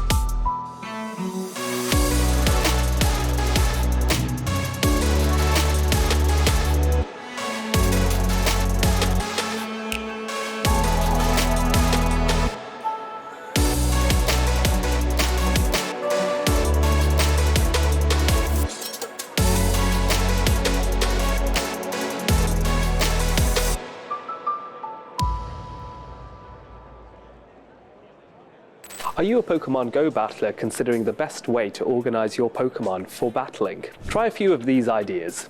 So we're going to be using the tag function for Pokemon Go. If you want, you can create a series of tags for the different leagues in Pokemon Go. For example, you can use the tags for Great League to create a tag list for Pokemon that are below 1500 CP in range. You can also do one for Ultra League as well, where the CP will be 2500 or below. And finally, you can do one for Master League where you are unrestricted by CP, and you can categorize your Pokemon across these 3 different leagues that you typically find in Pokemon Go's GBL. There are also other tags that I like to use. One example is pending, which is where I place Pokemon that I'm looking to power up or second move so that they are ready for my next tournament. On rare occasions, Pokemon Go sometimes adds Little Cup into their GBL, so I sometimes create a tag specific for the 500 CP Cup So for those of you that also enjoy Little Cup, this might be a consideration as well. Finally, I also have some tags for Pokemon that I'm trying to get XL trades for, and I also have tags for the tournaments that I'm in, where I'm trying to have a set of 6 Pokemon for my Pokemon Go tournaments. So I can categorize them based on which tournament I'm going into, and have a set 6 for those. Why would you use tags in Pokemon Go? Well, firstly, you can categorize your Pokemon based on whether you want to use them in Great League, which is CP 1500, Ultra League, where a limit of CP 2500, or indeed in Master League, where there's no restriction. It's also quite handy to have tags available for powering up certain Pokemon, or making sure they're saved for you to power up in the future, or indeed for having specific tags for tournaments where you want to have a set of 6 Pokemon that you know that you're going to use in those tournaments. I hope these tips have proved useful for you, and if there's any, and hopefully these will help you to become a more successful Pokemon Go trainer, battler, and hopefully you too will win your first championship, or the first of many, I'm sure. Hey everyone, I'm Amanda, but some of you in-game might know me as Lundberger. We figured with the Play Pokemon tournaments getting more and more popular, some of the casters decided to give some tips that will help you improve your gameplay, and so I'm going to start. So there's a lot of terminology that is thrown around in Pokemon Go, but one that you will most likely hear often is CMP, which stands for a Charge Move Priority Event. But what exactly causes this CMP? So when you are battling, your Pokemon is throwing a fast move, which is generating energy so you can eventually throw one of your charge moves. When you get enough energy from these fast moves, you can click the button on the bottom of the screen to throw the fast move that you'd like to. But what happens when you and your opponent hit the charge move at the exact same time? That is a charge move priority event, and the Pokemon with the overall highest attack stat will be the one who gets to throw the move first. There are some Pokemon that you might see in this tournament, like a Charizard or a Machamp, that have a very high natural attack stat. These ones will most likely always fire their charge move first. An advanced move that you can do in this game is, if you know that you will win charge move priority, you can store a charge move and swap out and use it later, knowing that you will most likely get to throw this before your opponent will throw theirs. In a mirror matchup, or a matchup where the same Pokemon is battling itself, the one with the overall highest attack stat will still be the one who throws the charge move first. You can check your Pokemon's personal IVs by assessing it with your team later. Knowing whether or not you win charge move priority is crucial information, especially in a best of 3 matchup. Some Pokemon actually have similar attack stats, so it will depend on your personal IVs. We saw this happen recently in one of the regionals, where a Medicham would normally win charge move priority over a Noctowl, but because the Noctowl had such a high attack stat, it actually ended up winning charge move priority and actually helped the winner win the whole regional. But obviously, winning charge move priority doesn't automatically mean you're going to win your matchup, because with the higher attack stat, you sometimes lose some of your defense and bulk, so it is a bit of a trade-off. But it is some good information to know and may help you in your future battles. Good luck, trainers. Hello, welcome back. We are here with one of today's battlers in the regional, Maximilian. Can you tell us a little bit about yourself? Sure thing, Martijn. It's a pleasure to be here. I'm Maxi, as he said, and I'm representing Cardiff from Wales this weekend. Can you tell us a little bit about your achievements so far? Are you confident for today's tournament? This tournament is a lot more stacked, not just in terms of the quality of players, but also the quantity of players this weekend. Probably the biggest one we've had worldwide, I think, so far. So I go in with high hopes, but realistic hopes, as I always do for any tournament. Last season, I did a lot of grassroots tournaments, and I had a lot of success there. So I'm hoping to just bring that form here. How did you actually get started with all of this, with playing Pokemon Go PvP? So I started the game when the whole craze started, of course, all the way back in 2016. And then I stopped playing until the pandemic started. And then when the pandemic started, I raced to level 40 and started GBL, as that was the thing now, because I was always into the battles in the main series games. And it kind of just built up from there. I kind of got into watching the content creators, and I learned a lot that way. Maxi, how did you prepare for this tournament of today? Honestly, it's been really tricky, as the meta seems really diverse in terms of not in terms of the range of mons being used, but specifically between Europe and North America, people seem to be bringing their different options. So it's been pretty difficult to plan for specific things. The way I've prepared, I've just found a couple cores I really wanted to run, some mons that I felt very comfortable running, and tried to build a team around that. Okay, thank you for your answer, Maxi. I'm glad you mentioned the meta, because we will be back with more about that soon. Hello, welcome back, trainers. I'm here to give a little bit of information on a more complicated topic in Pokemon Go PvP, which is the stat distribution. What exactly makes a Pokemon good in Pokemon Go PvP? One of them is stat distribution that defines a Pokemon. It consists of attack, defense, and HP. Every Pokemon has their own unique base stats. For example, a Chandler has a higher attack, which means it can deal more damage. An Umbreon has a very high defense stat, which means it will take less damage from opposing Pokemon's fast and charge moves. A Guzzlord has a very high HP stat, meaning it can take more damage before it is knocked out. Generally, Pokemon with a high defense and HP stat are described as bulky, because they can take up more damage before they are taken out. While Pokemon do have their own unique base stats, they can be tweaked a little bit through IVs. IVs stands for individual values, and they consist of attack, defense, and HP. These individual values can be viewed through the appraisal option on a Pokemon. Every stat here has a separate bar that can be filled up with points, up to a maximum of 50. Each piece has 5 points. These points specify the stats of your Pokemon. For example, an 8 attack Obstagoon has a higher attack than a 4 attack Obstagoon. The attack stat in Pokemon Go is critical because it adds more value to your combat power, CP, than the other 2 stats, defense and HP. This is why many players prefer a lower attack Pokemon, simply because then they can add up more power-ups within that Pokemon to reach the CP cap of that Pokemon. For example, the 1500 CP cap of a Pokemon in the Great League, or the 2500 CP cap of a Pokemon in the Ultra League. The more power-ups you can get in your Pokemon, the higher stat distribution you could have. This might allow your Pokemon to barely reach to that final charge move before being taken out, whereas a Pokemon with a lower stat distribution could not have. So now you're thinking, well, why would I want a higher attack Pokemon then if defense and HP are way more valuable? Well, there is some value in having a higher attack stat. Not only are you able to do more damage in specific scenarios, you might also be able to win a charge move priority event. So this covers basically the stat distribution. Amanda will tell you more about how CMP works. I hope this information is useful for you in choosing the optimal stat distribution for your Pokemon.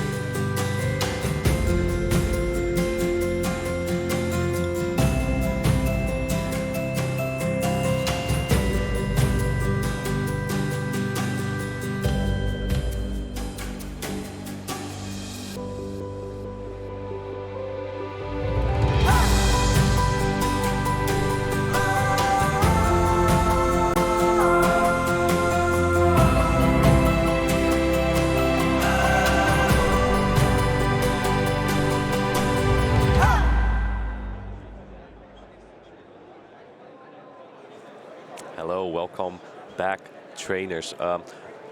Unfortunately, we are a little bit delayed due to technical issues with the internet connection here, and we want to make sure that our battlers have the best connection to do these battles. Because if you play the Go Battle League, sometimes you may notice it can be frustrating to play on weak connection, right? Yes. One good thing about tournaments like this, unlike the Go Battle League though, is if you do have one of those weak connections or something goes wrong within the game, there are staff and referees around to judge and see if it's worthy of a rematch or not. And that's something that you don't get in the Go Battle League. Yeah, I don't think that's something they could implement there either. But you know what would be cool, in my opinion, if they can implement something like a Show 6 Pick 3 format in the Go Battle League, right? That could be great, perfect for a Play Pokemon tournament. And maybe it's just more fun for some people, right? It's a good practice at the very least, right? Making a larger team that people can choose from. Obviously, the timing of that would take a little bit longer as well, but in the same regards, I mean, it is an interesting thought indeed. Absolutely, that's just some creativity. Yeah. I think in the meantime, while we wait, we should do an Ask Me Anything with Martin. You can go ahead and type in the chat. He won't be able to read it, but you can still ask. I'll just look in the camera and see it somehow. You just shout out random answers to the questions that you think people are asking. Yes, thank you. Yeah, I ate pizza last night. Yeah, it's true. What is your favorite type of pizza? I like Hawaii. Ooh, we're having technical difficulties on stage now. I just learned that my pair partner has no taste buds. Well, maybe there should be a green bell for that. Oh, this is hilarious. There actually is going to be some questions in the chat for Martin. We'll see if we can actually ask some of them. So go ahead and you can legitimately ask some questions. I think I already started fire by saying I like pineapple on pizza. So pineapple on pizza offends me greatly, I have to say. How unfortunate for you. I will just enjoy one maybe tonight even. If you like to ask anything, chat, go for it. In the meantime, I'll start us off a little bit. Chandelure is your favorite Pokemon. Not what is, but why is it your favorite? I think that the chat from my streams, they forced it upon me, really. I started using Chandelure in an Ultra League, what was the meta? Ultra League Premier before XL candies came out. And I combined it with a Shadow Dragonite and a Abomasnow, and I found it working really well. I didn't see Chandelure as just some random, fun, spicy Pokemon. No, it fit in my team. There was no Galarian Stunfisk, there was no Alolan-Ninetales, there was no Jellicent, and Chandelure was not an XL Pokemon. It covered things like Venusaur, Magnezone just very well.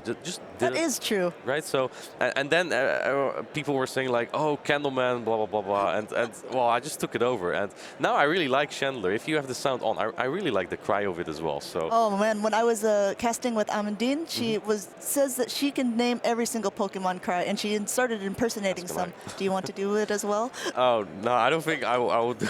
I'll probably, now that I say it, maybe I'll do it wrong. I don't want to do that. But yeah, I can do most of it, yeah. This is one of my favorites coming in from the actual regional winner of Stuttgart, M.E. Weedle, saying, Martin, how does it feel losing CMP to my Noctowl? That felt great to let you win.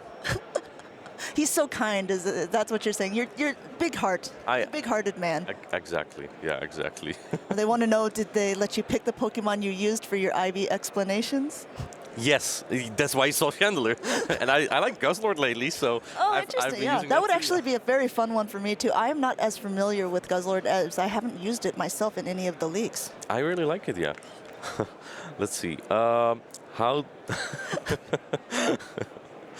do I get plus 1900 ELO in Go Battle League? I know my typings, but the algorithm always hard counters me. Well, as Niantic once stated, there is no algorithm. We've seen today that losing the lead does not always mean you lose the battle. So sometimes if you get hard countered, and there might be win conditions, right? If you think more about that, maybe you can win those battles you get hard countered. It's true. I mean, like, how many times have you had battles where you have a really good lead against, like a Noctowl into a Trevenant, and your opponent just quits? Top lefting is not something that we do in the Pokemon Play tournaments, but it is something that you see very often in Go Battle League. And let's be honest, we thank those trainers for not wasting the time. That is true, but it's just a little bit quick to go to conclusion that it's just the algorithm, right? That is true. Of course, it's not. I would never say that. I think there is definitely an algorithm that sets up you to play an opponent within your ELO range. Yeah, I mean, that is the definition of an algorithm. I do not think there is an algorithm set to hard counter your team with another team. That's just the way it is. This has been a couple times. I think we should address what the Pelipper G-Fisk matchup looks like. I can tell you so much about this. It is the best matchup I've spoken about ever. Go on, go on. So before the wing attack buff, Pelipper won all even shields except the 0 shields. However, when Weather Ball was nerfed, it didn't anymore because the Weather Ball damage just wasn't enough.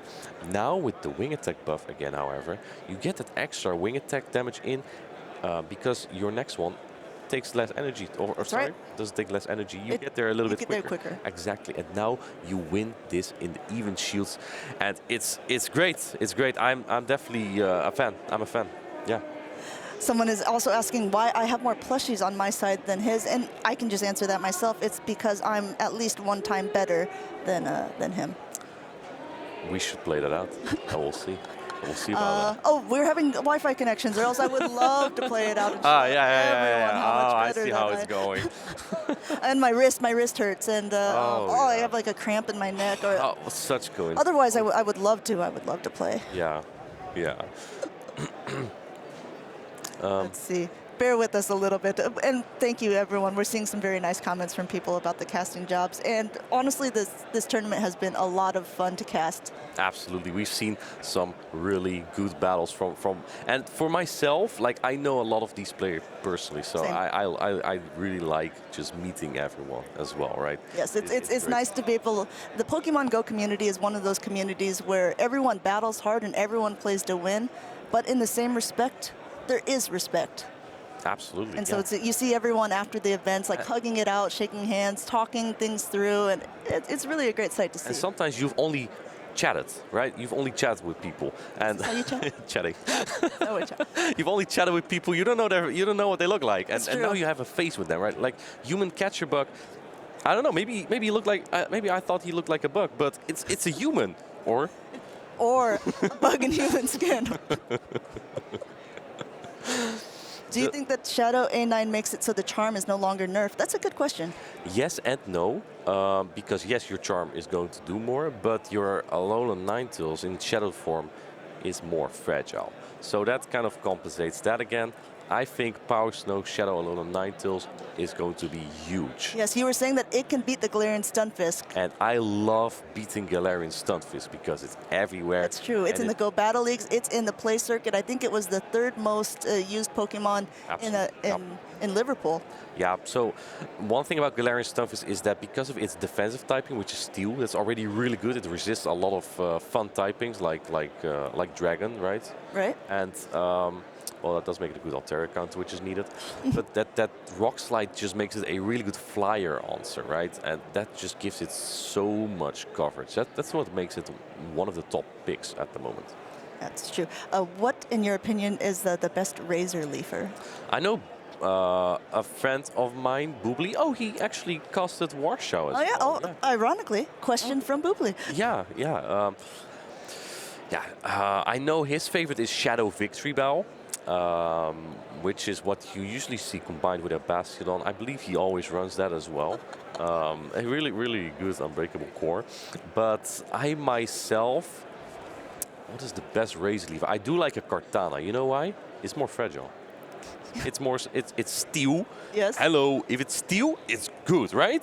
I have seen this so far in the play tournaments. It does seem to be the case. Moves. A lot of double steel. Exactly.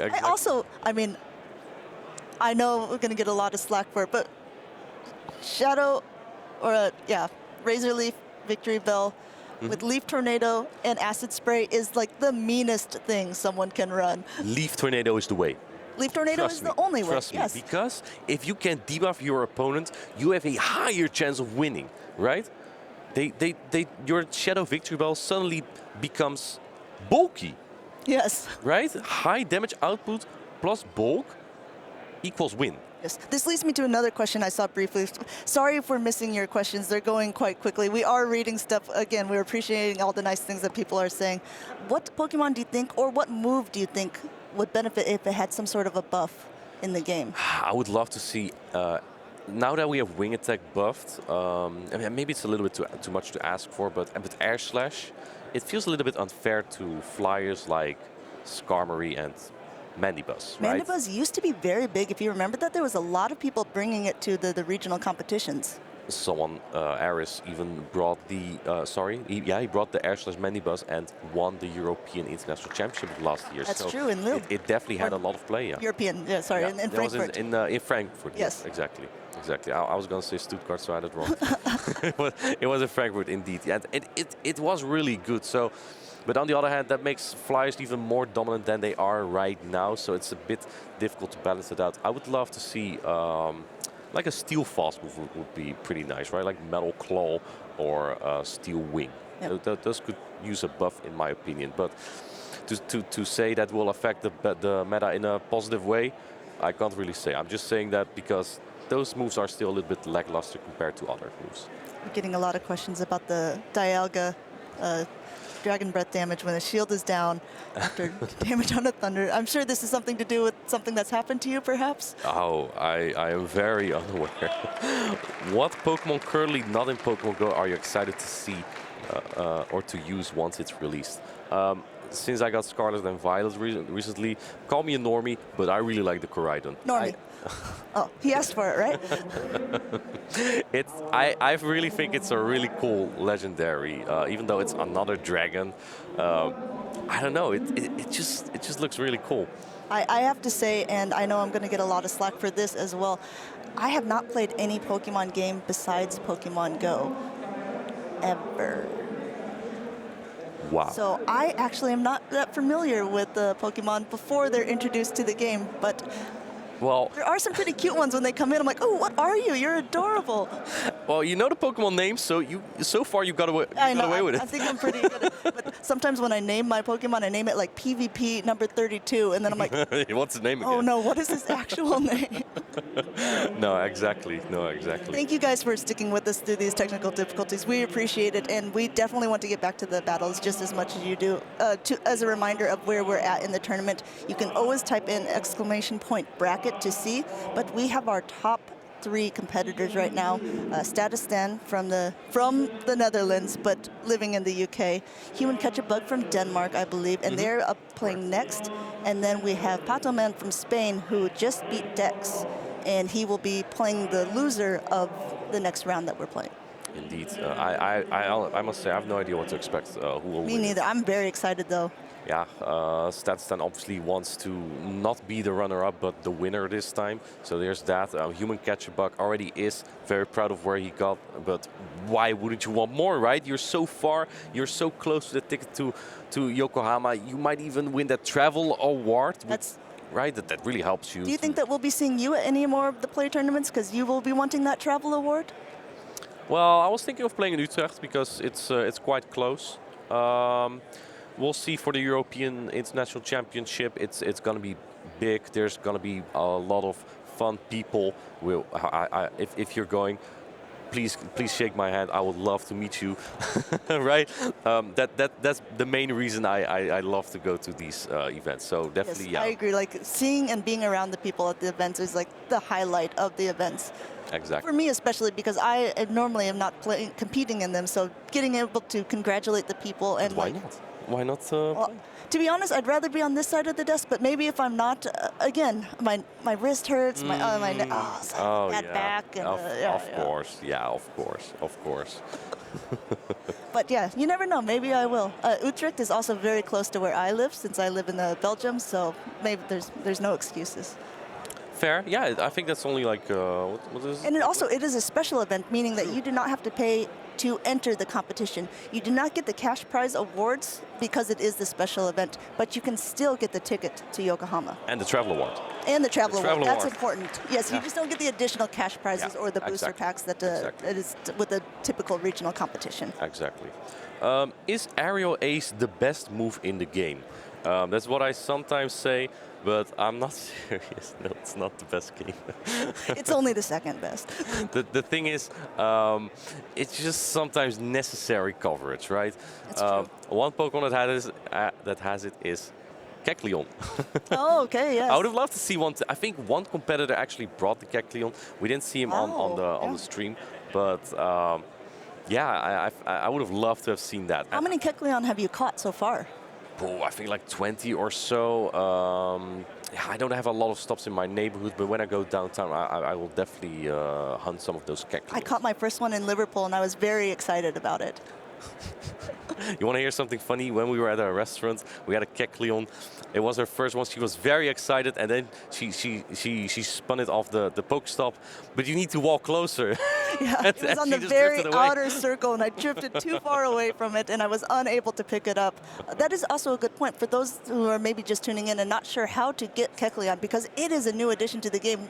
Pokemon Go players have been waiting forever to finish this Pokédex entry. How can you get a Kecleon?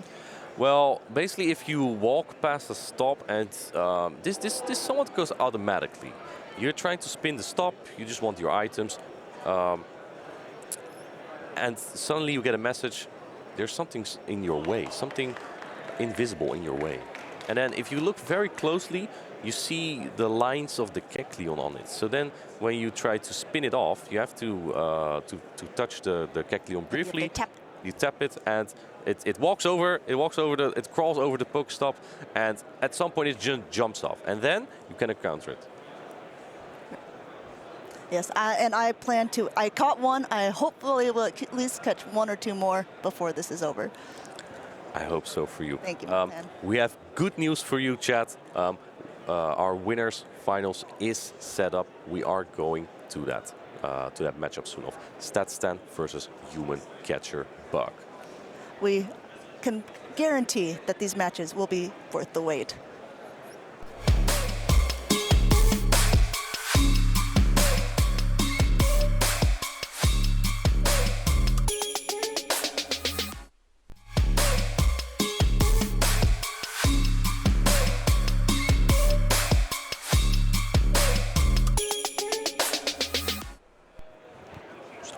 So here we are back into the winners finals. We have Human Catcher Bug on the left-hand side, and we have StatStan on the right.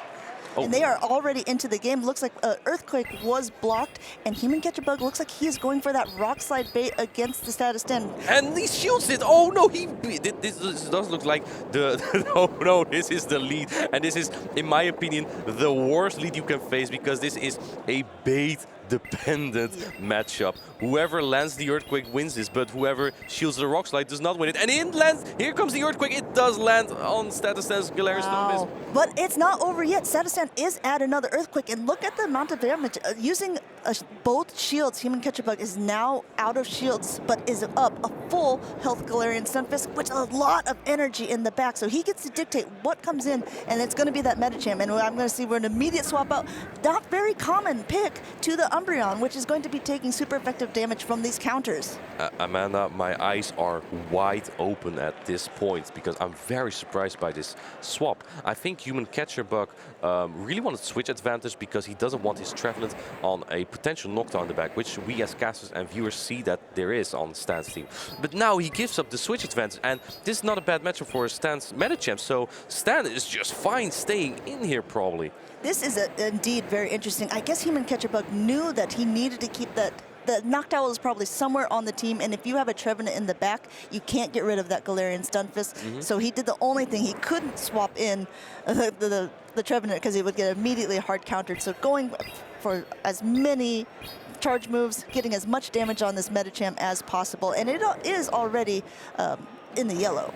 Yeah, and I actually want to come back on what I said. Obviously, the Medicham is very fine staying in this matchup, but the timer already is up, because this matchup took quite long. The Umbreon just takes so many moves and dishes out so many moves. So at this point, when the turn comes in, Let's see. I'm predicting he swaps a Noctowl. He does, and then the Galarian Starfish can come in. So I think Human Catcher Bug just smarter than I am. This worked out very fine for him. Very well played there, because if you remember, he has so much energy on this as well, and a Shadow Ball will not be able to take it out at this range, although it will chunk it down a lot. And Human Catcher Bug is up to a second Rock Slide. Sadistan timing these moves perfectly and doing the Shadow Ball right as this was taken off. Yeah, the Shadow Ball won't take it out yet, but now it is in Sky Attack range. The Galarian Starfish likely gets 2 Rock Slides off, and then we might see a Trevenant taking out a Noctowl. Once in a lifetime. It is going to be very close. Timing this, another Wing Attack does go through at this point, but you can't rely on charge move priority, especially when you want to get off 2 moves at the same time here. So going to go ahead and throw another Rock Slide.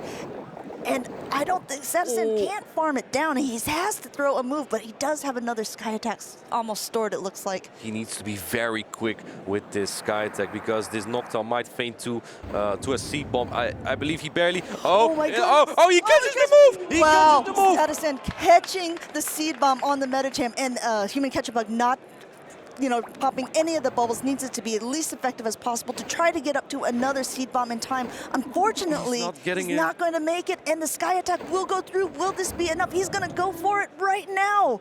And I believe Stan was a little bit afraid that the energy would pop in late, so he throws the Sky Attack just to be sure he gets a move off here, and his Sky Attack will take out the Trevenant. Very good and decisive catch by Sadistan there. And Human Catcher Bug usually waits half a turn to see if the move comes through, but at this point he couldn't, because it would have been charge with priority event, which Trevenant wins. And what a play by Stan, recognizing that they were going to hit the move at the same time. Trevenant was going to win charge move priority, and he needed to throw it to knock out that Noctowl. Cool head by Stan, getting game 1, but just marginally. But what a play by Human Catcher Bug. If you think about that lineup, he managed to keep that Trevenant, and it was almost able to take out a Noctowl. It was a very, very good game on both sides. I'm guessing that Umbreon is probably the main Pokemon here for Human Catcher Bug to bring if he decides to just throw it into a Medicham, because his thoughts on this are probably that Umbreon is quite neutral on Medicham. I don't entirely disagree with him, because Umbreon definitely can win like 0 shields or just make it really close or stall the matchup. You saw how low the Medicham had gotten from that Umbreon matchup. Exactly. And if Stan knows that, it's unlikely we will see his Spice pick that is the Mew that could have any Mew set, but we know it has the Shadow Claw. Look at you making puns. Oh, I'm learning from you. But it can't hurt the Umbreon really, right? And if you know that's coming out, then Mew's probably not the Pokemon to bring. Yeah, we might not get to see that shiny Mew in this game, unfortunately. What are your thoughts on the moveset? This is the typical moveset I think that we see in the play tournaments of the Foul Play and Last Resort on the Umbreon, but there are a couple other options. That there is another Community Day move of the Psychic Umbreons, and there is also a potential for Dark Pulse Umbreon. You could run Last Resort Psychic. That's well, that's double legacy actually. Yeah. The other moves, Dark Pulse hits a little bit harder, but takes 1 Snarl more sometimes, right? Like Foul Play switch between 4 Snarls and 3 Snarls. Dark Pulse is straight 4, and a Psychic is good coverage for fighters, especially like a Toxic Croak. You almost one-shot it because it's double super effective. But you are walled by other dark types, unless you run the Last Resort Psychic, of course. But you're walled by other dark types. Willing to use an Elite TM, maybe that is an interesting way to go. Oh man, look at this lead! Let's see an immediate swap out to that. Using Umbreon as a safe swap. Let's see if Sadistan chooses. It's like he knew immediately what was going on. I have heard with a Snarl or 2 advantage, though, you can flip this matchup if you play it completely correct. What are your thoughts on the Umbreon versus Medicham swap in? Stan was very quick to swap in that Medicham to the Umbreon. Absolutely. It comes a little bit down to IVs. I can tell by the CP from Sadistan's Medicham is not the absolute rank 1 Medicham. So we'll see if it wins that. We don't know exactly. Let's see. It is a 1494 CP Umbreon. I believe the rank 1 is 1499 or 1500. So I think this Medicham might take the 0 shields. And if not, Sadistan has 2 normal types for the Trevenant. Obviously, Noctowl is unrivaled in beating Trevenant. Yes. But Dunsparce can do the job. A little bit of a bad predicament as well for Human Catcher Bug, because if he doesn't win, he's already getting this Medicham down so low that, you know, there's not going to be a lot of farm for that Trevenant to come in. Look, it wins the 0 shields here. This is the perfect shield. If it is a 0 shield, it is not. It is not. Counting correctly, Yep, he has to knowing that he has to shield this up to maintain that switch that he was looking for. And yeah, you have to bring in that Trevenant, which is going to get an Ice Punch, or perhaps 2 at this range. Ooh, I think the Shadow Claw might kill, but this really shows the power of Umbreon getting that shield advantage despite having a pretty bad matchup there. And it looks like the Medicham indeed does faint. That second Shadow Claw would have been really nice. And look at the Human Catcher Bug building to the Shadow Ball first. Very smart. Now he has a move sword, and Trevenant also has a very high attack stat, which can win a lot of matches. So just pocketing it for later, just in case. And now taking a Shadow Ball from the Noctowl, and in comes that Dunsparce that we haven't seen yet, at least in this matchup. And it's going to go ahead and tank an Earthquake, as Stan is choosing not to protect it. Yeah, the Dunsparce is a little bit in a awkward situation here. The rollouts don't add up. The drill runs will be super effective, but it won't KO yet from here, even though it's super effective. On top of that, like, it's also Dunsparce's position is just awkward against his team, in my opinion, because even Umbreon is pretty bad because you don't have any moves that had the same type of attack bonus. And if you're in Stan's position at this point, do you shield the Earthquake, or are you just using Dunsparce as a sponge, essentially? I think you kind of have to get this drill run up, otherwise this Galarian Storm will not be in Shadow Ball range. But he does let it go, and this will take out Dunsparce. Now it is all in the hands of this Noctowl. The thing is, if he shielded that, then maybe Human Catcher Bug could have swapped in Trevenant and throw the Shadow Ball. So I think this may have been the correct play for Stan. Wing attack going through. Stan using his last shield now on this rock slide, wanting to preserve as much health as possible on this Noctowl, because he knows in the back that Trevenant was not going to have a very good time against this pretty healthy Noctowl. Human Catcher Bug doing as much as he can to try to get as much damage off, but without any protect shields left, another Shadow Ball, or perhaps even a Wing attack, or Sky attack with the Wing attack damage would be enough to take out the Stunfisk at this point. Absolutely. The Trevenant does have a move store, but neither one are that effective against this Noctowl. Oh my god! Oh my god, what a play! Look at that Stan, waiting half a turn. Human Catcher Bug waiting half a turn as well. Oh my god. Still both. Oh my goodness, but it doesn't really matter for the matchup. I think in comes a Shadow Ball. There's a little bit more than that C-Bomb, but at this point, the Noctowl farms down and gets to that Shadow Ball regardless. But man, I love that was catch. an amazing catch. The best play that Human Catcher Bug possibly could have done. Still unfortunate not making it, but a wonderful stat for Statistan, who has once again at least secured the second spot in the Liverpool regional finals. Absolutely, congratulations to Stan. People's champion. Give us what we want. Dunsparce, winner of Liverpool. Oh, I love this. I wonder if the audience this time heard me, because man, I was so excited by that catch. He goes out of the winners, unfortunately. He still has a chance in the losers against Patuman, and then maybe a revenge battle against Statstan in the grand finals. We've seen this before in a couple of regional tournaments. Just because you've lost in the winners finals does not mean you're going to lose in the grand finals. You can flip these matchups. Now Human Catcher Bug has had a chance to play Statistan. They at least have both been able to analyze the teams and each other's styles. Yeah, and Stan, congratulations to Stan. He locked in. Apologies, I'm completely wrong. This is the best out of 5, of course. Oh, yes. We're in the winners final. Oh my goodness, we got so wrapped up in this whole... It's not over yet. It's not over yet. It's not over until it's over, and it's nowhere near done. Yeah, so we're going to see how Human Catcher is, if he can come back from this. We have seen some reverse, what we call reverse sweeps, right? Going 0-2 down, but then winning 3 in a row. I believe we've seen Doonbug do that in San Diego. Was this San Diego? No, it was in Arlington. Apologies, that was in Arlington, where he won about, I believe, 8 battles or 7 battles in a row. Yes, that man was like a machine at that point. He was no longer a man. Well, he is another bug. The thing was, he seemed so down after losing so hard to a couple opponents, and then he made this crazy comeback that almost seemed impossible. So never give up hope. Never give up hope. You might just be able to make it. And maybe we'll see that happen from the other bug, Human Catcher Bug, here as well. Both players look like they're still locking in a little bit. And I have to say, we have more plushies on our desk than there is on the... Yeah, Chet was was saying this more on your side, but I have here more on my side than Stan, so I'm not completely losing, I guess.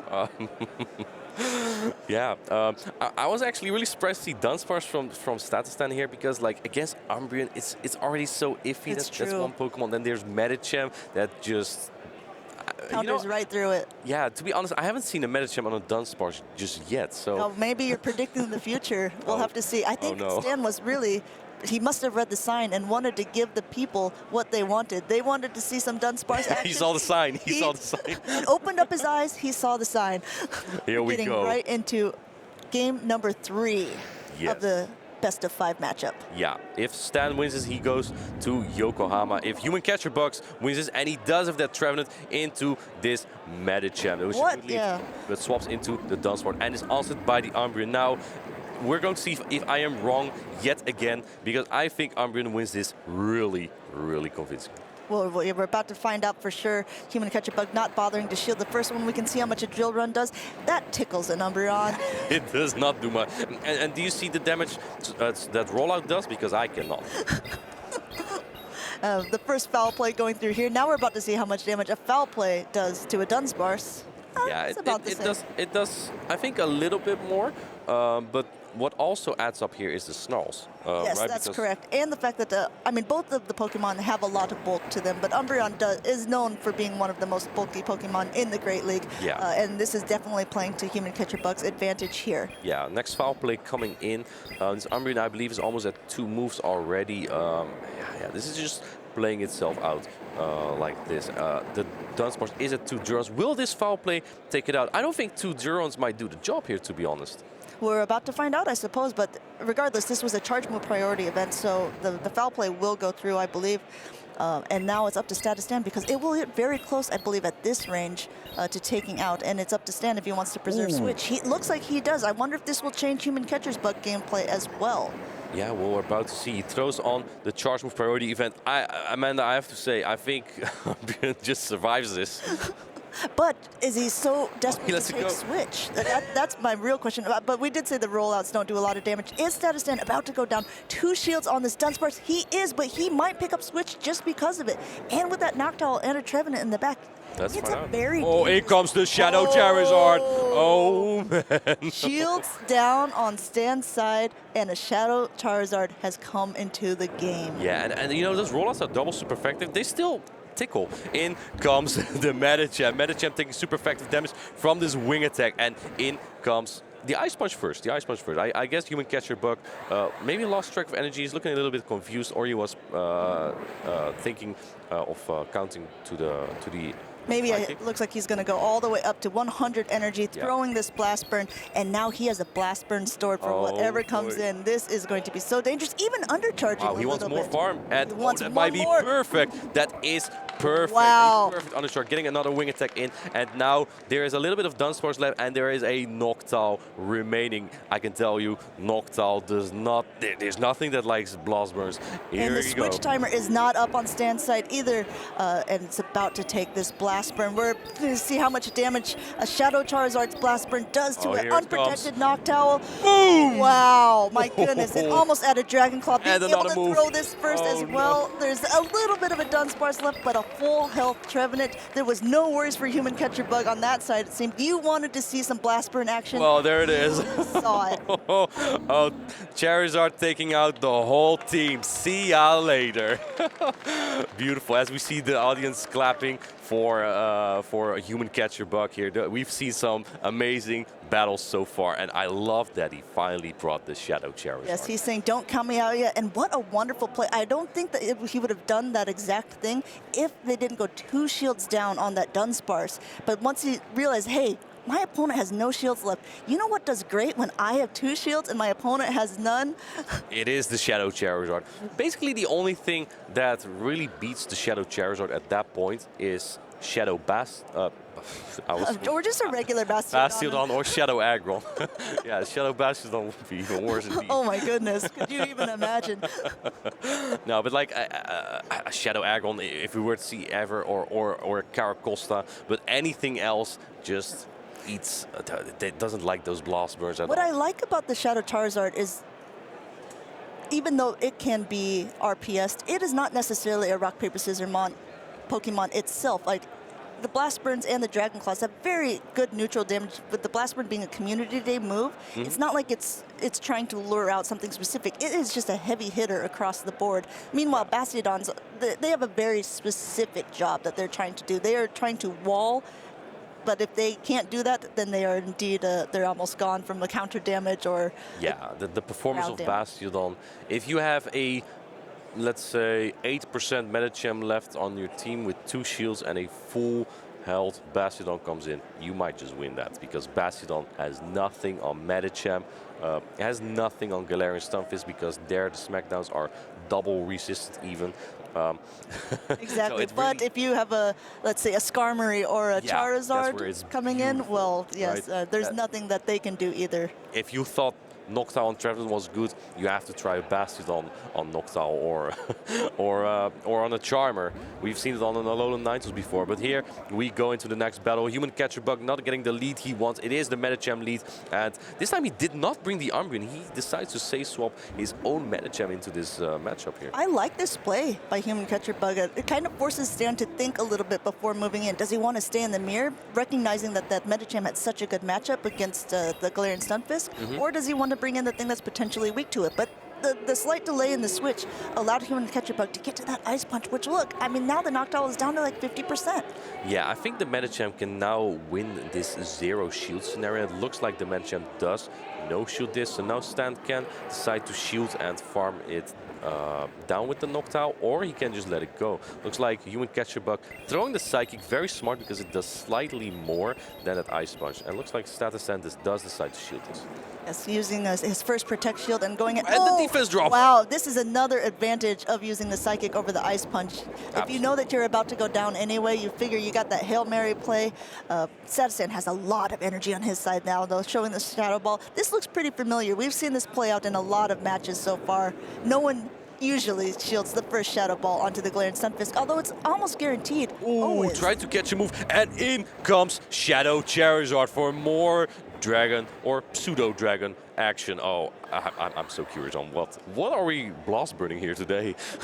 We have to be careful, though, because if you see Stan still has that Dunsparce in the back as well, and now one shield has already been used. The blast burn comes through. Will Stan use both of his shields here to protect the Medicham? Oh, I don't think you can, because then you can't protect against another blast burn. It is the blast burn. It takes out this Medicham. Whoosh. Let's see what's coming in. It is going to be that Dunsparce, and even though these rollouts are super effective, they are still not doing that much damage, as it's mostly the charge moves that are doing the damage. Will he call this? The Blast Burn will do so Oh, no, he called. Oh, no, hits the Blast Burn. Oh, my goodness. Dunsparce. Oh, poor Dunsparce. It takes it so low, and that means this battle is very difficult to win at this point. Human Catcher Bug. He's debating. You can see if he wants to shield it. Will he shield it? He does not. He lets it go down, but this is also a good position. He's going to get a lot more farm. Yeah. But he's almost at 100 energy, forcing to at least throw this Rock Slide. And staying out of Shadow Ball range. That's right. And it looks like Stan does decide to shield this move. Maybe if there's, maybe he can make like a catch or something. Looks like Human Catcher Bug decide not to throw the Rock Slide, but to farm down this Dunsparce. Yes, and if you're Human Catcher Bug, you are throwing the Rock Slides no matter what, because even if there's an attempted catch, then you want to be throwing not the Earthquake, right?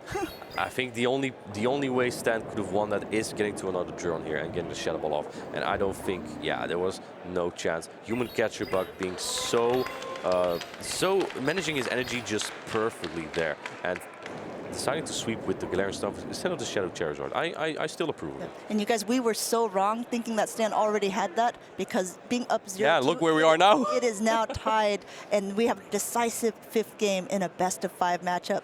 And no matter what, who wins this one will get guaranteed at least 2nd place in the tournament and will punch their ticket to Japan.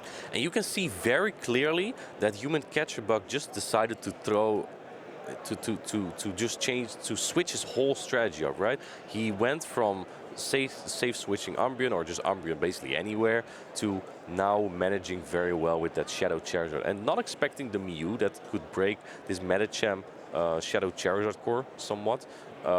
Which leads you to the question. Do yeah. you think we'll see the Mew from Stan's side now? Because again, like I said, when you're at this stage, everything can be flipped because people are trying, not desperate plays, but what strategies, trying to think outside the box. My opponent did this, so maybe he'll do this time. As you can see, they're both very deep into thought because this game is one of the most important games. This is the decisive game for one of the top 3 to get to Yokohama, that ticket to Yokohama. I don't know if we are going to see Mew again. It's so risky when Human Catcherbug is clearly confident with Umbreon. But we don't know. Maybe. If Stan also can decide to switch strategy, right? That's right. Yeah, and maybe the same from Human Catcherbug. Maybe he goes back to the Umbreon. I personally think that Umbreon and Shadow Charizard is a very good core, basically only broken by Azumarill. There's a very frail Pokemon combined with something with a lot of bulk that can soak the thing of not having shields left in play. And here we see the Trevenant lead into the Dunsparce. This is pretty nice for Stan, but this is not even his final form because he has a knockdown on the back for the Trevenant as well. But looks like Human Catcherbug might be predicting that and just staying in with this Trevenant. Ooh, tried to catch on the Umbreon there, but unsuccessfully, unfortunately. But again, it will take at least probably 3 of the rock slides to take it out because they're not same type attack bonus even. And Stan is not even bothering to try to catch this time, going ahead and swapping in this Umbreon. And Stan is staying in and throwing a drill run just to get probably a little bit of chip damage. Or do you think he will continue to stay in this matchup? I think he will go. Oh, he goes in Noctowl. Okay, that is definitely not what I expected. But Stan is probably predicting the Galarian Stunfisk, which was the thing I was about to say. He brought a team that's quite weak to the Galarian Stunfisk, as he brought Lantern instead of Medicham this time. And Lantern, especially when shields go down, is not very good against Galarian Stunfisk. Do you think Stan is expecting that there's also a Shadow Charizard in the back? Because like you were saying...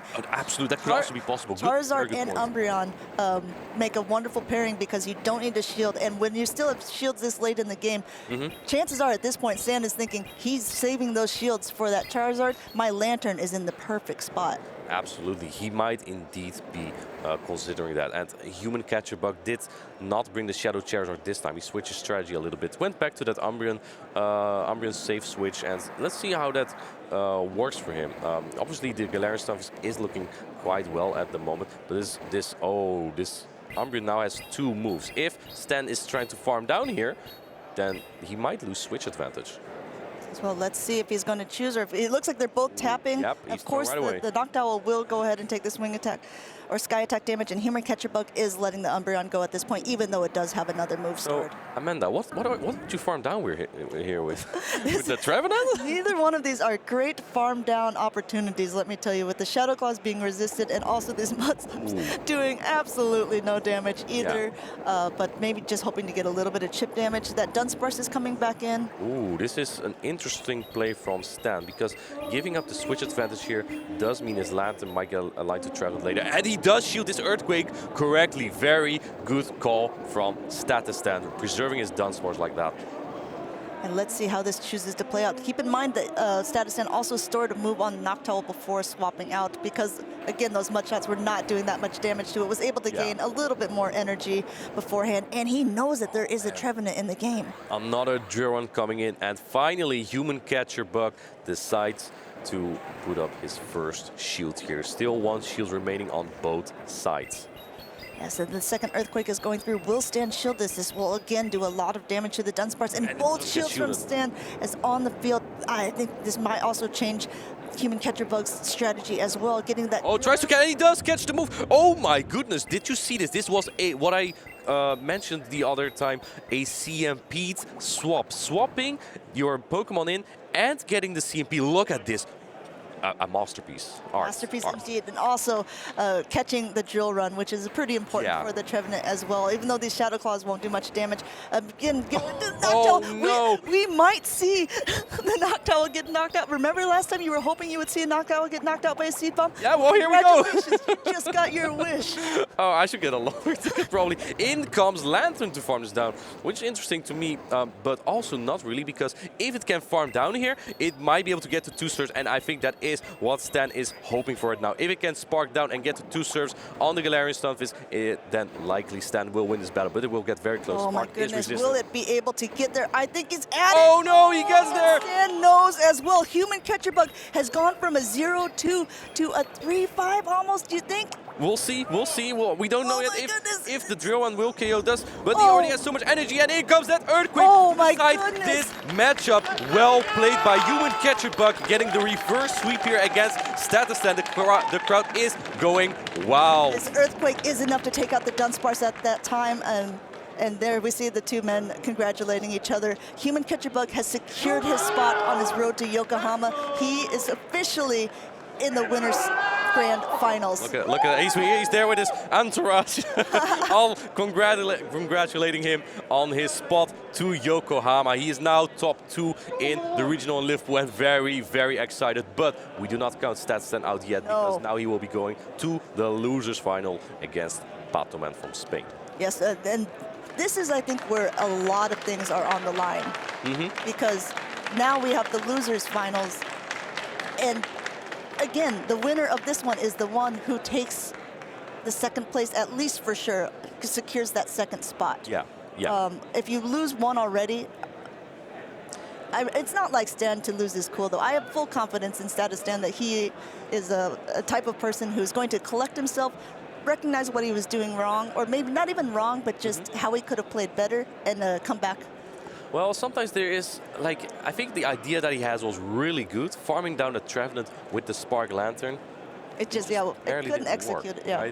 Right? Another option he could have tried is taking it out with the Dunsparce. The problem there is then the Galarian Stunfisk has all that energy still. Right. And if it Earthquakes the Lantern, it will still get very, very tight, especially considering that he just swapped in his Noctowl, so his switch clock was barely not up. So if he brings back in a Dunsparce, take out the Trevenant, then the Galarian Stunfisk comes back in, farms you down. It was, yes, it was a lot to take care of in that. And I think that's the thing, too. Like, you recognize, like, super high-level competitors, they know what their win conditions are.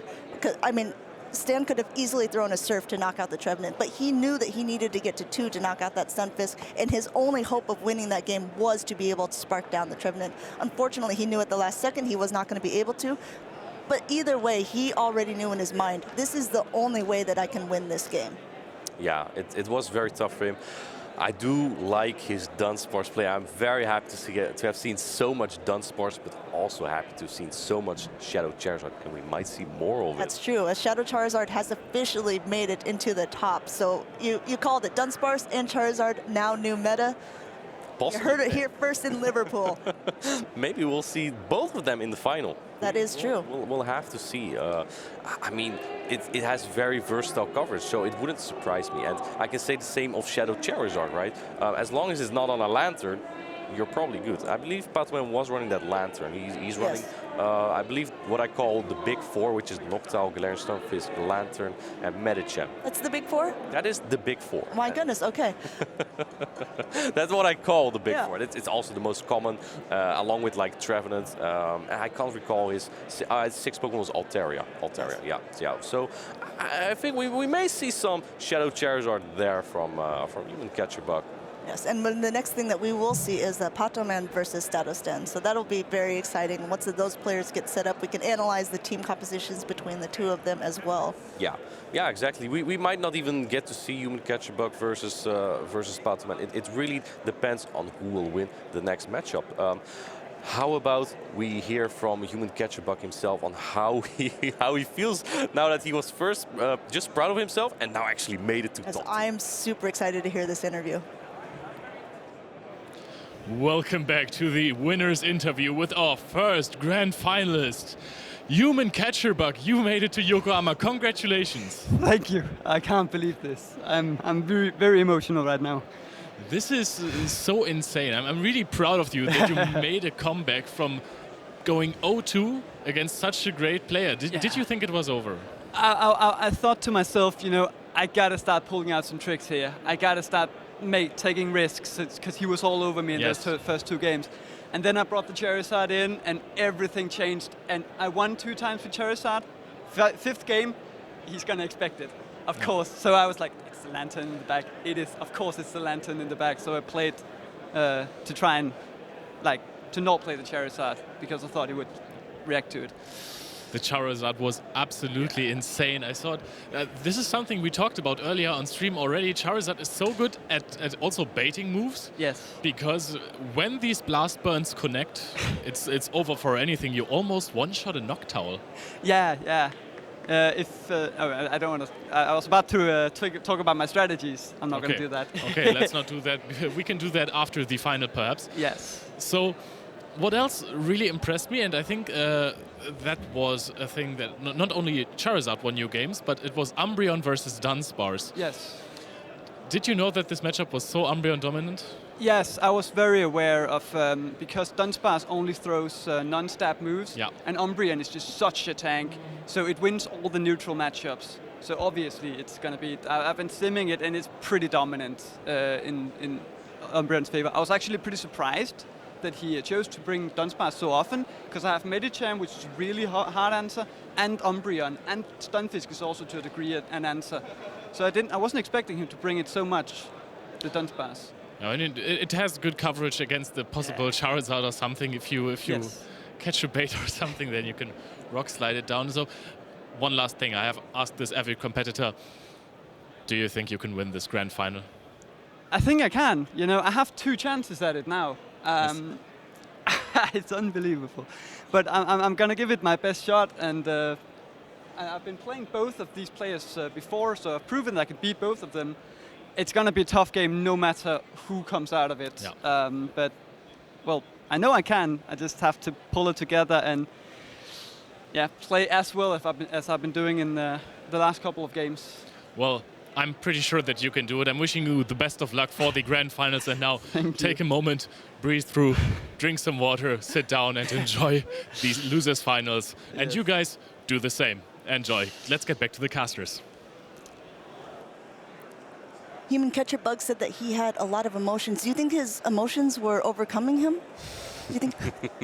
They may have. It's probably that time somewhere. Yeah, that his emotions are overcoming him. I was really. I was really excited to hear his thoughts on how Stan would predict his team, right? Yes. So he said that he started using the Shadow Charizard to bring it back to 2-2, which Stan probably didn't predict, right? Right, yeah. The Shadow Charizard. And then for the last game, he was like, hold up. Now he's going to expect it because it's been so good for me. He's going to bring that Lantern. Yes, which forced him to bring the Trevenant. So it was a potential, I mean, that was a very risky but calculated call, because if he had led the Trevenant and Sadistan had led the Noctowl, we might have been looking at a whole different ballgame. I agree. Yeah, that could have been very difficult. Not only the Noctowl, but it pairs so well with the Lantern. That could have been very different. But what a nice insight into his mind. Human Catcher Bug is now the only player left in the whole tournament that has not lost a round. Yeah, he's been doing great. As you can see here, the winners bracket and the losers bracket coming together. The winner of the losers final, Statstan and Patoman, will face Human Catcher Bug, who just won 3-2 versus Statstan in the grand final. Yes, and this is a very exciting time. I mean, like we said before, there was around 160 participants in this cup. So, I mean, to get to this level, a top 4, already there's so much to be accomplishment within that. But unfortunately for them, it is only the top 2 that get the ticket, no matter the size of the tournament. So they really have to play to win at this point. Dex, one of the competitors from France, did a wonderful job making that top 4, as you saw on the list. Was knocked out by Patoman, who is now playing Sadistan. Exactly, and if you want to see how other battlers did in the tournament, type !bracket in the chat so you get the link to the bracket. Speaking of the top 2 only getting the prizes, on international championships, this is different, however. That is true, yes. Because then the top 4 receives their invite to Yokohama, right, the World Championships, and the top 2 receive the travel award. And we do happen to have international championships coming up soon. We have in February we have the international championships in Oceania, I believe. Sorry if I butchered that, but it is in Australia. That I know for sure. And then in April we have the European International Championship as well. As you can see here, the event scheduled for the upcoming tournaments. Yes, the International Championships is actually where our world champion of last year got his ticket, correct? A Dancing Rob? Yeah, that is correct. Yeah, when he took me out, yeah. He didn't even... I'm so sorry, I just keep bringing You up just all keep these... going on, don't you? And once I heard that you also like pineapple on pizza, I was like, this relationship is over. But this is a nice event schedule. As you can see, we are at the Liverpool Regionals, but the Oceania one is coming up, and that is the regional competition where 4 people will get the travels. And then the next one we have in Europe will be Bochum in Germany. Yeah, that's one I'm excited for. But the other I'm personally excited for is in my country. I know. That is Utrecht, which is a special event. So there's no entry fee. That's right. And I believe after that, after Utrecht and the European International Championship in April, we have the regional in Malmo. Malmo, Sweden, and then another special event in Italy. In Torino, I believe. In Torino, Italy. Yeah. So there are plenty more chances if you have not received your ticket yet, and you're thinking, even if you've never joined a played Pokemon tournament before, You might as you just win can it all. say, yeah, you might win it all. There's 2 of the top 4 competitors that have never competed in one of these tournaments, and that should say a lot in a tournament with so many people. The largest regional tournament for Pokemon Go to date. And these are players with mostly Go Battle League experience, not even super experience with Show 6 Pick 3, the format we have here in the Play Pokemon tournaments, but just Open Great League, playing those sets every day, getting your practice in with your Pokemon that you're familiar with, that you like. And like it's Axon said at the NAIC, once you're in here, you're just playing your battles. That's right. One thing I am really interested in is Pato Man. We've discussed a little bit. He's quite young, and a lot of the young players have already qualified in a lot of the different regionals around the world. There is no senior division this year, but a lot of the competitors who did place in the senior division in the previous one, like Hot Pocket and Emmy Weedle, Bird Power, they are all already qualified in the Masters division. So they are proving themselves not only as young players, but as very talented upcoming players that are going to be in this circuit for a while. These are names that we probably should get very familiar with. And they are still competing around the tournaments, by the way. So it's very exciting to see them. They're also like really involved with community, which I really like about the play. And maybe Pato Man will be the next one of the young people to be perhaps punching his ticket as well. Yeah, it could be. It could be. Like, there are many really good young players. There's also a player I know named Wadaj, I believe. Wadaj was also one of the qualifiers in the senior division the year before for Worlds. Yeah, very, very talented player. There are many more regionals in North America as well, so maybe he will qualify there, and maybe other youngsters. There again, names that are not super well known in the community doesn't mean that they're not like good. You know, exactly. We might just have a hidden star somewhere. I'm very anxious to see that. And I think that really played out in this tournament. Not that anyone would count any of these players out, like we already talked about. It's a lot about team composition. It's a lot about keeping your cool and using the strategies that you know work for you. But, I mean, you can't deny some of these plays. If you were asked to replicate it, if you were asked to win on certain conditions, you might not be able to pull it off the same way that you did in that first round. Yeah, it's not always easy. And if you try to replicate it if against the same opponent, they might just change the strategy. I believe we have seen, who was it again? I believe it was Dex leading his Registeel, or no, he tried to catch a move on his Registeel, and then Pataman predicted he would do that because he did it the battle before as well. And just holding off 1 second and not throwing that move. Exactly. Because if you do that multiple times, you get to know your opponent, you get to know a little bit of their play style or their idea, their team compositions that they pick, and you might be able to predict those catches. Yeah, that is absolutely true. Yeah. Speaking of Patama, we will be seeing him shortly, right? He will be playing against Statistan, so don't go anywhere, right? We will be having them shortly up. And StatStan is running that Mew as well. How do you think that will fare against the big four plus Altaria and The Trevenant? big four, yes.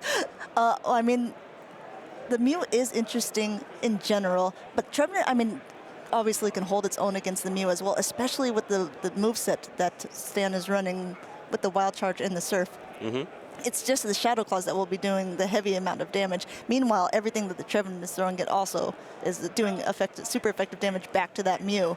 Absolutely. So I think that would be, a little bit scary if the opponent has a Trevenant, or even like just a strong Ghost type on their team, like a Sableye as well. Well, the interesting about the Sableye matchup is that with, not even with a Shadow Claw advantage, to be honest, Mew can win the one shield scenario against Sableye, despite taking super effective Shadow Claws the whole time. One foul play would take it out, but if you can land one Wild Charge, you can take out the Sableye with some Shadow Claws. So yes, but the important part is when to throw that Wild Charge as well, because once you throw a Wild Charge, then your defense is debuffed, so you're getting more damage from each of these Shadow Claws. So maybe it would be more important to hold off on throwing it until you know that your opponent is in the range that you can do this. Or even what you see a lot of times with Mews is that they are in the lead if they're using a Wild Charge. Because or that's not even just Mews. There's a lot of Pokemon that have movesets that do certain things that affect their abilities, like a superpower or a close combat. Sometimes like this that can damage yourself, so that the player wants to swap out. Clear the debuff. And clear the debuff. It's a chip and dip strategy, right? That's right. Yeah, I think those Pokemon can be very good, can set up strategies, right? Pokemon with moves like Wild Charge, Close Combat, Overheat, they hit so hard that no one wants to take those. It's Not true. a single Pokemon wants to take those moves on them. So, yeah, now that we spoke so much about Mew and movesets, how about we go take a look at Mew, and let's introduce the two battlers again that we will have in the losers final, which is Patoman versus StatStan.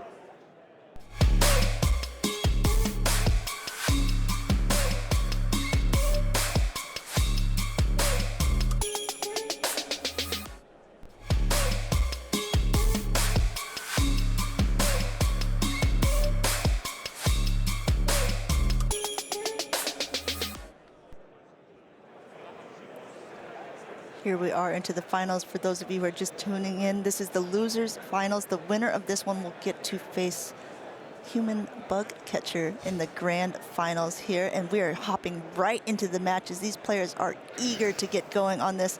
On Stan's side, let's see what we have. He's on the left, and Medicham into Medicham.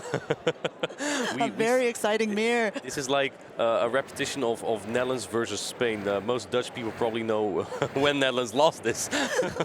But let's see how this one goes. We have the mirror here, and StatStan's probably happy to see this Medicham here, because that really frees up his Dunsparce. He's been really confident. Wow, I mean, I'm a little bit surprised, but the first move is already shielded by Patoman, and StatStan did not get that defense debuff on Patoman's Medicham, which is now throwing a Psychic of his own. Will Stan retaliate with his own shield? He does not. He lets it go through. I think it makes sense, because he needs his Medicham to take out the opposing possible Galarian Stunfisk. So I do agree with the shield that Patoman does there, because otherwise a Galarian Stunfisk or maybe the Dunsparce can just wipe out his team in the back. That is very true, and charging up a lot of extra energy here. He's now almost at 100% and throwing the Ice Punch right as an interesting moveset, or I mean timing here. Will StatStan choose to shield this up or let it go down? He is going to shield, because he's also at that Ice Punch. Oh, and catches the Ice Punch on the Lantern. What a great catch from Patoman. And what a start for this losers finals. This is great for Patoman, because not only does Medicham lose his energy, he now baits out what also counters Altaria. It's not the Galarian Stunfisk that he was probably looking for, but it is that Dunsparce. And with that slight Ice Punch damage, you now very consistently win the zero shields here, because usually 2 zeros barely don't take out. Let's see, he's going to go ahead and soar up to throwing just before the next drill run. Very nice timing here by Stan. And Patoman choosing to let this go through, because he knows another one's going to come at a certain point. And what do you do if you're Patoman at this point? You are not at a Surf yet. Yep, going straight for the drone here, not throwing the surf. And I think the reason why is because he wants to farm this down with the Medicham. That makes perfect sense. And knowing what's probably in the back, then you want to go ahead and throw these ice punches as well at whatever comes in afterwards. Again, charging up so much energy and now throwing a psychic. Yeah, this will ensure the KO. And Ice Punch may barely not have done it. But now he has ensured the lineup, and with the Altaria in the back, will he be able to reach it? He does reach an Ice Punch in time, and will very important Stan ice use punch. his last shield to shield up this Ice Punch, which will do a decent amount of damage. He does not. I think the Ice Punch probably does a little bit more than a Sky Attack. I'm not sure about a Moonblast, so it works out either way. Now Stan needs about 3 charge moves. Can Noctowl hang on, because those Dragon Breaths are going to add up here? Yes, we have to remember that Pokémon still has a shield. You see the Shadow Ball, it does a decent amount of damage. And the wing attacks, it's not that they do nothing by any means, but the Dragon Breaths do so much more. And this is going to force the last shield off of Statistan here. Yeah, I think Statistan needs to catch a move here. He needs to get 2 Sky Attack. The Medicham is dry on energy, so that doesn't really help either. But he might just, he's almost at 2 Sky Attacks here. He needs 1 wing attack. Patoman already is there. Is Statistan able to catch the move here? Let's see how this is going to play out. Is he already tapping on it? He is not. He's going to try. He is going to try, but Patoman did not even throw. Going ahead and farming that down, and will be able win to CMP, throw. I believe, but oh yeah, there we go, and it is the Moonblast. Does the Sky Attack take out the Altair? I think Patoman simply miscounted. He thought he was not at the Sky Attack yet, but here it comes. Sky Attack, Attack Aero. Does it take it out? It takes does. it out! Oh my goodness, Stan winning CMP and winning the game, even with a full Moonblast there. The crowd is clapping here for a wonderful play by Stan, taking the first match here. I wonder if Patoman lost count here, because I think because Sky Attack also, I mean, he was going up for that Moonblast. Yeah. And also, maybe he wasn't sure if the Altaria wins charge move priority event over Noctowl. I believe one of our casters made a video about that. Oh, I wonder, maybe you could subscribe to his YouTube channel. Did you guys know that some people also make YouTube channels and don't just do Twitch? Okay. That is indeed Lundberg who made that video, for those who don't get the reference. But yeah, so we saw this time an ABB strategy from Patoman, right? With the Medicham lead and the Lantern and the Altaria in the back. I think he's very confident with his Altaria here, even against the Dunsparce Galarian Stunfisk combination. And honestly, I think Patoman played it so good. He knew that Stan was going to try to catch. Stan tried to catch at the perfect opportunity when that Sky Attack was going to go off, was able to Dragon Breath it down, and if only he would have thrown immediately, he might have been able to win that charge move priority, because I don't think Stan was quite at the attack yet. Yeah, he was 1 wing attack off the second Sky Attack, or the second Sky Attack. He threw a Shadow Ball first. And then Patoman already was there. So if Patoman threw his move immediately, he may have won the battle. He might have. But it's so close to tell. And like I said, it's so easy to say it from this side when we're just watching the battles, but in the heat of the moment, you're never quite sure what your opponent is going to do. You can also hear each other in their ears. I don't know if that's a mind game in itself, if you like to whisper sweet nothings to your opponent to throw them off. Yeah, I personally like talking to my opponents during battle. It depends on how well you know each other sometimes. Of course. But yeah, I don't know if these opponents are. Either way, they have to figure out how to defeat each other at this point, especially for Patoman, because he's 1 behind right now. That's right, and this is also a best-of-5 matchup, being in the finals. Altaria into the Medicham. This is not a great lead for Stan. This is a great lead for Patoman.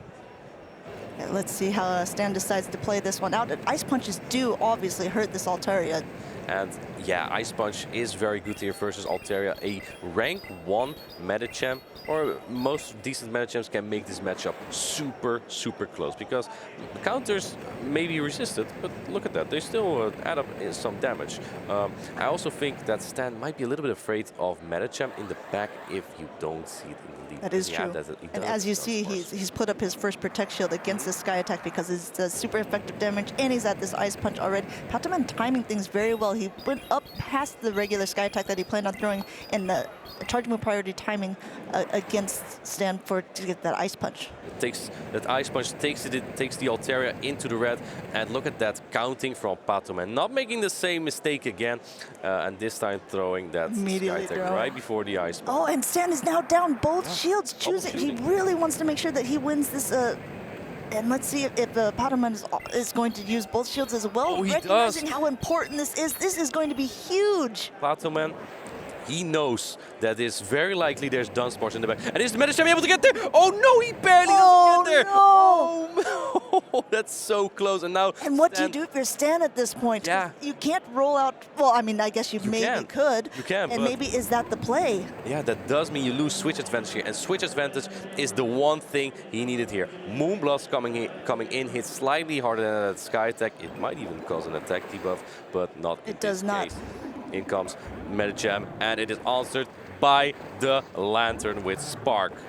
Yes, this is not good for the Noctowl. You can see Patoman very happy with how this turned out. It seemed like it was exactly the way he predicted. I think when they both started shielding in the lead, they knew how important that backline was going to be for both of them. This Thunderbolt going through, doing a ton of damage, and Stan almost up to 2 Shadow Balls, but even 2 Shadow Balls will not quite be enough to the Lantern at this point. No. First one goes through here, and Patoman is out of shield, so he's just going to have to tank it onto this little... We can have this argument later, but it's a fish. It's an anglerfish. Yeah. Well, what you said at the start, I can really recognize the situation. If your opponent starts double shielding, you look at each other in their eye, and you're like, I know what you're doing. Yes, exactly. Throwing this Thunderbolt now onto the unprotected Dunsparce, which is also going to do a decent amount of damage to it. And but Stan is almost at 2 charge moves himself. He's going to go up and get to it and throw right before. No, he's not going to throw. The Surf is going to go ahead and knock out this Dunsparce. Doesn't throw his moves. Unfortunately, I don't think Stan could have been the Medicham. Unfortunately, switch advantage was so important here. But he did have quite some time to think on how am I going to play the next battle like this. As Stan, Dunsparce seems a little bit scary now because this is, I believe, the first time on stream that we've seen the Medicham aligned to the Dunsparce. Yes, and we see how much it, well, not that it did that much, but it threatened it so much that it caused the RPS situation, which really helped Patoman. Yeah, absolutely. Dunsparce is very, very flexible, except against the fighters. Yes, and with Medicham being the fighter of choice and the fighter that is on almost everyone's team, 15 out of the 16 top competitors had Medicham on their team. Almost everyone has it. It is kind of dangerous sometimes with that Dunsparce. Yeah, Medicham is like a Pokemon you just need in today's meta. It's the fighter that also has coverage for a lot of other things. Speaking of which, the fighters on each team, I think maybe that's the reason why Lurgan could not make it today. That is interesting, right? because of the Cresselia. Yeah, he used Double as his fighter. And Double, the double kick, the fast move, the fighting fast move of Double just doesn't hit very hard, right? The counter of Medicham is way harder. Even though Double is about just as flexible, it doesn't do as well against Pokemon like Galarian Stunfisk, Registeel, maybe even worse, Bastiodon. And it does have those debuffing moves too, so on top of that, you know, if you're throwing a wild charge or something like that, you're debuffing yourself. But what I was going to say is I do like his pick of Cresselia. If you're not going to run a fighter, you're really, he's doubling down on how anti-Medicham he was. He's like, you know what? I'm playing something on my team that is so good against that Pokemon. I dare you to bring it. Yeah, absolutely. And we'll see if maybe Stan can use, instead of the Dunsparce as his flexibility pick, the Mew instead. Because he hasn't used that yet in this matchup. Well, he hasn't used it so far in the finals. Yeah. In any of the finals. He was just in the winners finals and now the losers finals. And we have yet to see that Mew. Yeah, I mean, against the team with the Umbreon from a Human Catcher Bug, it makes sense. You don't bring Mew because Umbreon was good and that makes Mew, well, not so good. But here, there is no Umbreon. The worst case scenario, you have Trevenant on it and you still have super effective Shadow But there is an Altaria, which in the same sense is like, Yeah. And it's quite impressive with that Dragon Breath damage. Speaking of the Altaria, we have it right here. It's like called it into action up against Statistan's Noctowl, and let's see how these two play this one out. Yeah, if I look at Statistan, he's probably not very happy with this lead because he is double weak to those fighters in the back, and he tries to catch a move, baits out the Medicham with the Galarian Stunfisk. So now his Dunsparce doesn't have to face this. Now Medicham does win his matchup in the 2 shields, but in the 0 shields, but you have to throw your charge moves. It looks like there's the first Ice Punch. I mean, that is the thing with this moveset. With the Medicham, most of them in this tournament are only running counter as their fighting move. They're using the other charge moves as flexibility picks, but it doesn't make the charge moves do that much damage. This is very interesting, shielding this up. And if you notice, he also undercharged that Ice Punch because he wants to be able to throw at the Noctowl that is coming back in. I really like this play from Patamon because now he preserves the Medicham, has a lot of energy to throw into that Noctowl, and can even swap out after one Ice Punch, especially if Stan is waiting out the switch clock here, because that will align the clock more, and now Stan might be able to, Patamon might be able to swap out even. Well, let's see if he chooses to do so, or going to immediately throw the next one. Oh! As we saw, he tried to tap that switch button there to preserve the Medicham, but looks like now Patamon decides to let this Medicham go, even though I believe that another Ice Punch loaded. Oh, in comes Lantern instead of the Altaria, and that's not what Statstan was hoping for. Dunsparce does have a good matchup against Lantern and Altaria, but I'm not sure how good it is at taking both out. The first move already is shielded, which is the Surf.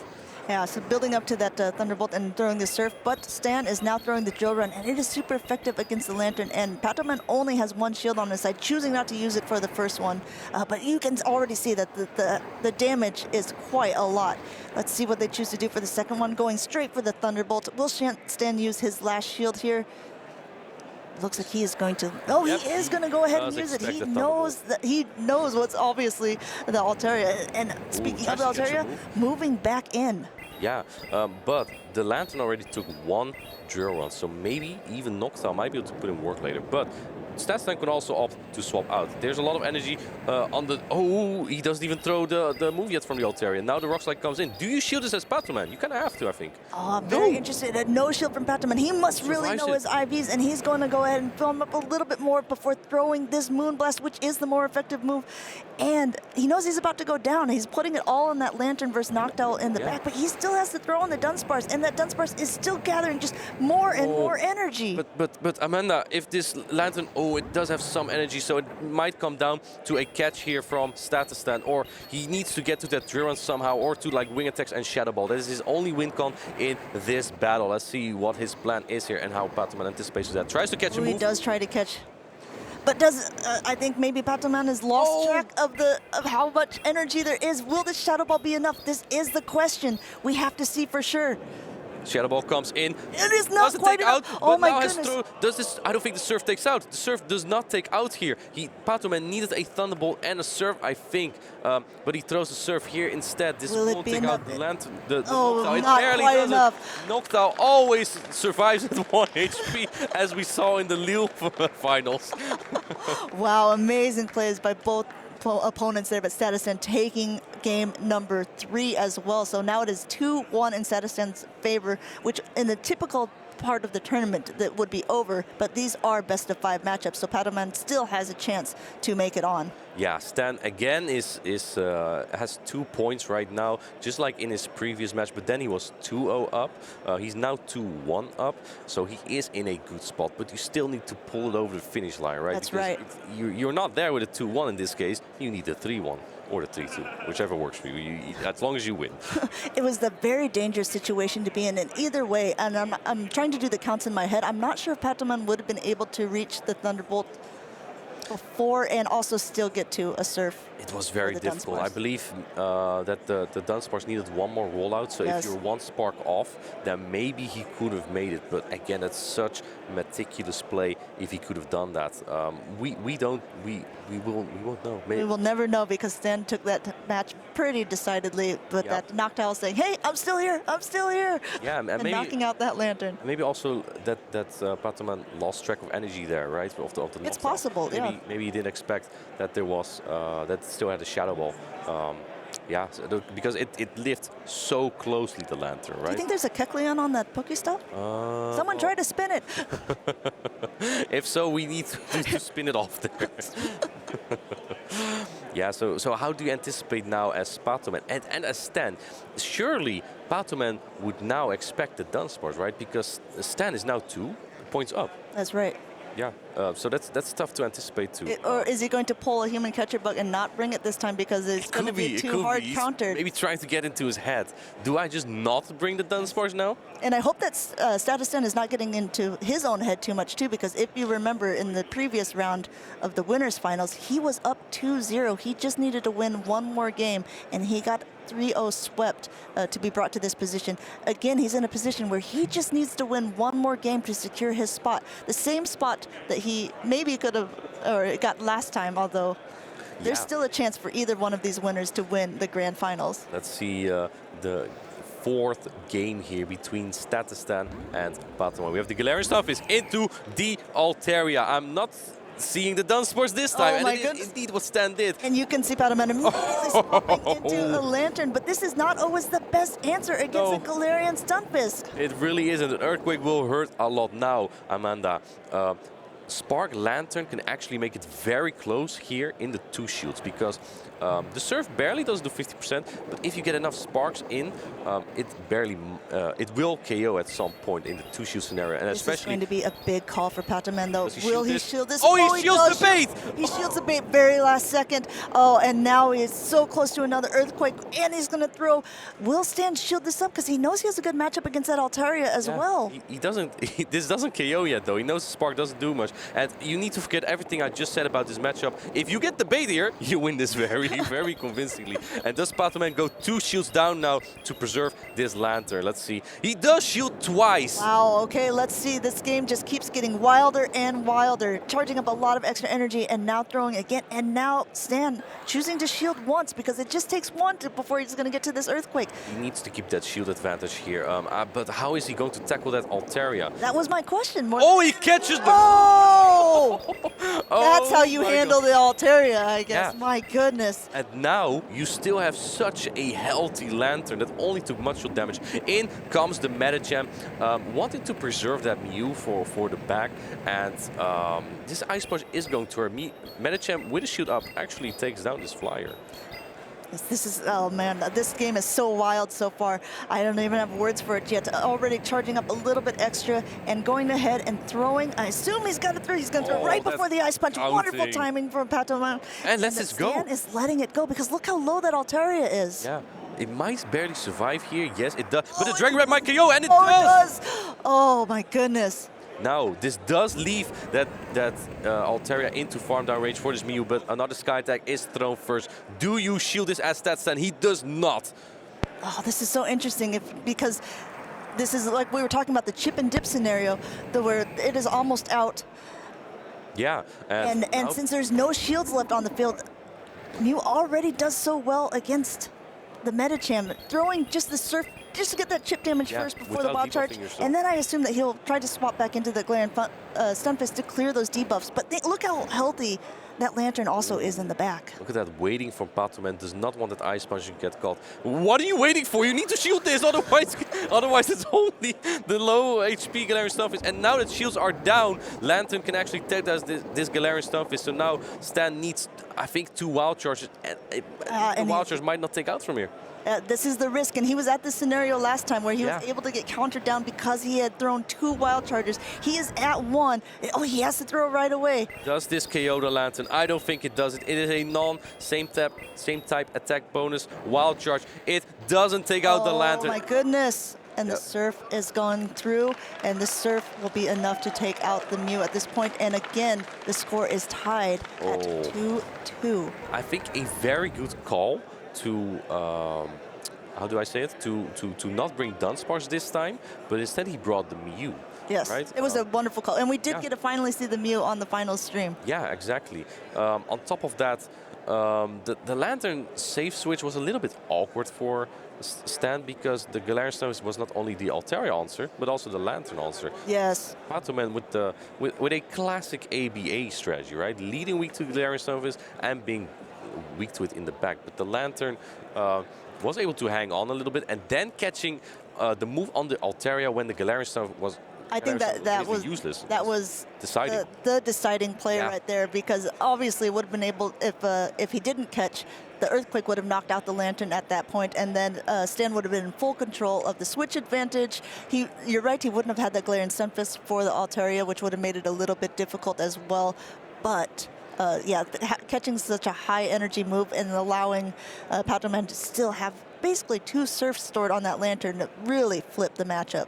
Yeah, I think that was an incredible play, and Stan probably needs to find something else on how to deal with that Altaria. Patoman is really confident and good with his Pokemon, and without a Fairy type or your Galarian Stunfisk on it, it's just really difficult to counter it. Yeah, I tell you what, I mean, this is probably the most nerve-wracking point of any of the tournaments, because if once you make it to the finals, yes, you're guaranteed no matter what, but this is the point where you have to make it to the finals, and it has come down to a decisive game 5 to do it. And especially for Stan. He's been in the finals now twice in this tournament. Is he able to make it through this time, or is Patoman, the young player from Spain, going to make this in this? Then we'll have 2 debut players in the finals. That will be crazy in the largest regional tournament yet. 2 debut players, although, like we said, we can't count Stan out by any means. Absolutely not. He was one of the regional qualifiers for last year in this exact tournament, and he's got a lot of friends and support here, and I'm sure that they are all rooting him on as well. Looks like the teams have been revealed. We have the Dunsparce into the Lantern. That is a wonderful lead for Stan here, but also we see that Altaria hanging in the back there, and Altaria it's only bad against the Galarian Stunfisk, which this time Stan didn't bring. He's counting on the Dunsparce again. Yes, so going ahead, and Patoman revealing the first move here, which is a Thunderbolt, which is not shielded by Status Stan, bringing the Dunsparce fairly low, but it's going to go ahead. Oh, he catches the Drill Run! Drill Run, and he did catch the Drill Run. Again, Patoman with this wonderful timing. He knows that Stan doesn't like to build up to 2. He throws 1 before 2, because he's played him enough with this Dunsparce. This is how Stan plays it. And now able to catch that Drill Run, but now is probably going to have to decide, do I want to shield up this Altaria, because for sure it's going to be a Rock Slide this time. Yeah, and I believe the Altaria will barely get to that Rock Slide before Stan gets there, and he doesn't throw, actually. Interesting. But does shield up the Altaria just right away. Now, how are you going to deal with that Lantern as Stan now? Do you sacrifice your Noctowl here? Looks like he does. And if you sacrifice your Noctowl here, the switch timers are misaligned in this sense too. So that is pretty good for the Altaria is going to have to stay in for at least a little bit, and the Noctowl is going to get some energy. But as you can see, Patoman's timer is almost up, so let's see how he chooses to play this out. Going to go for another Sky Attack. Will Stan choose to use his first Protect Shield on this, or he's really just using the Noctowl as a 4th and 5th shield, it seems, at this point. He's just getting rid of it. In comes that Lantern, and it will eat all these Shadow Balls on, which will do about 30%. Yeah, I mean, there's nothing to scoff. And like you said, at this range, it's not like he can necessarily spark down right away before another move. Or can he? It could be close.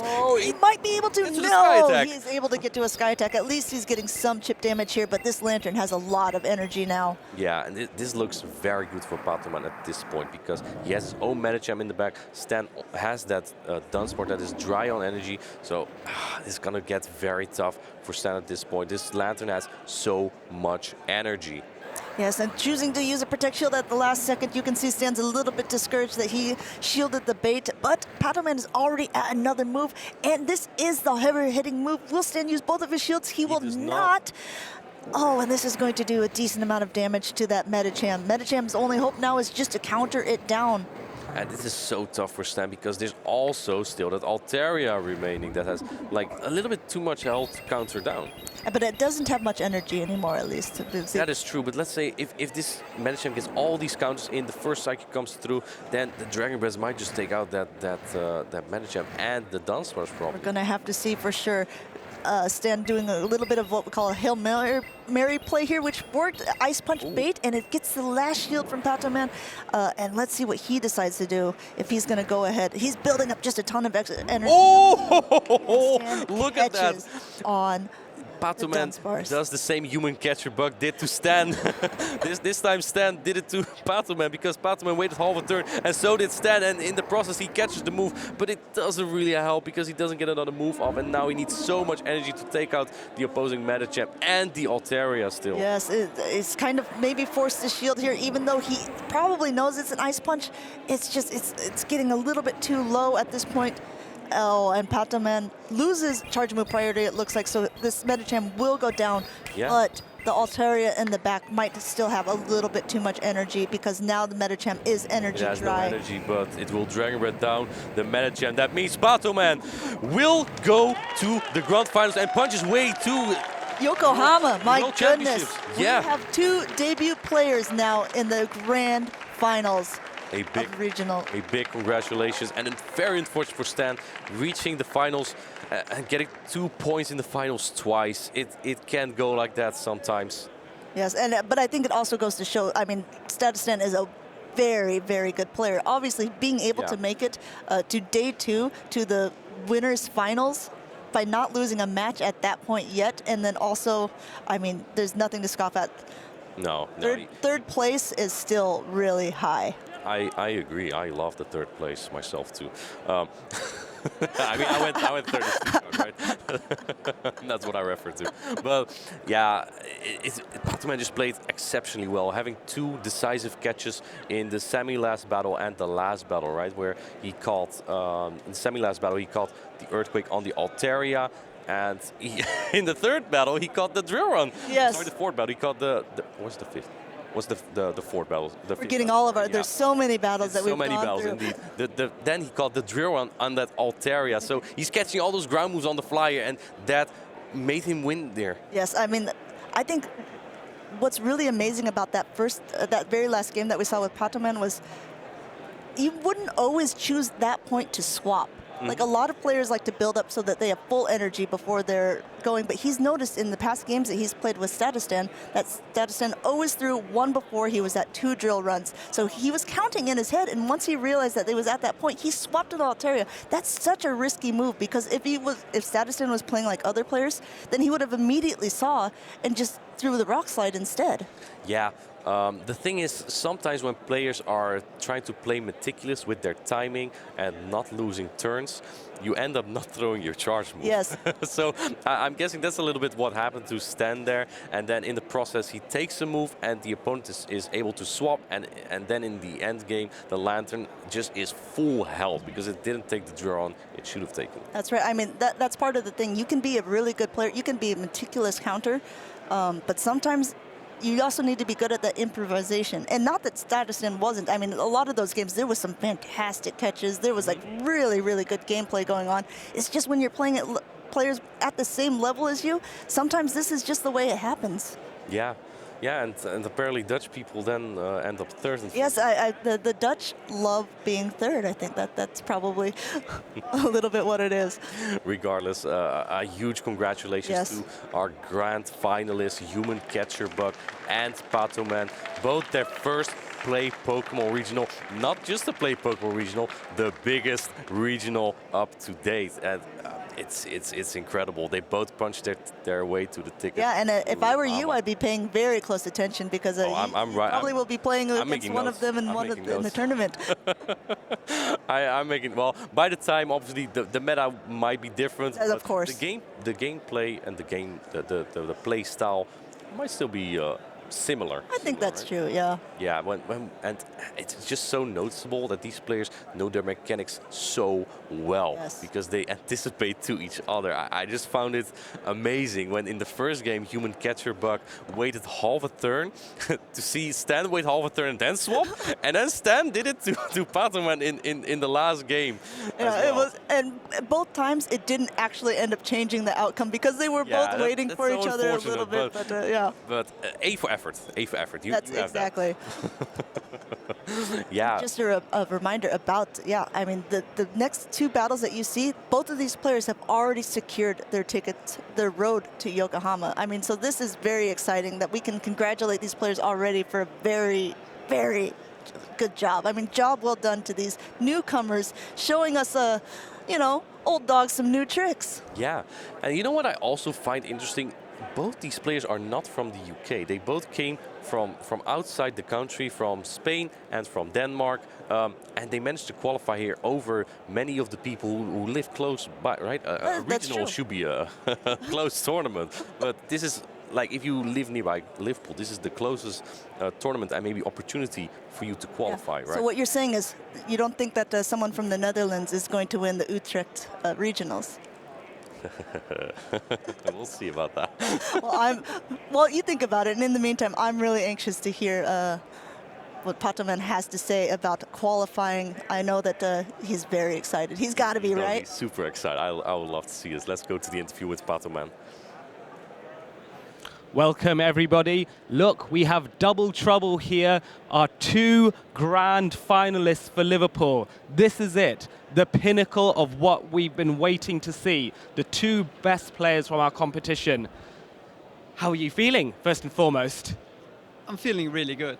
I'm starting to feel the nerves because I know the game is coming up. Yes. But I'm feeling really good, really excited. And I have 2 tries, so I'm feeling a little more comfortable. Although I know I'm going up against a really, really top player. Excellent, excellent. Are you feeling nervous? You have seen your opponent play on stream already, or at all? Do you feel nervous about his plays? Pues lo he visto jugar y la verdad que se nota que lleva mucho tiempo con esto porque es muy bueno, sabe perfectamente leer los equipos y al final eso le ayuda a avanzar tanto como ha avanzado y para mí la verdad que es un honor haber podido avanzar y llegar a la final y con esto clasificarme a Japón. Indeed, he has seen him playing on stream and he has seen that that this player is really experienced in the game and that's pretty much it. Also, this he has felt that the player is also really keen about team building. So perfect. Thank you very much. How does it feel for you? I mean, it's really impressive. Someone so young as yourself rising to the top of what's possible in this tournament. Do you feel that your age gives you an advantage in terms of your reaction times, or do you think you two are pretty even and it's going to come down to team building and your lines of 3 and tactics? es impresionante ver que hay alguien tan joven en estos torneos sobre todo ganando. ¿Crees que tu edad ha tenido algo que ver, te ha dado con una ventaja en cuanto a reacción ante las situaciones que has tenido? Sí que es verdad que la gente puede pensar que que los rivales van a como desconfiarse por ver que su oponente es pequeño, pero realmente yo siento que la edad no es algo que afecte en las batallas, sino la experiencia que llevas en el juego y tu habilidad. Al final no es más que eso. So he thinks that age is not the most important thing about the experience that you have. It's more how much time you are playing the game, more than how young you are. Yes, no, that's fair enough. Thank you, Patoman. Thank you. So this question is now to both of you, and I'll come to you first. Now that you are now sat next to each other, you know that you are both going to have a world's invite to Japan. There is, of course, the excitement, but now that you sat next to each other, knowing that you're going to go up against each other, do you have any words you want to exchange to each other? Not horrible ones, of course, but any words you want to exchange before you go into your battles? I mean, we played against each other yesterday, and both games were really, really, really close. I don't think he made any mistakes at all. I just played absolutely out of my skin in both of those games. Like, I still cannot believe how well played. So I'm really looking forward to, like, hopefully, probably 5 to 10 more very exciting matches against him. Perfect. Do you want to try? Yeah. I can repeat. Ahora que estáis aquí juntos y que los dos tenéis una invitación al mundial, aprovechando que estáis juntos, ¿queréis deciros algunas palabras? Yo me alegro bastante de que la persona que me haya ganado esté esté ahora en la final y podamos ir los dos a Japón. Ya ahora va a la final de todas, que gane el mejor y mucha suerte también a mi oponente, que lo ha hecho genial durante todo el torneo. He said that he's really glad to see him going to also to Japan, and he hopes that his opponent. He feels that his opponent has also did really well, and he's also hoping the best for him. Yes. Absolutely perfect. It's lovely to have both of you on this interview. I'm very excited to actually. As soon as this is done, I'll be running to the commentary booth to commentate on your fantastic battles. The fans cannot wait to see you two in action for the final time. Casters, we're going to go back to you to see very soon to see the grand finals of the Liverpool Regional Championships. Thanks, Adelian. Oh, that was really nice. Seeing both of the champions together and that they had nice words to each other, but we don't know what's going to go on behind the scenes. Maybe they're going to duke it out. Well, they're definitely going to duke it out on stage. Maybe they'll be talking a lot of dirt to each other during the battle. We don't know. We don't know. In their own languages, so the other one can't understand. That's true. The translator's saying, "He says you're nice," and all the Spanish people are just laughing. Yeah. Again, it's great to see two people who never played Pokemon tournament before now qualifying on their first tournament. Patman already a little bit known from the Go Battle League leaderboards, where he was high in the rankings quite consistently. Human Catcher Bug. Also, I'm not sure how of his performance in the Go Battle League, but he proved to be one of the best players on this tournament. Yeah, definitely at least in the Show 6 Pick 3 now, he's made a name for himself here. Oh, absolutely. I will not forget that name the next time we queue up. I mean, I'm a little sad that our time has come to an end, but I'm really excited to see these last battles. I'm also very excited. It was an honor to cast with you. It was an honor to cast this tournament. It was an honor to cast for you, chat. Yes. I'm Amanda, also known as Lundberger. And I'm Martijn, also known as Inadequate. Don't go anywhere. We'll be right back with some more battles.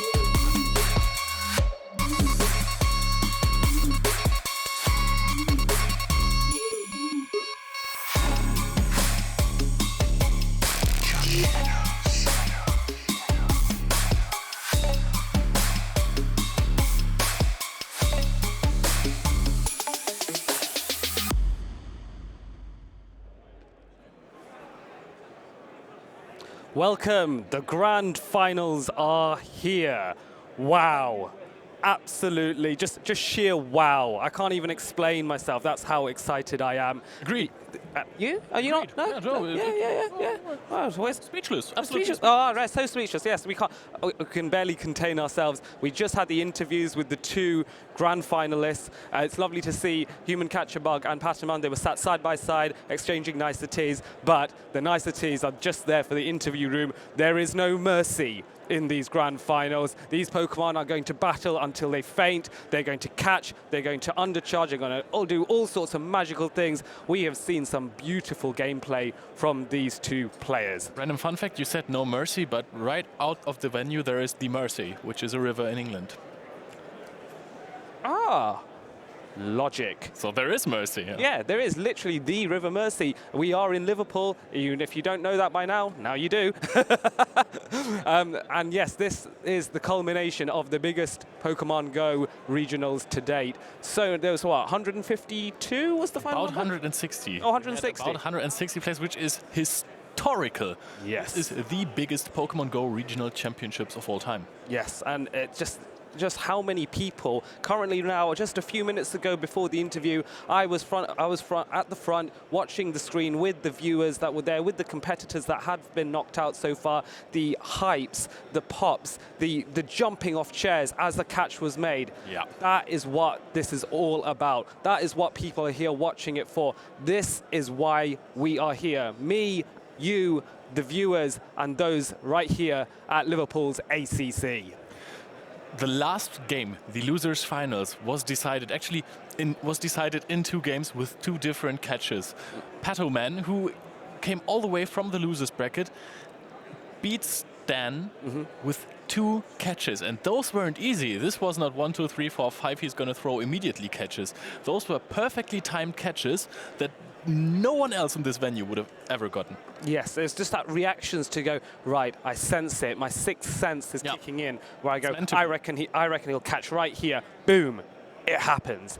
And it's magical when those things line up. Where you've made the reference yesterday about, when 2 battlers, they battle at the highest level, it becomes a dance and the music becomes a symphony. Everything is choreographed to perfection. It seems like it is. Yeah. It isn't, but it seems like it is. It isn't in terms of they haven't planned this out or anything like that. That is true. But it looks choreographed, but in reality it's just both trainers knowing the wits of each other and dancing around it, trying to outsmart by the smallest of margins. Here we can see the top, what has happened, the top 4 for Liverpool, the losers semi-final, Pataman defeating Dex, the Lille regional champion from last season. Then we had the winners final, Human Catcher Bug, managing to reverse sweep over Statistan, who was the runner-up in Liverpool last season as well. And now, losers final, Pataman able to just beat Stan by the closest of margins. Look at all the 3-2s, 2-1s, 2-3s. How close were they? So, and now we have the grand final between Human Capture Bug and Human Catcher Bug and Pataman. And there is a trick to it, because if Pataman wins, we get a bracket reset, because Human Catcher Bug was undefeated so far. So we actually might have the chance, the honor, the absolute joy to cast 2 best-of-5 matches between these players. Absolutely, and this is the beauty of the double elimination tournament. It gives you 1 chance of forgiveness. You lose once, that's okay. You lose twice, then you are out. It means it's not as brutal as a single elimination where if you lose, you are knocked out. But in reality, it allows players to recover, and as long as they have the tenacity, the grit, and the skill to recover from that one blip in order to make it all the way, as Pataman has done, then he can be in the grand finals, and he's a lovely young 15-year-old, I believe, from Spain. 15-year-old Spanish player. Yes, so he's probably very likely he would have come with his parents, who I'm sure are around there somewhere. Yes, I think I have seen his father, and it almost made me tear up. This man looked so proud. Excellent, excellent. And you love to hear about stories like that. It's not just always. There we go. There he is. There. Perfect. Perfect. Getting a picture of him. I bet that he must be feeling the tension almost as much as his son. I'm sure he's proud of him now. But imagine if it's 1 step further with that travel award to Japan. I'm really tearing up again. I can't do this am I. with all of these emotions. So, both players, we haven't mentioned this, have qualified for Yokohama. Yes. I mean, we have mentioned this before in earlier rounds, but we haven't emphasized. In this grand final, both players are already qualified to Worlds. Now this is about prize money, about booster packs, and who gets the travel reward. And one more thing, pride. Yes, the honor. The honor, the title, the pride, the accolade. shall we say. I love that word. It sounds very grandiose, doesn't it? The accolade of saying, I am Liverpool's regional champion. I conquered the biggest regional so far, and it may be one of the biggest regionals for quite a while, touch wood. What a statement that would make going into the World Championships in Yokohama when you arrive there saying, oh yeah, I'm Liverpool's regional champion. I won the big one. Oh yeah. Looking your opponent in the eye, seeing the fear. The fear. Well, to be fair, if I battled either of these two, I would just be quivering like jelly and want to melt away under this casting desk. This is where I can lower my chair and sink back down, can't I? You don't realise, well, you probably did realise this from yesterday, but there was a significant height difference here. No, this is this is entirely accurate. This man is incredibly tall, and I definitely am not. So this was entirely accurate. I'm just going to sink back to the accurate levels. So, after clearing up who is the bigger person of both of us, I gotta be honest, I'm really hyped to the final. Yeah. So why don't we just go right ahead?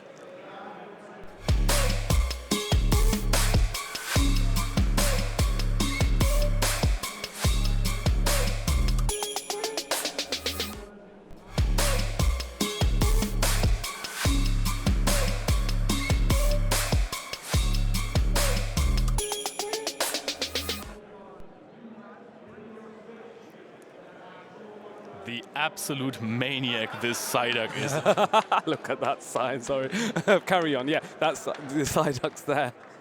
The Psyduck is an absolute maniac. Matt Brewer is London's finest, apparently. That's what. Hashtag change my mind.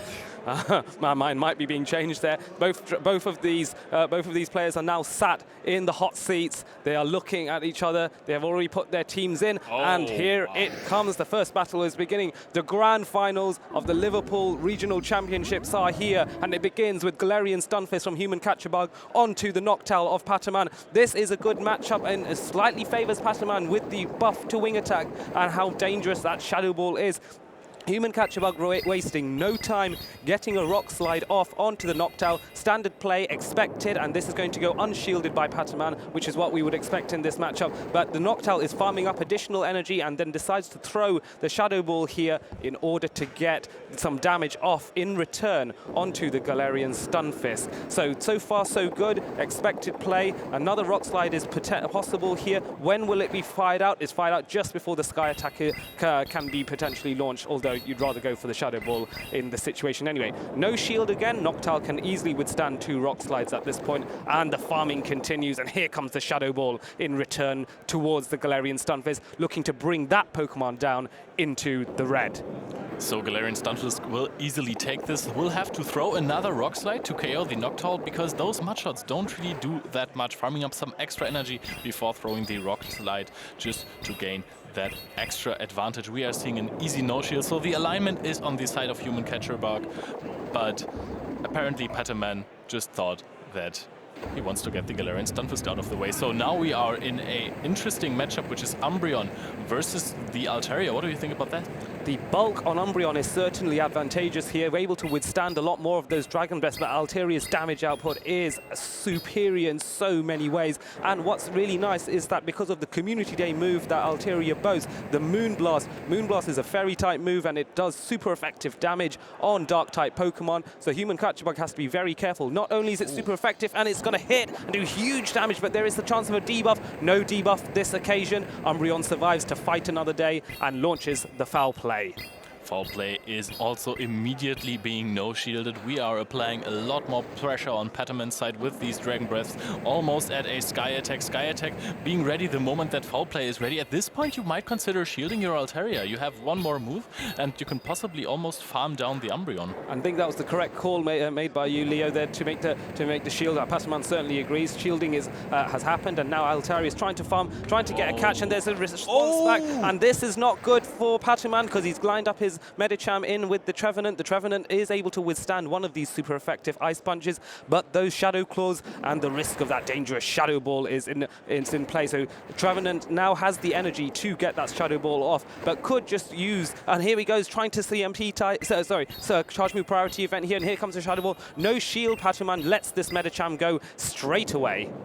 And now this Trevenant also has a lot of energy charged up. Almost another move. And this Trevenant has 2 shields on it. It can just throw a seed bomb right in the face of Altera, which would almost take it out at this point because it is double resisted. We are also just able to go for a Shadow Ball. This one will immediately be shielded. Shadow Claws will deal a lot of damage after this, but Dragon Breath might even deal more damage. Yes, absolutely. I don't think that Trevenant will be able to withstand any more damage, but there is a shield left on Human Catcher-Bug's side. There is a charge move priority, but Umbreon is able to get there first and is able to take out the Altaria. Wow, that means Altaria will not be able to get its move off, and Umbreon, by the skin of its teeth, is able to take out that Altaria to take the first game to Human Catcher-Bug. This is big. One step closer to being the champion. Patoman had the charged move already charged up, but the Umbreon got to it first. He was the faster tapping person in this scenario. Can't say anything else about it, and that was incredibly close already. But I think that Patoman, in all of these matches we've seen today, lost game 1.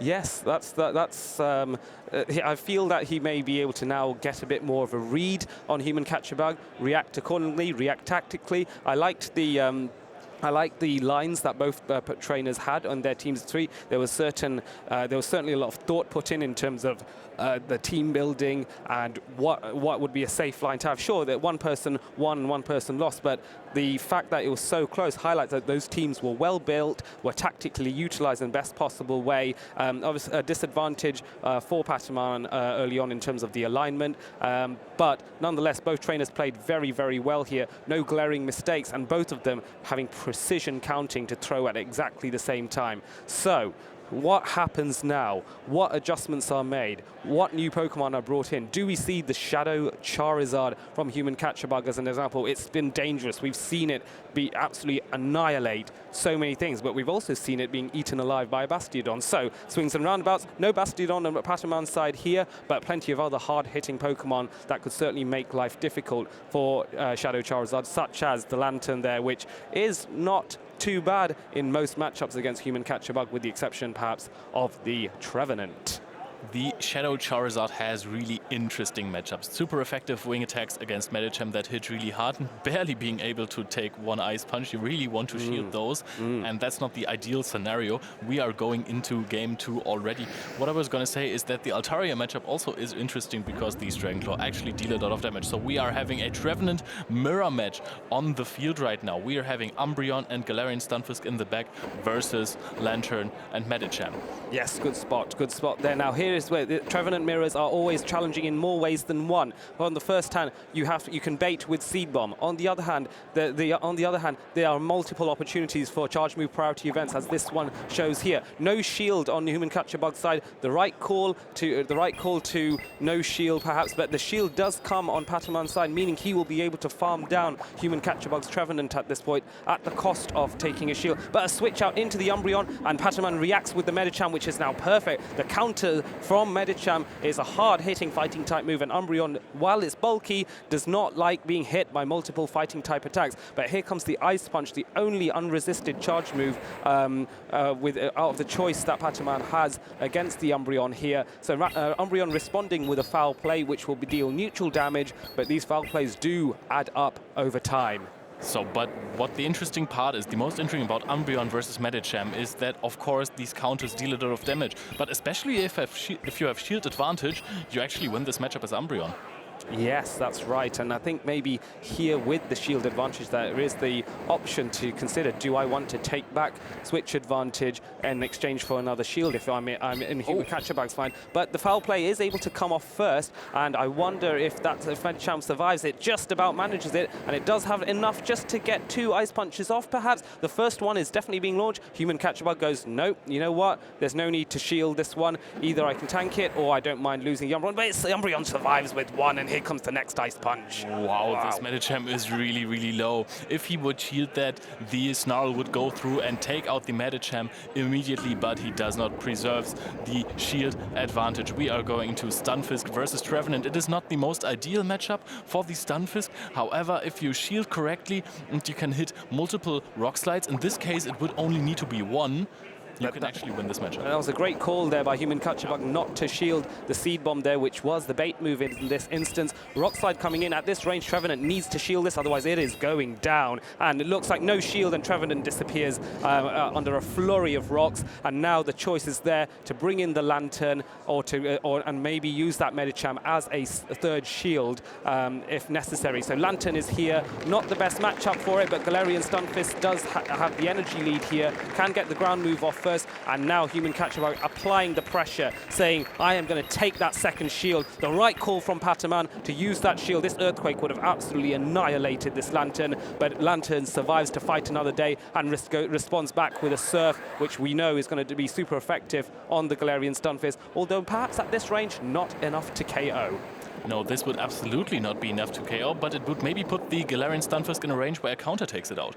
Yes, that is a very good point, and that is why it's important to start shielding both of these and have a healthy amount of damage on the on the Galarian Stunfisk. No catch was made possible here, and Galarian Stunfisk is able to get the Earthquake up, and this is going to really hurt the Lantern. It just about survives, and the Medicham comes in to try and stop any switch. But no chance at all. The Mudshots are able to take Lantern out, and this could be the start of something historical and magical from Human Kachabug.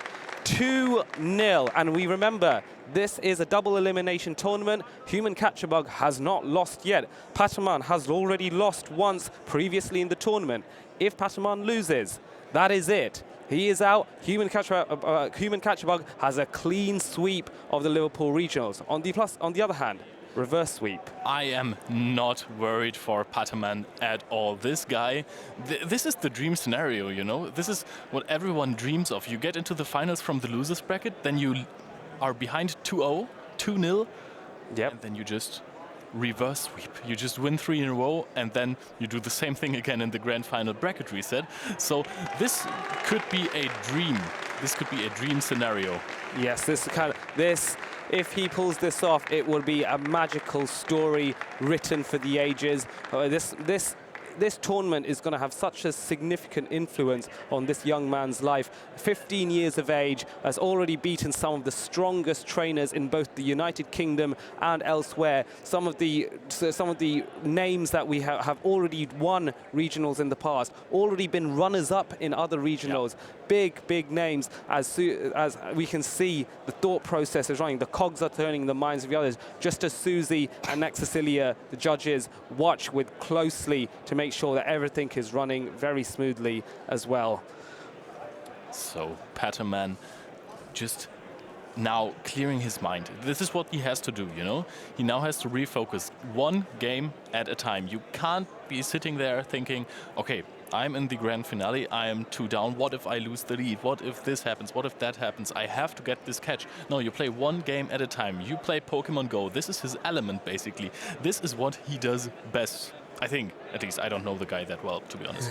But he's pretty amazing at Pokemon Go. If he's also that good at something else, this is a really crazy guy. Yes, no, absolutely. So we can see he seems very relaxed still.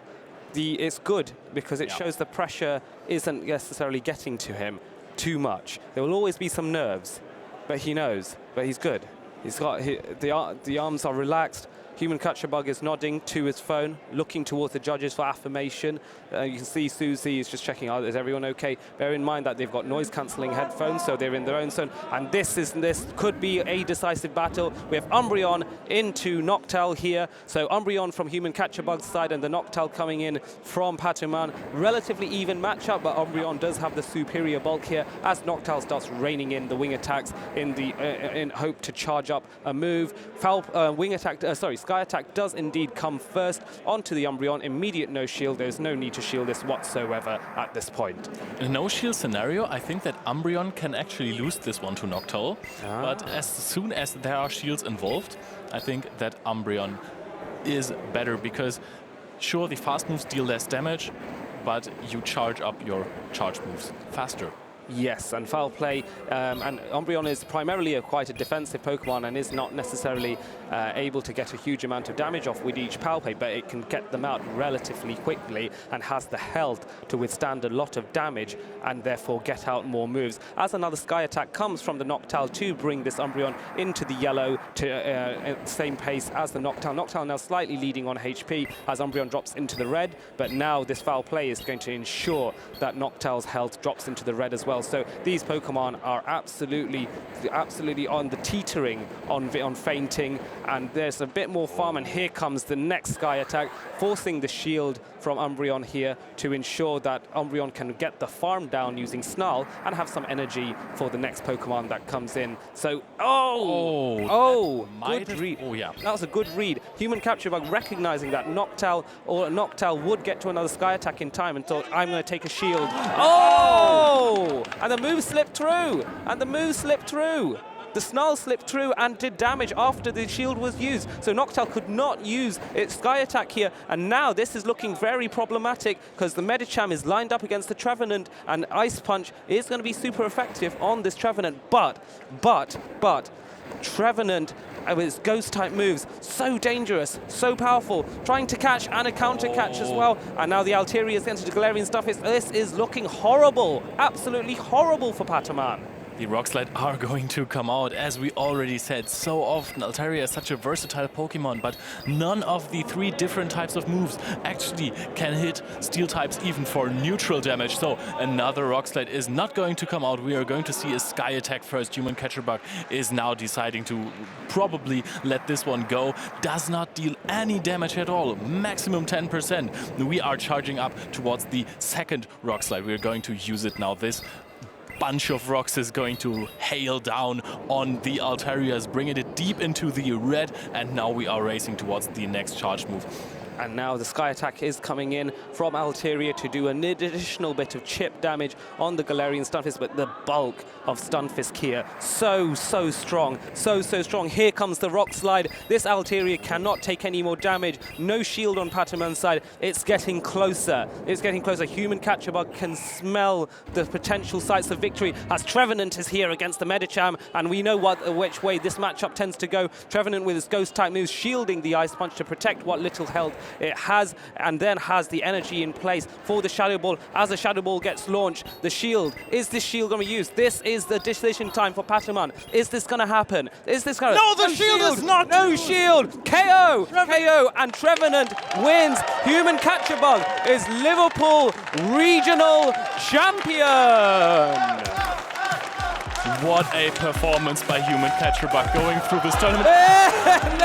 Oh, I hope he is okay. Okay, he is. He's okay. He's smiling. Everything is well. It wouldn't be regionals if there wasn't comedy value in that. You can just see, just from that alone, just the sheer excitement of, oh my God, I have somehow managed this. I cannot believe I've done this. This is, he's fallen off his chair. He's being celebrated. Look at that. All of his friends are just running back, trying to give him a hug, trying to jump on stage as he comes back just to check that everything was okay with Pataman there. There's shaking of hands, just checking. And the judges are checking and making sure everything went smoothly with that. So next to Celia then, Susie shaking Human Catcher Bug's hand. So they're just reviewing the footage, making sure everything is okay. Nice handshake there from the judge and to the players. Ilya looking rather charming there, don't you think? Yeah, absolutely, always. He's recovering from an arm injury and bless his heart. getting better. But still beautiful, just as always. Absolutely. So both of these players are really calm right now. They are talking it out with the judges, and Human Catcher Bug is completely overwhelmed, and I get it. The only thing that interests me is that particular place where the Snarl was able to go through, as in the fast move from the Snarl was able to go through after the move was thrown.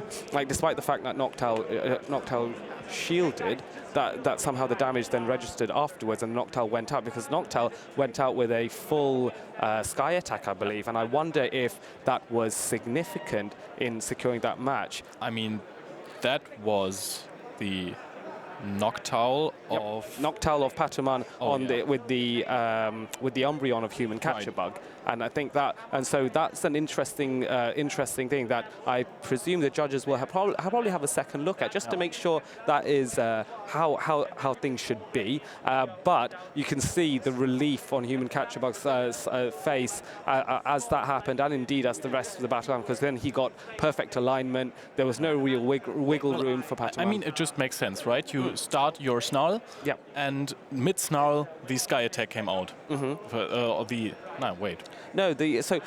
this is the interesting thing that is unusual for me, because the Snarl, it seems like Noctowl went down after shielding a foul play, from Human Capture Bug's Umbreon. Now, that's unusual. That doesn't normally happen, where the Noctowl then decides to feint. So I wonder if that is typical gameplay that we're therefore going to see, or the judges are going to probably have a second look at that, just to make sure that is everything is okay on that side. So I mean, the judges have already probably checked, I guess. Yes, we have congratulated the winner already, and I think that maybe we just had a little delay on the stream where one Snarl did not connect. Did not go through. Yes, and these things these things can happen. But so wow, I bet now it's the calming period, the energy draining from your body as you're like, I don't know, I've done this. Somehow I've done this. Yeah, wow. I think he will not realize this for like another 3 to 4 hours, and then it'll sink in. Yeah, it'll sink in, and then he will have his medal hanging around his neck, and realizing, oh, I did a thing. Do you reckon if you got a medal like that, where would you mount it in your? Oh, I would always wear it. Oh, you'd always wear it, even when you were in the shower, at university, at work, everything. Oh yeah, and you would go up to people and say, do you know I'm Liverpool regional champion. And what else is really cool? I completely forgot about it. Forget the medal, forget the physical stuff, forget the prizes. You also get a special Pokemon Go regional champion T-shirt in game for your avatar. Yeah. How cool is that? That you're playing GBL and you can flex that, and immediately your opponent will go, "Gosh, oh no, I'm facing a regional champion. Wow, that's going to be terrifying." And you cannot show it to random people on the bus, that's what I would do. Yeah, oh yeah, just get your phone out. It's like, oh, what do you do? Oh, I'm playing Pokemon Go, but look, I'm regional champion, I got it. Yeah. So, that's pretty cool. It's nice that we can have a mixture of in-game rewards from Pokemon Go, from Niantic, as well as, of course, the physical rewards, and of course the travel, the prize money. That's going to mean so much to these players, and also. Don't worry about Pataman. He still gets quite a few lovely things himself, as we remember. That is true. You remember the prize list? Yeah, we had a prize list somewhere else. I don't know it by heart, to be honest, because but there's $2,000 for whoever won, and of course 1,000 for the second place, right? No, it was how it works is that you will get some. So they will get some prizes and like TCG cards and all these things. All add up and add some additional. Value. So certainly Pataman isn't going away empty-handed. He's going to be very chuffed, and he will have a silver medal as well. And what a statement to make as a 15-year-old. First regionals, I've come second. And you know what? Maybe this is a little far-fetched now. Go ahead. But maybe this is good for his development as a player. You're not having it all as a 15-year-old, but he has something to go for now. Yes. I've done it. I got close. I can do it again. Yeah, exactly. I will win next time. Yeah. So maybe we will see a lot from Pataman because he just wants to get it now. Yes, and we do know that even though for this season the Spanish regionals in Bilbao was one of the first ones of this new season. It was a special event. And it was a special event. Yes, that has obviously already passed. But you never know. Next season there will be a regionals in Spain. There may also be a ability for. So there may also be opportunities for him to come to Liverpool again, or somebody else. Speaking of which, other events for regionals now. Liverpool has come to an amazing end, but very soon is the International Championships for Oceania. So so in the Australasian region, that is happening on February the 17th to the 19th, and that will be on the Pokemon Go Twitch channel, I believe. Is that right, Leo? That should happen, yes. Yes, that sounds about right. And then you want to talk about what's happening next. Go Of course, ahead. the next event in February is in the town where I live, in Bochum, actually Germany. How do you pronounce that? Say that again. Bochum. Bochum. Oh. Lovely. Yeah. I feel more German already. Carry on, sir. Almost. And then the next event is going to be in Utrecht, which is not too far from Bochum, actually. It's about a 3-hour car ride. Oh, lovely stuff. And just to add to that, I will also be at Utrecht myself, most likely as a competitor. So if people want to meet up with me, I would be delighted for viewers to come and meet and check out the setup in Utrecht, compete, and maybe you might beat me, maybe I might beat you, but most of all, we will make friendships. And that's what these events are all about. So Utrecht is indeed the next event after Bochum on March the 18th to the 19th, 2023. And then look where we're going next. It is going to be in a splendid city. Oh, splendid. London. London, my home city, home of the European International Championships at the Excel Centre, which was the home for the World Championships in August in 2022, now hosting the European Internationals. Don't miss out on this one, folks. It's going to be big, and it's in the capital of the United Kingdom. And I know that place has more than a fair few number of fine battlers. Of course, had to get it in there. Oh, yeah. Let's go a bit further to quarter 4, 2023. What's the next one after the European Internationals? Take a guess. The regional championships. I'm taking an educated guess, and I'm going to say Malmö. Oh, you are psychic, like Kyle Kazam. Exactly. So Malmö is in Sweden, I believe, right?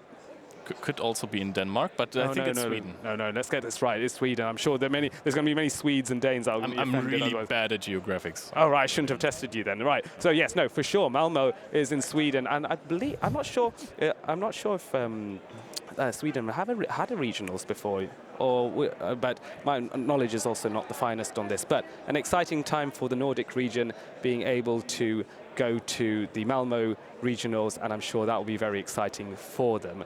And the next after that? After that, we're going to go to beautiful Italy. Ah, yes. Torino. Oh, yes. We might see a mind joke there, potentially, because he originally hails from Italy, so he may be looking to make a name, making even more of a name for himself there. So that might be an option too. Who knows? Who knows? And then finally, the last of the international championships happens in North America, NAIC. That will be sometime in June 2023. I'm not sure if the dates have been announced yet, but the location as well, I don't think has been announced yet. But stay tuned. The Pokemon website will give you those announcements when they are ready to announce them. So plenty available in Europe alone. Then we are going to talk about the tournament, what it's all about. It is going to be the World Championships in Yokohama. We don't know when it is yet. We just know what it's going to be, and that is awesome. Yes, it was. I was at the London World Championships, and the environment there, the setup, it was beautiful. There were so many games. The VGC will be there. TCG is, of course, going to be there. Pokemon Go was there. Last year, we had the final Pokken tournament championship there as well. The energy from those streams, from the battles there, were electric. They were so fun. And the Pokemon Company set up a Pokemon Center there full of some beautiful merchandise and a unique London World 2022 Pikachu. I'm sure there will be something similar for Yokohama. How would you like to get something that was so unique to that special event? Yeah, you will probably get some kind of a Pikachu that has some cool special artifacts to it, some cool gimmicks, which is I think we can hear some classic. Yes, there is someone being celebrated here. I don't know if it is VGC or TCG. Well, it sounds Go. Yeah, it could be Go. It could be Human Catch-a-Bug being celebrated on. Who knows? But yes, sorry, you were saying. I just got the cheering got to me in a positive way. I was just talking about Pikachu. Yes, not Pikachu. We don't actually have a Pikachu here, funnily enough, but we have the Umbreon, Sobble, Alolan Marowak. You mentioned Alolan Marowak was your first ever competitive PvP Pokemon for Pokemon Go. Is that right? There, yeah. Shout out to a friend who helped me get into the game. Oh, right. I really loved it, and the first thing he was like, "Hey, you can make an Alolan Marowak," and those things don't come around often with the with the nice community day move or the your Alola shadow move. the shadow bone. That was it. Yeah, the legacy move. It looks like we may have some celebratory. I can't say my words. I'm still so speechless after that battle. Celebratory footage available for you. So stay tuned. Check this out. It's going to be awesome.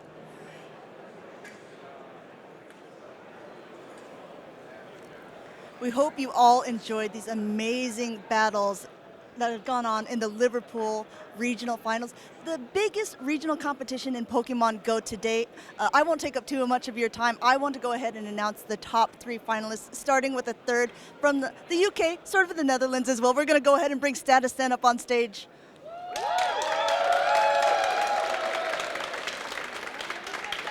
Congratulations, Stan. Woo! In second place from Spain, we have Pato Man, our youngest competitor, and go ahead and securing his road to Yokohama. And last but not least, we have our regional winner from Denmark. We have Human Catcher Bug.